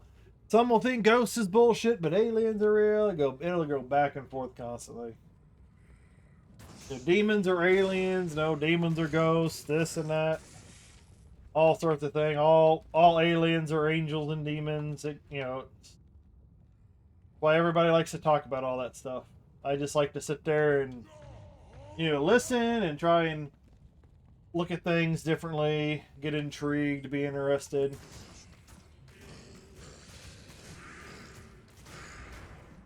And then when one part of the topic doesn't make sense, you kind of you point it out, like, well, that doesn't really make any sense. I don't see how that can be. Ah, damn it. If one of those was a cracked Archon plate. And space in itself is intriguing. What created the universe, What created the universe? How big is the universe? Why, you know, if the universe is infinite, why are we constantly expanding and contracting? There's just Not enough mana.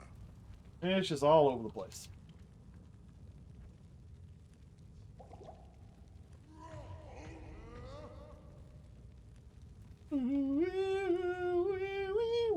The Edge of a Reality was a good listen. Oh, time trial, people that disappear. A lot of crazy madness. But yeah, if you're watching on YouTube or Twitch, consider dropping a like, subscribe, or a follow, depending on what platform you're on. We're very chill around here. We're very chill. Except when Tomac gets hyped up on drugs. When he hits the special sauce.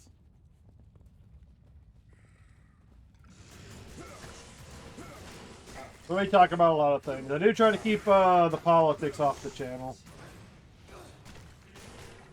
That usually tends to get really super heated from time to time, so I try to keep that out of the channel.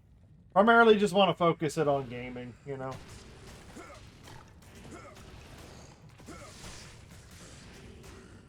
Occasionally topics get brought up.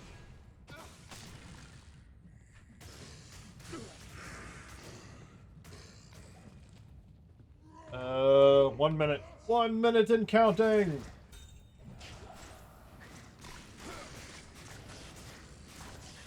Oh, there's the fucking. I hate these things. These things do so much damage for some reason. They're damn little quills.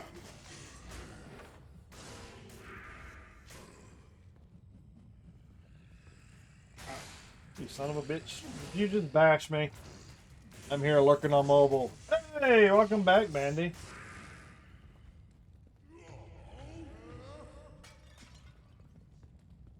You better not be driving and texting at the same time.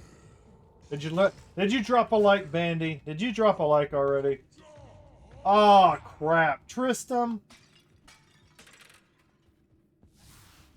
I don't think Tristram's gonna be a good one. I would almost do just as well if I just started at the front of Act 5 and just ran through the game, ran through Act 5. Probably just have just of a better chance of doing all that. If I'm ever not making sense, just remember I'm either drunk or trying to listen in while I'm doing other stuff around the house. Okay, drunk it is. Drunk it is. Because I've made that mistake myself. I pop it listening, and then I don't catch the whole conversation, and then I pop it on the conversation. And everyone's like, what the fuck are you talking about? And so a lot of times, yeah, I'm usually a lurker. I'm usually a lurker. I will normally lurk. Yeah. Like, and it's quite embarrassing. It was years ago. Back when I could get some free bits from Twitch or whatever. The guy was doing the streamer was doing some sort of a joke titles or whatever, joke song titles. I don't know. He was doing something like that. And I was out of the room when he started it, and then I came back in the room. I didn't listen to the entire conversation, so I thought it was going in a certain direction. So I thought I was making a funny joke or whatever. And then it came across the screen, my bit donation came across the screen, and they were like, no, we've already talked about that. Someone's already said that, and it's like, and for some reason, it kind of killed the mood. So I was like, eee, like, well, that's what I get for coming in the middle of the conversation without knowing what the hell's going on.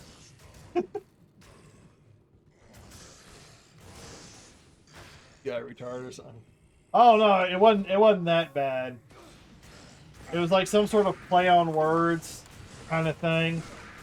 And I suggested like a play on words that had already been suggested, and they just kind of like stopped for a second and go, no, they've already said that one. And they kind of like moved on. And I was like, what? So, okay, whatever. But now that guy is no longer streaming. That guy got into a bit of trouble and he's no longer streaming. So now I don't feel as bad. Yeah, it happens to me all the time. What? What is this?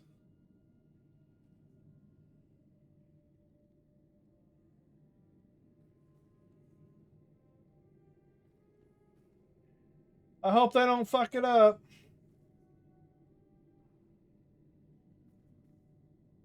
And my brother sent me a text apparently that I have to check it out later. But he sent me a text saying new Ronin Warriors in 2026. Ronin Warriors is an American adaptation of of an anime called Samurai Troopers. And they in that show, that anime was back from '89, and they did some OVA episodes after the main series was over. They got some new armor. They'd got some new power armor or whatever, and then that's where the show ended. And he's telling me that there might be some new Ronin Warriors in 2026, which is completely out of the blue. YouTube content beef. Oh no, this guy, the guy I was talking about was actually from Rooster Teeth. He was another Rooster Teeth personality. Part of the Achievement Hunter guys. The Achievement Hunter brand under the Rooster Teeth brand, whatever. He ended up getting canceled in 2020. Because some accusations were made and he kind of confirmed it. And then everything went completely south for him. And so he went dark.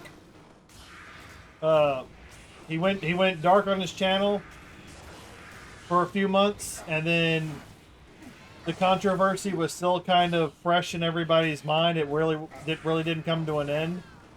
And he decided to make a Twitch comeback. He was already streaming on Twitch. He was disappearing from the limelight because of the controversy. And but like 5-6 months after it went down, he decided to reappear and tried to start streaming again, and people had not forgotten what he had done. And now it was on Twitch's plate. Twitch was now aware.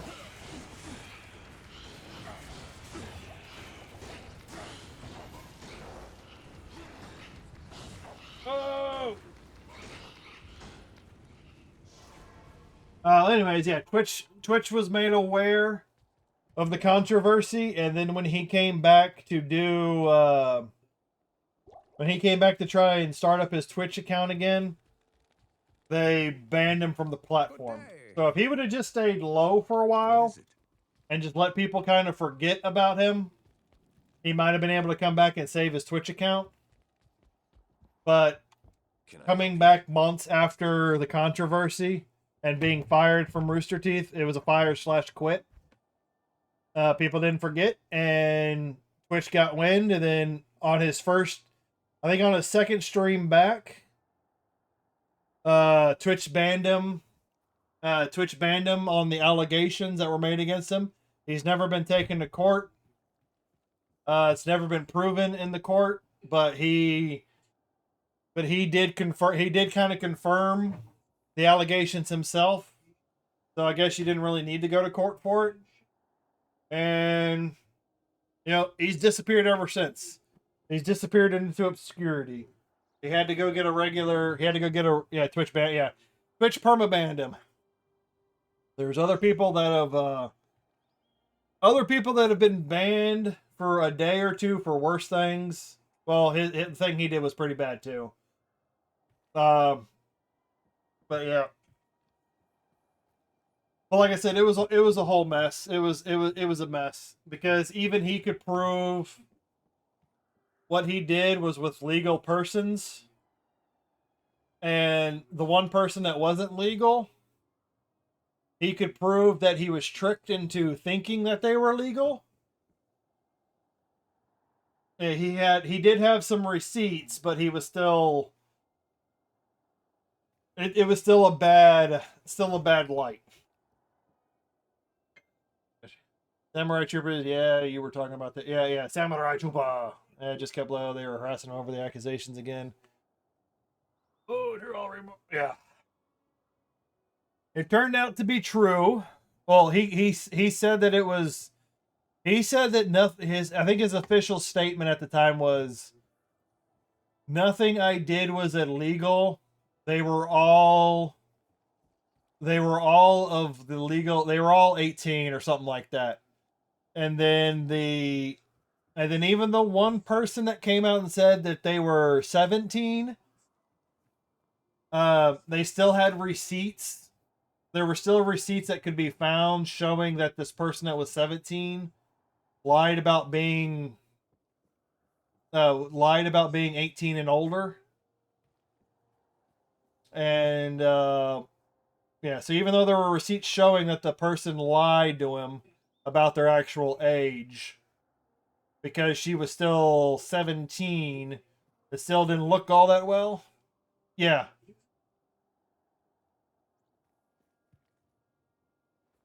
He was pretty much grooming his he was grooming some of his fans, or I wouldn't say like necessarily grooming, but kind of like taking advantage of his status, his many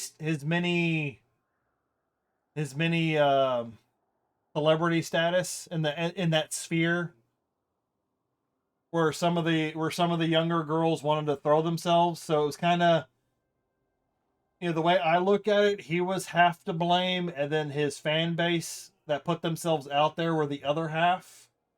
Even though everybody pretty much takes the side of the ladies, even though the ladies, because it also came out that the ladies knew exactly what they were doing. So he slept with someone. Yeah. He ended up he ended up sleeping with someone that was underage, that lied about their age, said that they were of age, and the guy had a wife and kids, and his primary purpose of seeking out other ways of pleasing himself, because his wife wasn't putting out anymore. Oh, they wanted money, but he wasn't bringing in, like, he was making a living, but he wasn't like some sort of a millionaire. But a lot of people simply throw him under the bus because he was like grooming. He was kind of grooming some of his fans, but they weren't really, because like people started posting their texts with them, their personal communications. But I kind of throw blame at both parties. It was pretty much a situation where both were in the wrong. Because the ladies knew exactly what they were doing, and then when everything went south, then those ladies started putting out their information of their direct messages and texts and all that. So it was both sides.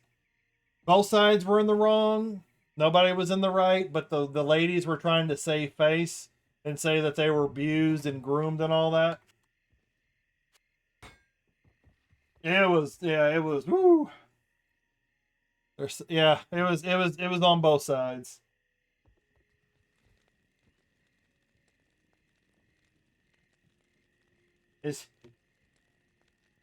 Yeah.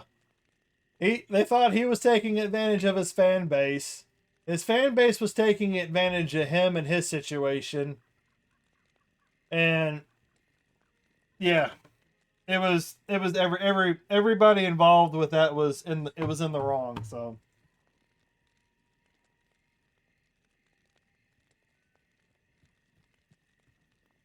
and that was just one of many controversies towards the end that ultimately led to their demise as a company. I probably know a little bit more of Rooster Teeth than I should, because I was an OG fan back from the early 2000s, and I was one of the many fans that kind of dropped off watching them after a while. towards the end, I kind of started watching more personalities than I did their shows, and then eventually everything kind of fell through. I think, like I said, Red Web is probably the only remnants of Rooster Teeth that I actually still kind of listen to, and it has absolutely nothing to do with like gaming or anything. It's all just crypto kind of stuff. Yeah, so many yeah, because along the time of that, of when that happened to that creator, there was another creator working for the same company who got roped into it because it was actually the other creator, because it was two creators at the same time, at the same company. The other creator actually got called out first over photos, and then within a day, the second creator, the one that was grooming, the one that they claimed that was grooming his fan base, he ended up getting dragged into it for some. It all happened. It all exploded on Reddit. It exploded on Reddit, and then within like a day or two, both of the creators were gone. But the other creator that got dragged into it first, the first one that got canceled. He was actually able to prove that he was catfished. He actually had the receipts to show that he was catfished the entire time and was lied to about this girl that was making the claims against him. But by that time, the Rooster Teeth fan base and a lot of the others surrounding them was so toxic. They didn't care about the receipts. They just wanted to label him as a bad man. So he ended up quitting and disappearing. And then the other guy within a day also started catching flack from his fan base. And that spiraled into another out of control situation. Yeah. So even though both of them got canceled, one had the receipts to show that he was catfished into thinking that the girl was someone that she wasn't, and then the other one was also able, from the girl's own admission, because they verified her on Reddit and verified the user and all that, and even through her own admission, she said that she had lied to the content creator about her age in order to hook up with him. But in the end, both of the personalities, got the axe. So I need mana. I need mana. I need mana. I need mana. Is there any mana? It was a whole thing, dude. It was a whole thing. And people don't really use. Yeah. It was a whole thing. It was a very, very, very crazy time. It's like, it's basically, if you've got your kinks and your kinks can get you in trouble, don't put those kinks out there. Don't involve anybody with your kinks. You keep your kinks to yourself. Now I gotta go pee because all I've been doing is chugging coffee and soda. Good job, me. Alright, I'll be back in a second. GD.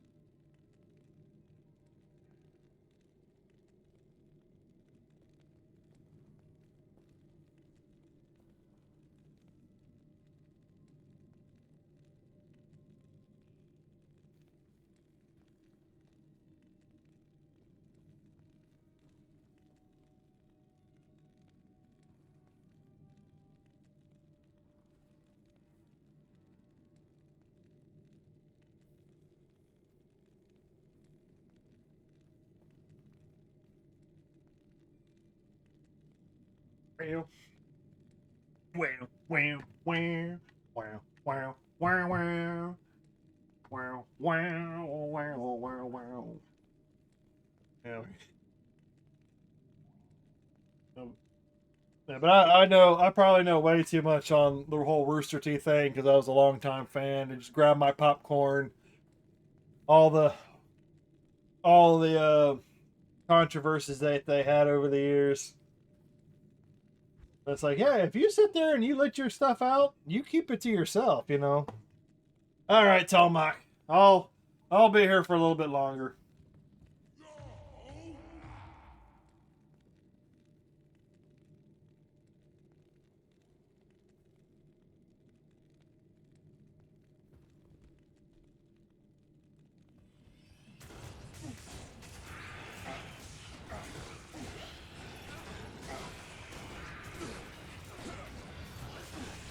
Chop, chop, chop, chop, chop, chop, chop, chop.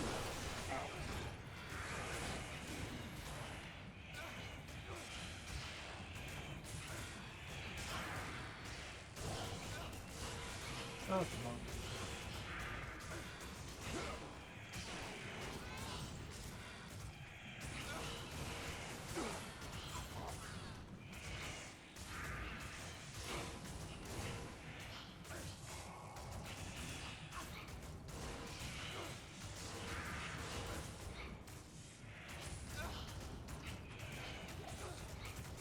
Oh, look, it's a bone wand.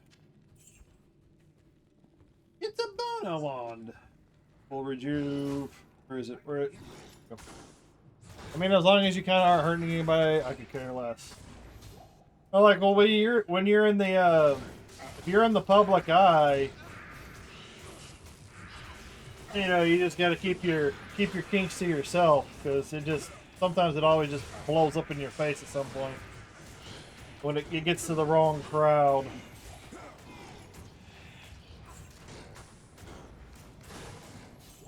I need mana.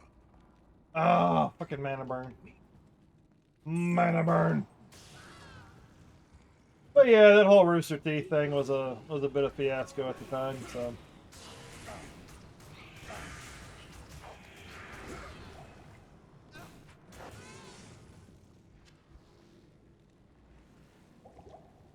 Yeah, so, but in both situations with those two guys, yeah, you just got to be careful. You're in the public eye. Any point in time, any of those people you're messing with can turn their back on you, and it turns into a controversy. Because, like I said, the one guy sleeping with like the 18 and 19-year-olds and all that, you know, that wasn't really a crime that he was doing. That was just cheating on his wife. It's just adultery, you know. That's between him and his wife and his family. But at the same time, you know, some of those girls were trying to take advantage of him. You know, so as I say, in that situation, you know, there's nobody that's in the right in that situation. But anyways. Not enough mana.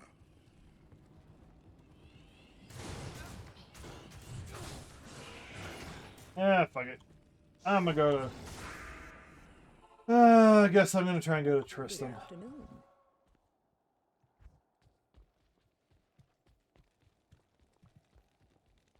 Yes. Yes!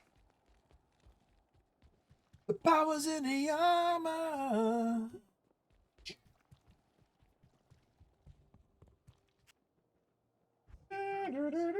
What did I get? Ah, fuck. Fuck Colonel Sanders' superstition.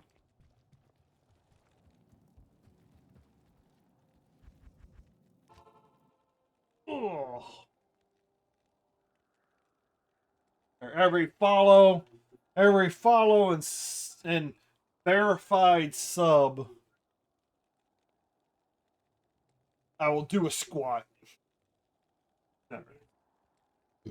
Maybe that's what I should do for my 12-hour-a-thon or whatever. Every Twitch follow, I'll do a squat.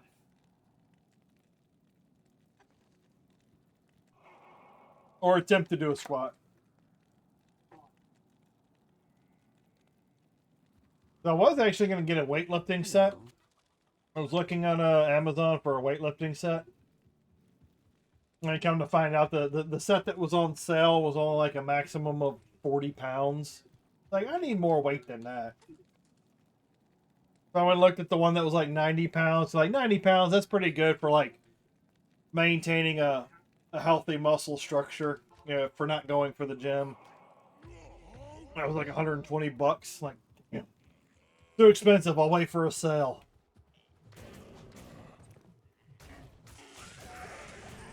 Hey, wait. Why am I killing those guys? I don't get nothing from this. I don't even get an arcane plate. Let's go find the yellow portal on the map.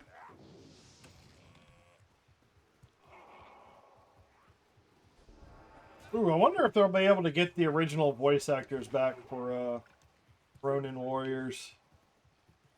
It's been like 30-something years, so I doubt it. Probably have to be a new, depending on what it, but I'll check it out later. Because he sent me a link on my phone, but yeah, it'd be a little hard to pull it up on. Maybe I could Google it. Can you not expand on that any like? Oh no, it's a customizable, like it's a customizable like home set. Like it comes with the bar and the locks and all that kind of stuff. But I didn't see any section for buying like individual weights that you can add to it.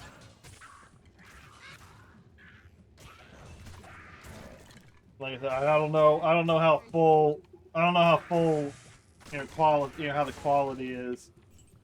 But the sets were like, okay, 44-pound set, you know. Well, the maximum, I think it said that the maximum amount of weights that came with it was like only came out to be like 44 pounds or something like that.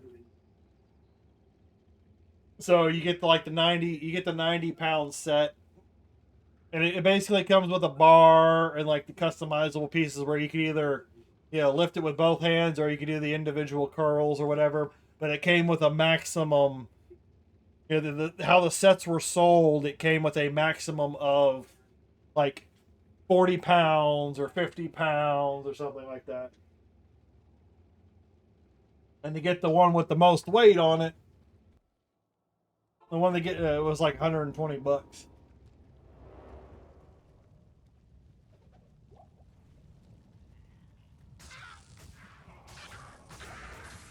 But I was looking at like getting something so I could, you know, so whenever I can get to the point where I'm going to the hike and bike trail for cardio or like to walk the try and walk the 6 miles, you know, on a every other day basis. And eventually I need to get a weight set so I can at least maintain my muscles.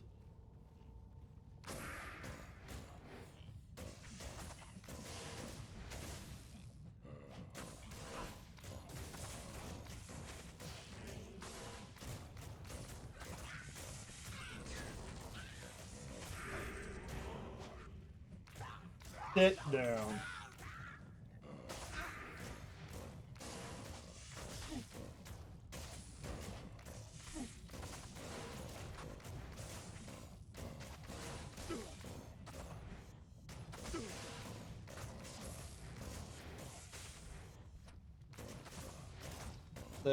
Gotta say shit. Yeah, you do. Because every day I watch another video or I see something else, you know. Yeah, you wanna help keep diabetes at bay. You gotta build some muscle mass. Because the sugars are what's stored in your muscles and how it's all helps to process the sugars and all that kind of crap.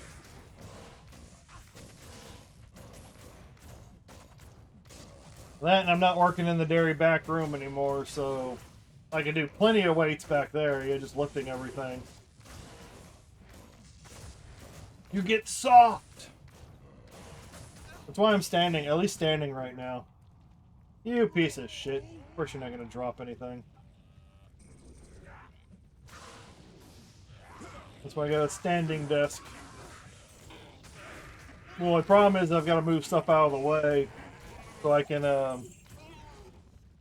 So I can push the chair over so I can actually stand comfortably.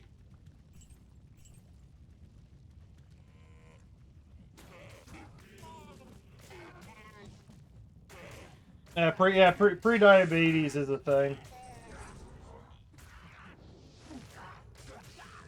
Now, pre-diabetes is like the term that they use for like being on the border.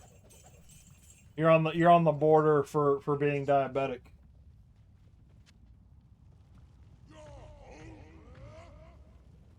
You gotta keep it. Yeah, you gotta cut the sweets because you don't need as many calories. You don't need as many calories when you get older.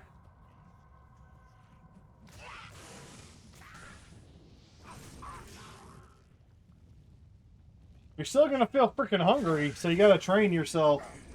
That's the other difficult part, especially for me, is yeah, you've got to train yourself not to be as hungry. Because when you're used to eating whenever you want, you go munchy munch munch munch munch. You guys aren't giving me anything of use.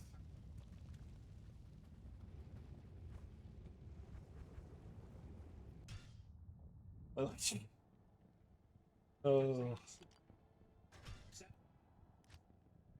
Always hear that tab. Yep. And nowadays it's pretty easy to become pre-diabetic or diabetic. Yes. As I said, it's usually a good thing to try and get rid of as many sweets as you possibly can. Oh, Rasha's Hadrajic. I think I've already got 2 of those. Those drunk. Yeah, oh, I know. Oh, I know. I know way too much. 10, 10, 45, 60, 30. Alright, I'm gonna just sell that shit out. I've already got 2 of these masks. I don't need a third.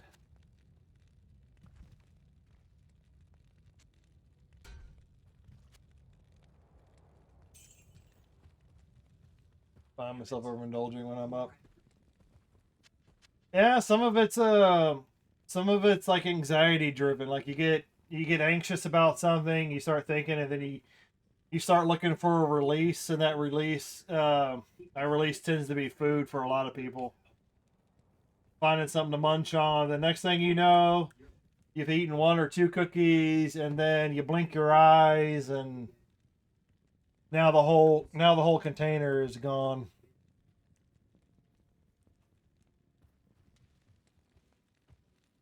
Yep. Yeah, the processed sugars take longer to get cleaned out of your system than the actual cane sugar or more natural sugars.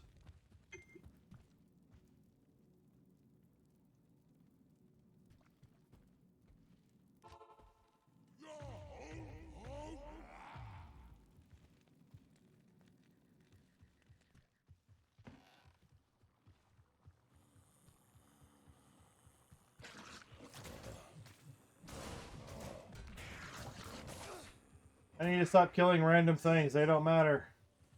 Keep thinking they're going to drop my plate. And like, nope, I got to remember the item level.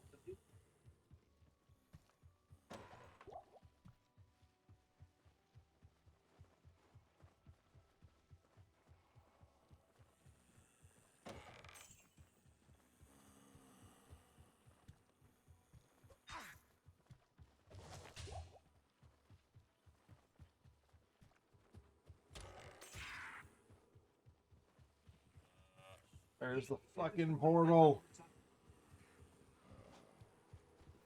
Can't walk over a simple freaking rock. So many monsters to slaughter.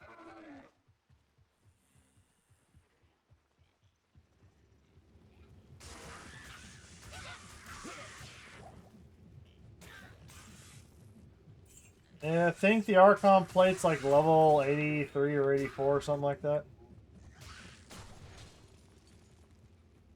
So you can only really get it out of a terror zone. I can't carry anymore.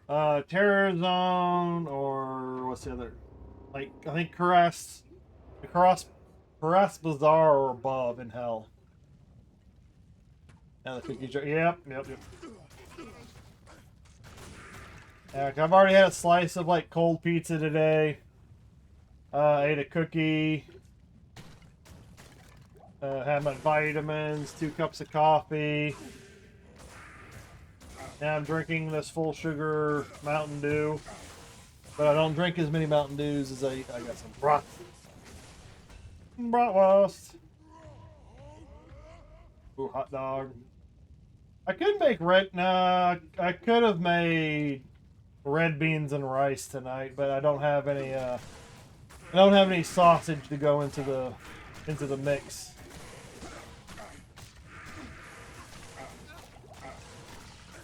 Technically, I could go with chicken also, but I don't want to have to pre-cook the chicken.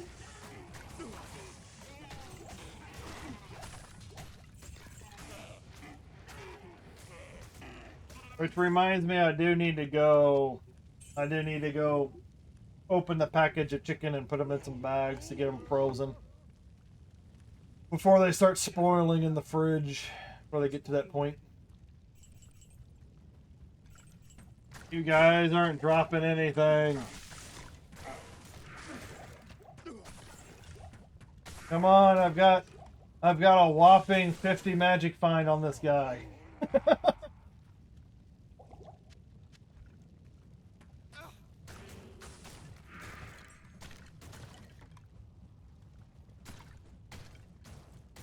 Or I could just say fuck it all and go get some tacos or go get a ultimate cheeseburger. Ooh, sausage and gravy. I got a can of that. I do have some biscuits. I want something a little bit more filling. Because there's this brand called Libby's, and they put out a can of sausage and gravy. Really, it's a really good mix for out of a can. Tastes really good. And usually, if I do some biscuits and I want some sausage and gravy, I just go grab one of those cans, warm it up. Really good can. Sausage and gravy in a can. Tastes good. Silver edged axe. Come on, guys, give me something here. Give me something. Fear your conquering crown. Do the bounce me. Bounce.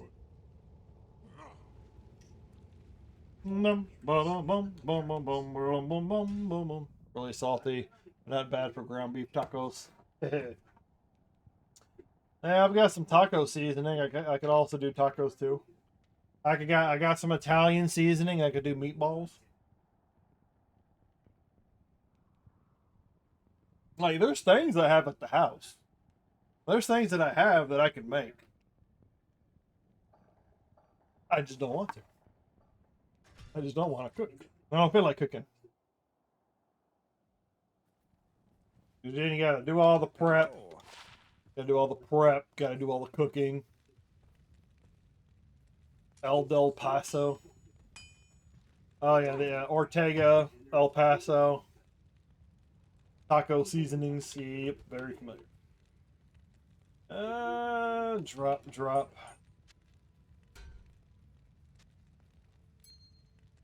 Yeah, I knew that was.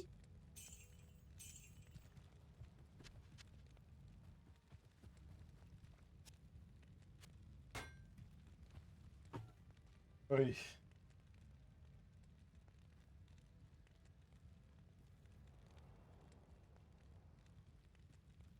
This thing, I just don't feel like cooking.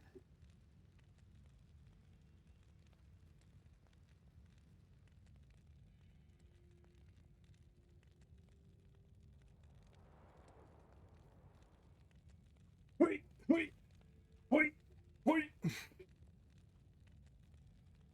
And I usually do Jack in the Box because it's It's one of the closest fast food, and I don't eat at McDonald's. I don't do McDonald's. Might do some of their breakfast every once in a while, but I don't like even then it's still once in a blue moon. The Sonic that I got near the house, the service usually sucks. The Jack in the Box is pretty consistent. And the Taco Bell. I really don't do Burger King as much anymore. But my mom will eat the crap out of Burger King. She won't eat homemade hamburgers. She won't eat the homemade stuff, but she'll go to fucking Burger King grab a burger.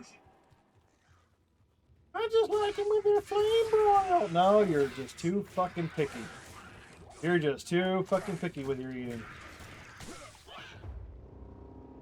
Trying to prep my dinner the day before so I can just throw it all together. Yeah, meal prep's a thing too. Hey, Bandy's home. Now he's gonna make us all tacos. He's gonna email everybody a meal of tacos. Why did I just suddenly teleport across the screen? What the hell was that shit?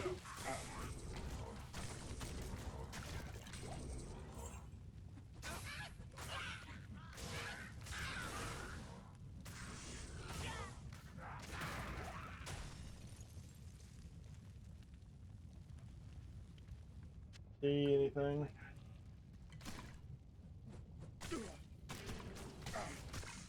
Try and get your butt over here, Fazell. No Bandy, no interesting drop. That all freaking sucks.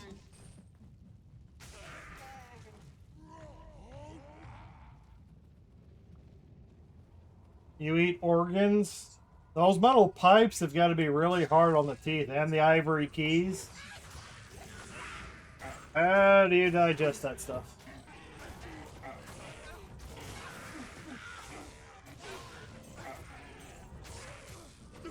Like, I don't even really care about any of the drops. I just want the fucking Archon plate.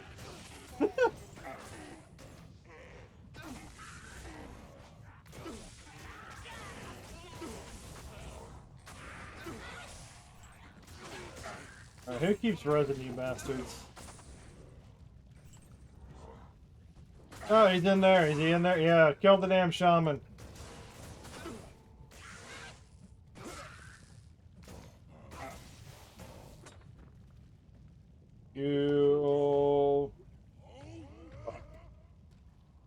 You suck.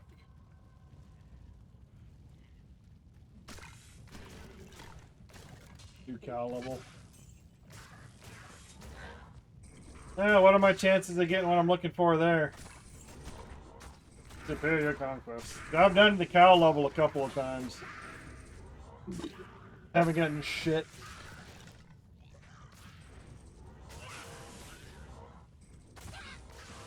Alright, where is this resin bastard?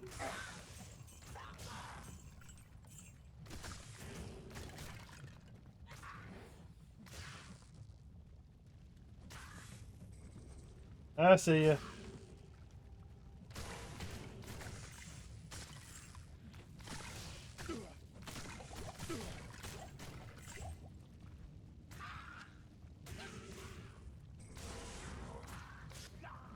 For now. Well, I ain't got nothing to lose, so.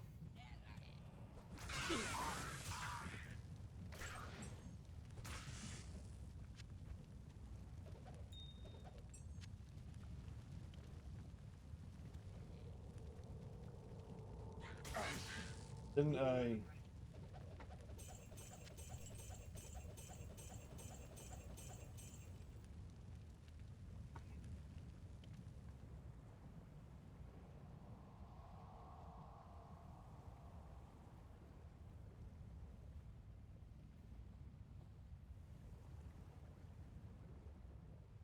Yep. Yep. Yep. Yep.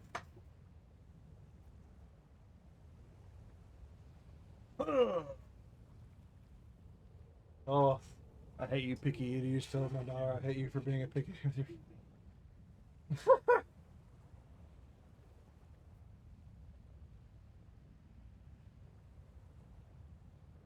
Yeah, picky eaters. I'm sorry, picky eaters are annoying. Like if you don't like a couple of foods, yeah, that's fine. But when you spit on everything that comes across your plate, then we got a problem. Like I only enjoy my hot dogs this way, or I only enjoy my hamburgers this way. I only like pancakes when they're made this way. I only like casseroles with this. Get the hell out of my house.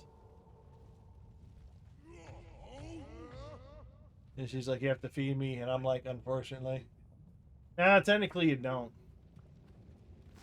Technically you don't.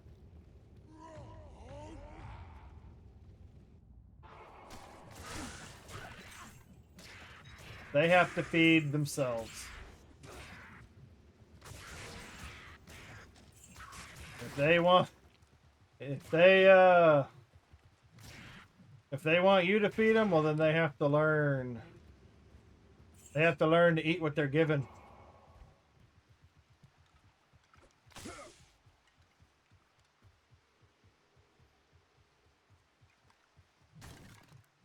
It's like one of those things you gotta. It's hard to break the habit of some people, but if you break it,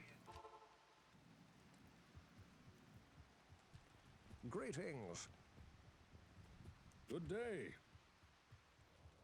brother, you're over here.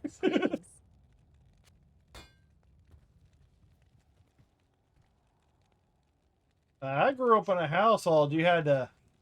You either eat what was made, you eat what was done, or you go hungry.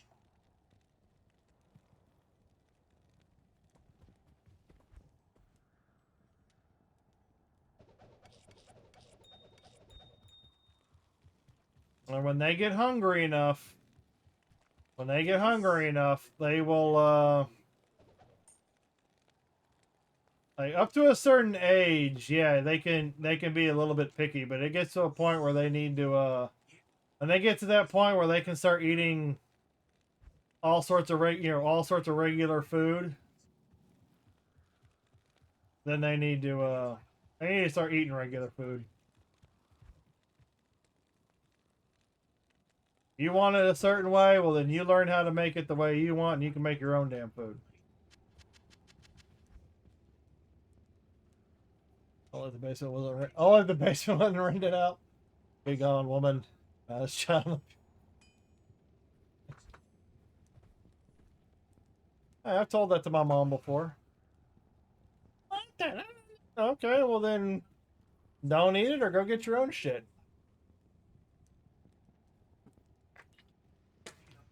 Me and my dad, for the longest time, had to.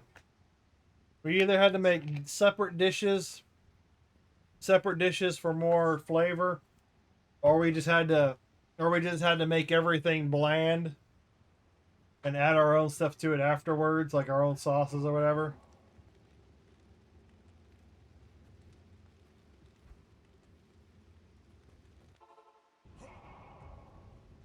And it very much grew up in a household where, like, no, got to a point, it's like, no, you eat what's given to you, or you don't eat at all.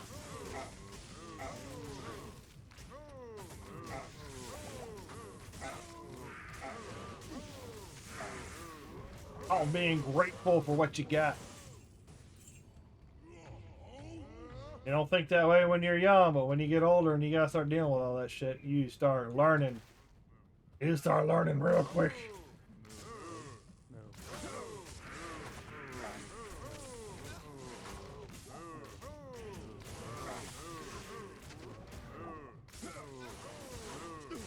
Especially when you're not the one making the food. Like, you're the one not making the food. You can't be, unless it's something that was like pre-decided upon, beforehand. You can't get pissy when you come home after a day's work and you're the one that oh, we're getting out of here. We're getting out of here. There are definitely factors that go into it, but ultimately, you don't have the luxury. Like, you can't be picky.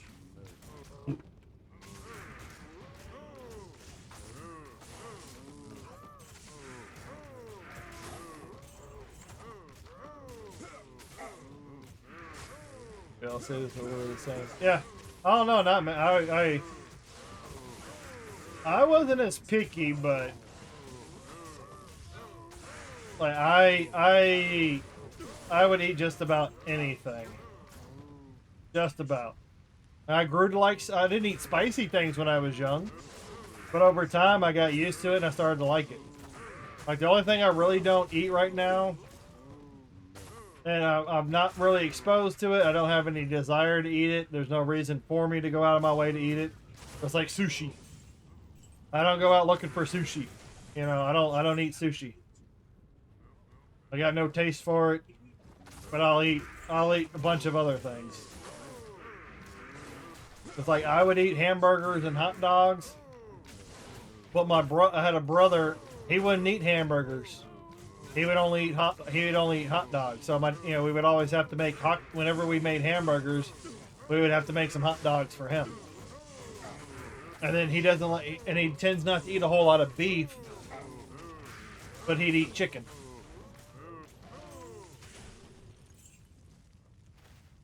And like I'd eat shrimp, I'd eat fish, I'll eat pork, chicken, beef. I eat a lot of crap now.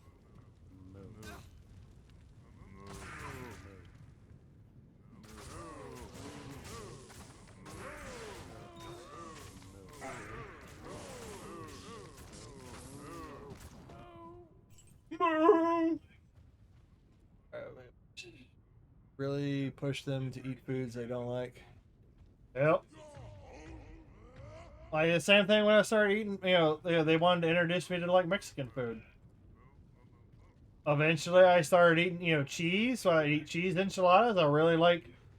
We went to a Mexican restaurant, we had to eat something, so I didn't want to eat just a regular taco, so I picked something else, just out of the blue, and I really liked the enchiladas. And then from eating chicken enchiladas, or cheese enchiladas, I started eating, chicken enchiladas, beef enchiladas. Started eating more Mexican foods. Same thing with the pasta. But I know people that are like, I'm never touching this.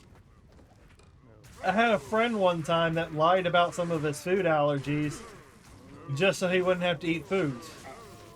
I just don't like, eventually I just don't like the flavor of it, and then they got used to telling everybody that they were allergic to certain foods, and it just became a normal thing. I mean, I'm a grown-ass man who still is a picky eater. Not sure. Figure is just a huge amount of trauma from that type of...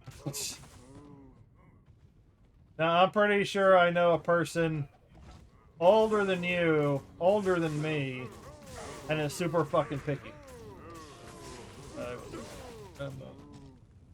I just eat anything you throw on there. Yeah, I'll eat a bunch of stuff. Because even like a little while back, my friend took me to a Chinese buffet or whatever. Like the food was okay. I could have tried the sushi, but at the same time, I was like, well, this is a food buffet. Do you really want to eat the sushi at a food buffet? So I didn't eat the food buffet or the sushi out of it. Like the food was fine, the orange chicken, all that stuff was fine, and then a lot of it's not really even Chinese food. It's just Americanized Chinese food because it's made for the American palate.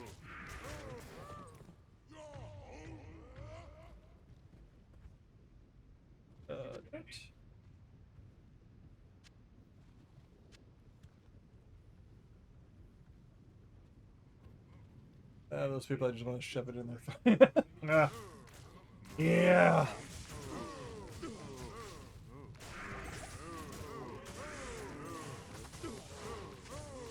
But I eat just about everything. Unless it just looks like completely unappetizing to me. If it looks completely unappetizing, yeah, then I'm probably not going to eat it. I know there's some seafood dishes that are that way. That I can look at and like, yeah, this completely just turns off my appetite. I'm good. Yeah, sushi at food buffets is the no-go. Yeah. I figured.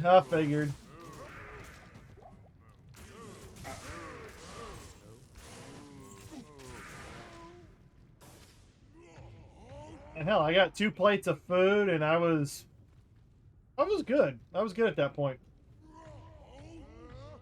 I stay away from American Chinese food. Well, I think that's about all we have around here. Unless you go to like the Asian districts where you run the risk of disappearing. And then you wake up and then you're in actual Shanghai, China or something, being trafficked. I'll have a bite if it's not very appetizing. Yeah, I'll look at a bunch of stuff, and if it's not appetizing...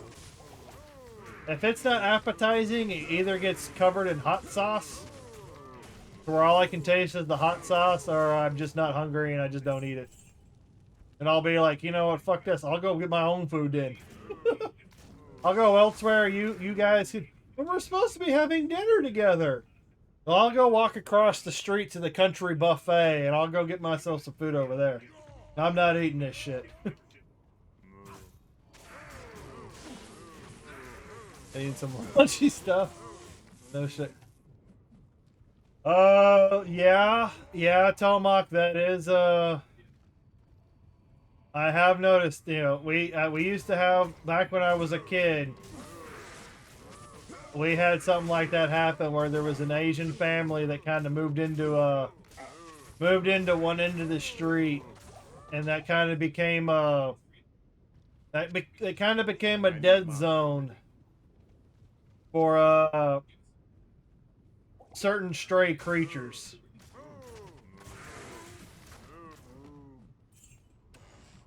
And then when that family, I don't know what happened to the family. I don't know if they moved out or whatever.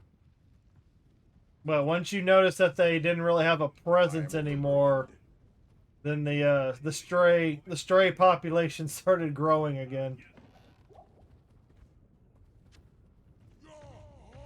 And yeah, I think they preferred cats over dogs.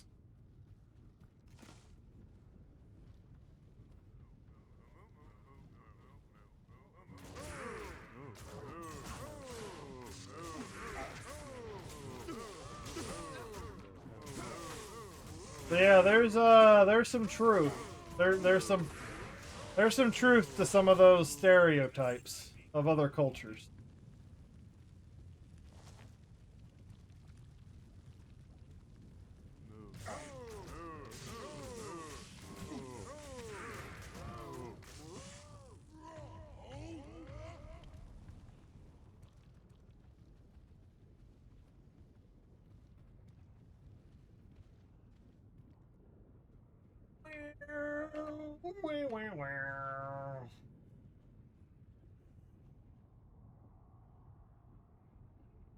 Oh, that's fun.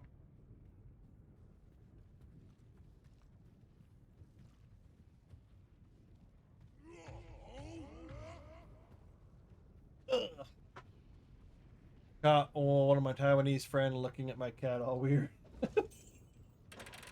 Yeah. I said, I know from personal experience.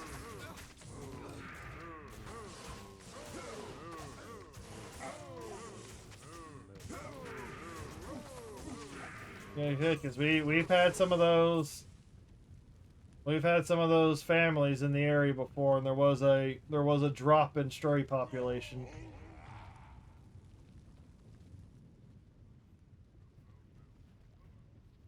Come on, come over here. Thinking,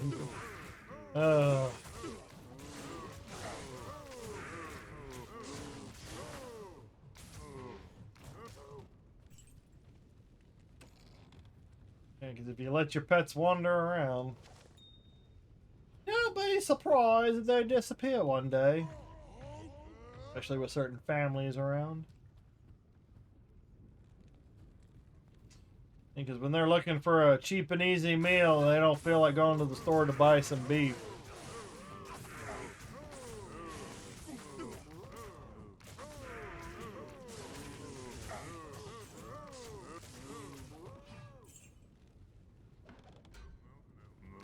Just give me what I'm looking for. Yeah, I'm probably gonna finish this cow run, this cow level area, and then most likely call it a day for streaming. Then I'm gonna go focus on finding some foods. Oh, there are some cats that do like to go outside. It's on a cat by cat basis, but yeah, there are cats that like to be outside. They like to come and go. No, they're just like any other pet. Some of them can be just as independent outdoors. But the reason you don't let some of them outdoors is because they can be a little bit more agile and nimble than the dogs can. They tend to get into more places. So they can easily get out of the yard. That's why you don't want to let them outside. As much as they love you, they also love to wander around and explore the neighborhood.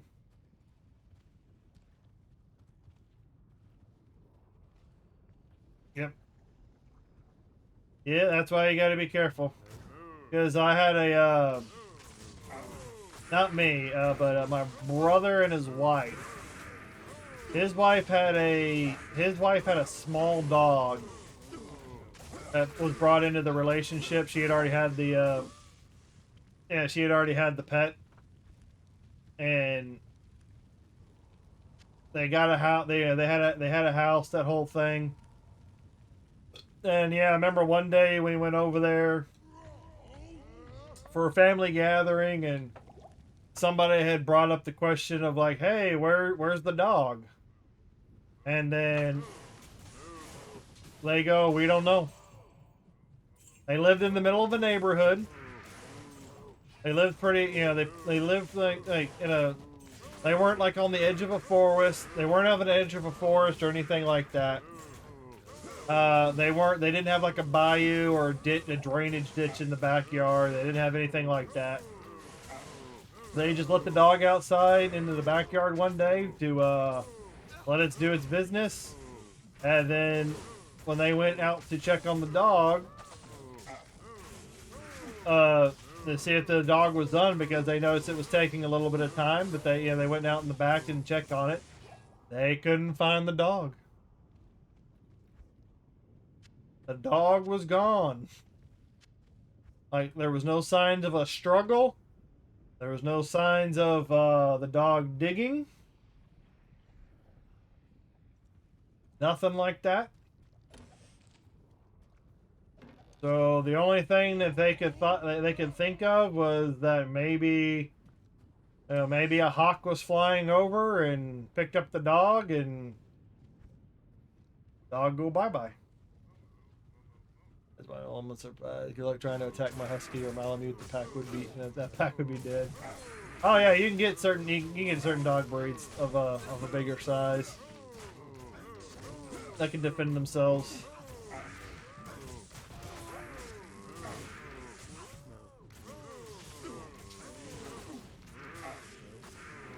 I mean, the only time the coyotes, well, a lot of times when the coyotes are wandering into neighborhoods, it's usually because wherever they're usually getting their food is running super low, and they're exploring, they're scouting for more food sources, or somebody is stupid enough to be leaving food out and whether accidentally or intentionally feeding the coyotes. And then I would say very rarely, on the very rare side, the coyotes are just walking around exploring out of curiosity. Usually, but most of the time it's in the pursuit of food, or somebody nearby is providing food for them. And they're looking for it, and they're getting comfortable in that part of the neighborhood. Yeah. Yeah, bye-bye, doggy.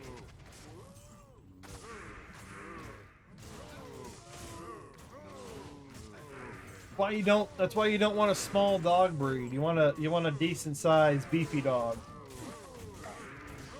You want a bigger dog breed.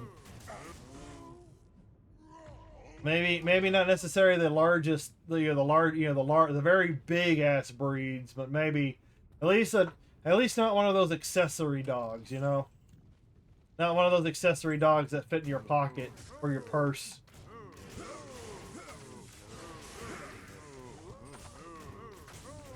People let them scavenge, don't feed. Yeah, exactly.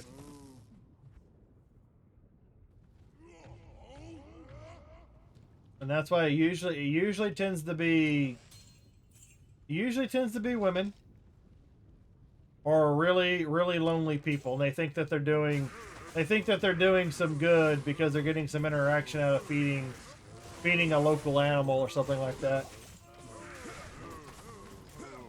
Because we had that issue here where my mom was feeding a neighborhood stray cat. It actually turned out to belong to one of our neighbors. But they just let the cat roam around. And so, you know, my mom like, oh, it's a stray cat. It's a nice cat. It's not hurting anybody. She started feeding it. And of course it started, anytime that we would come out of the house, the cat would immediately approach us.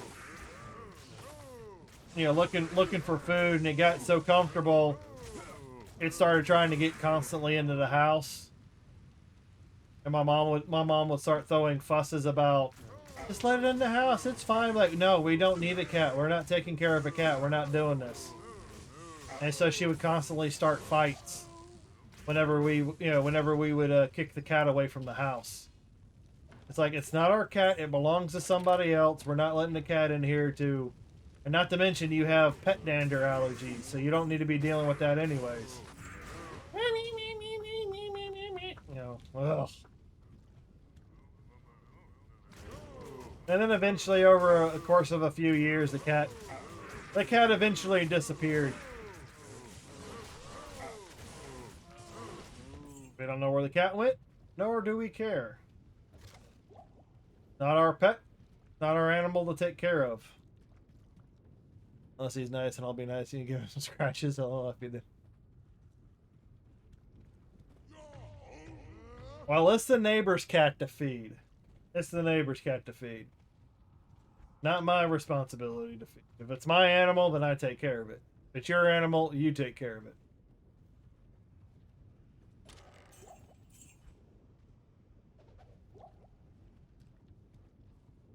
And then you especially got a problem. You especially got a problem when the cat's trying to make itself at home, trying to get into the house. It's like, no. Like, you don't belong to us. You belong to another family. And then it obviously means that family's not feeding them as often, so you take care of your animal.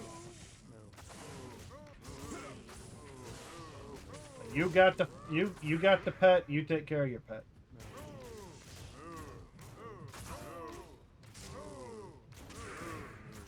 And I'll definitely take care of the pet if it gets super aggressive and comes into my yard.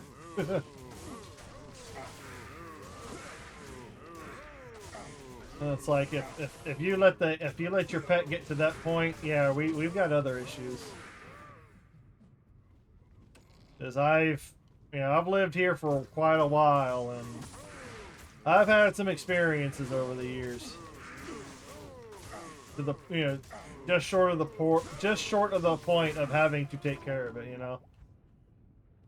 Luckily, animal control and the local police had to come out and deal with it. But it got to a point where we were having to defend our nieces and for me it's nieces and nephews, and for my parents it would be the grandchildren. It got to a point where there was an animal where we had to physically defend our family.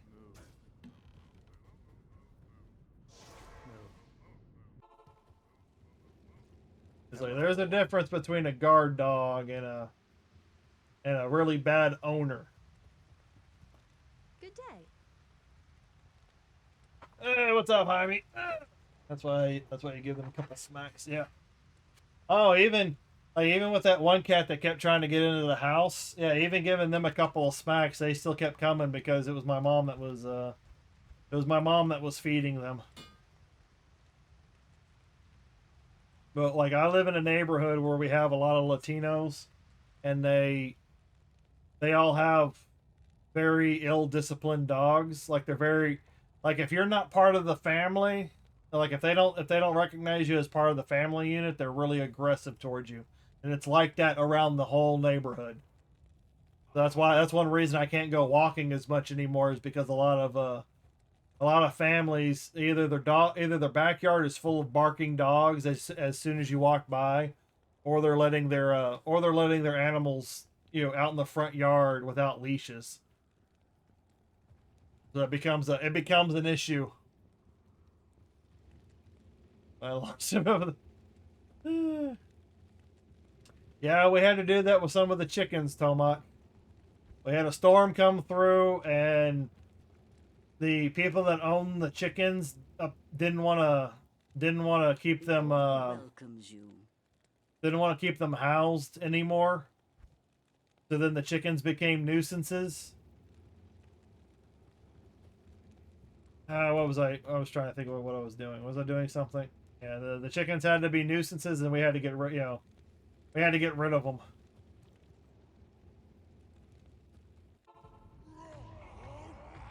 And because in the state that I live in, because they got to a point where they were letting their fowls run around everybody's backyard, tearing up grass and all that. Just tearing up our yards and all that. They were becoming nuisances, and like they had to be dealt with. Well, in my case, Telemac, that's like a lot of people around this neighborhood. Woo! You having a fun work day, Jaime?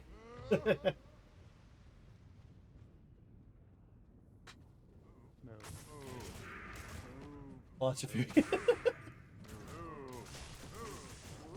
And most of the stray cats around here stay out of the way. Yeah, they usually keep away for the most part, but it's mostly the dogs. Mostly the dogs I have to worry about around here.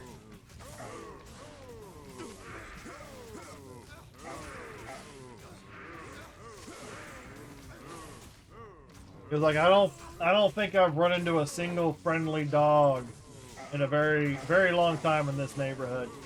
Like even when the dog's walking with its owner, they just start barking at everybody. Like I'm just minding my own business. Like I'm just minding my own business, doing whatever it is in my yard. And, like, yeah, you let that dog, and like in the amount of owners around here that let their dogs walk around the front yards, not being tied up or being on leashes, and they're aggressive. And they have the nerve to tell me that their dog is friendly and not to do anything to their dog. And it's like, yeah, sure, your dog can do whatever your dog wants, but as soon as they cross the property line and they become a threat, because you don't have them properly restrained as per the laws, I cannot be responsible for what may or may not happen. Because I will defend myself. Like, especially if I've got younger family members over at the time. Like, what kind of batshit crazy are you to tell me that your dog is allowed to do whatever your dog wants to do?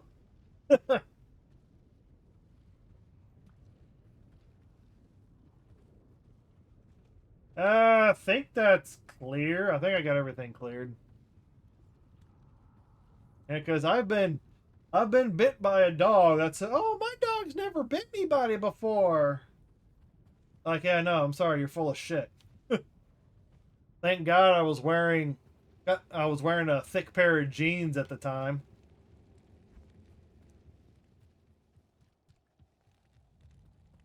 Yeah, I can't exactly, yeah. What can I do for you? Like, you need to properly be training if the intention is for your dog to be some sort of protector for the family, then they need to be able to, you need to be able to train your dog to identify who's a threat and who's not a threat. Not just immediately get aggressive towards anybody that's not part of your family.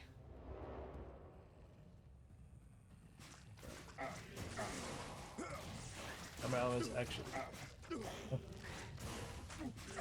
Yep, that's something that can't happen. Because animals have mood swings too. Animals might not be people, but they still have emotions and they still have mood swings, and they can still not want to put up with your shit.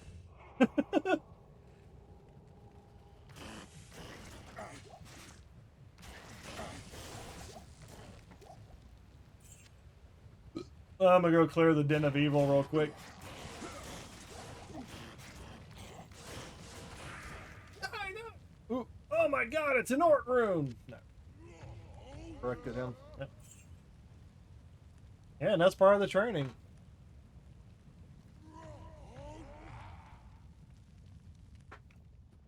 That's I said, you're doing the right thing of training the. You gotta train the pet.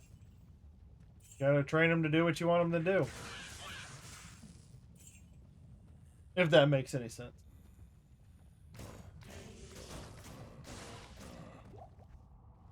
Alright, where's the damn... No, that's Flabby. Where's the Den of Stupidity? I may have accidentally just walked by it, maybe?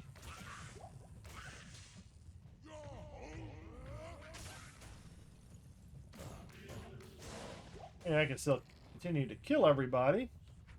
You can still potentially get something that drops.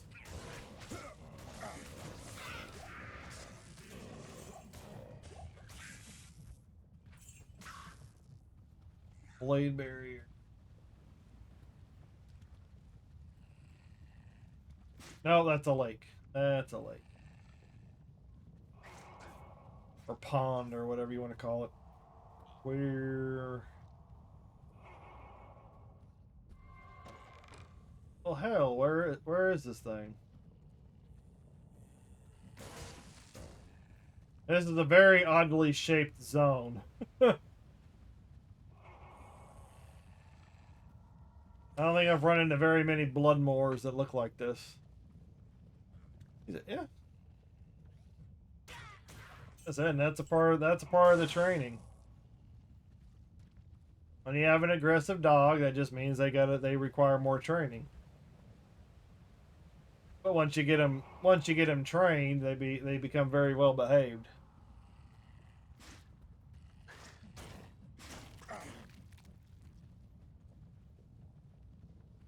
Man, we're finally.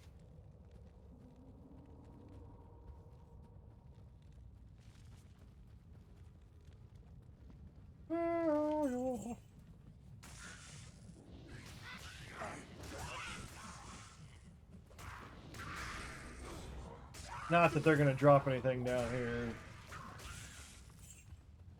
It's just how it is.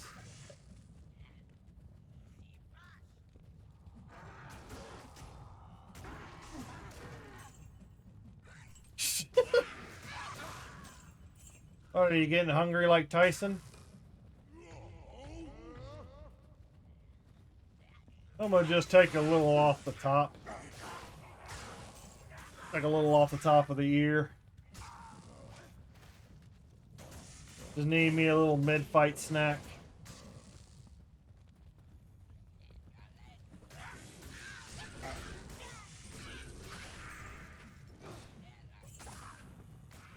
Yep, proper training.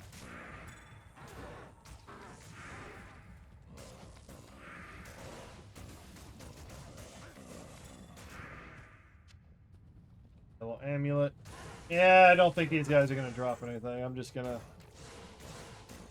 finish this out and call it a day for now. Get up, walk around, stretch, find some food, take a break.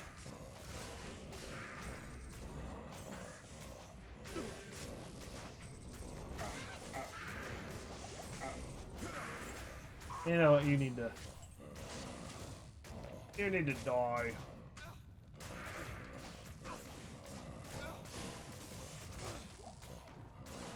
Corpse fire! Corpse fire!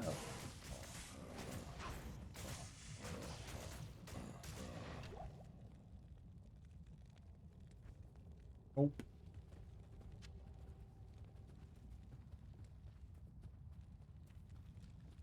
Luckily, this cave is not very big.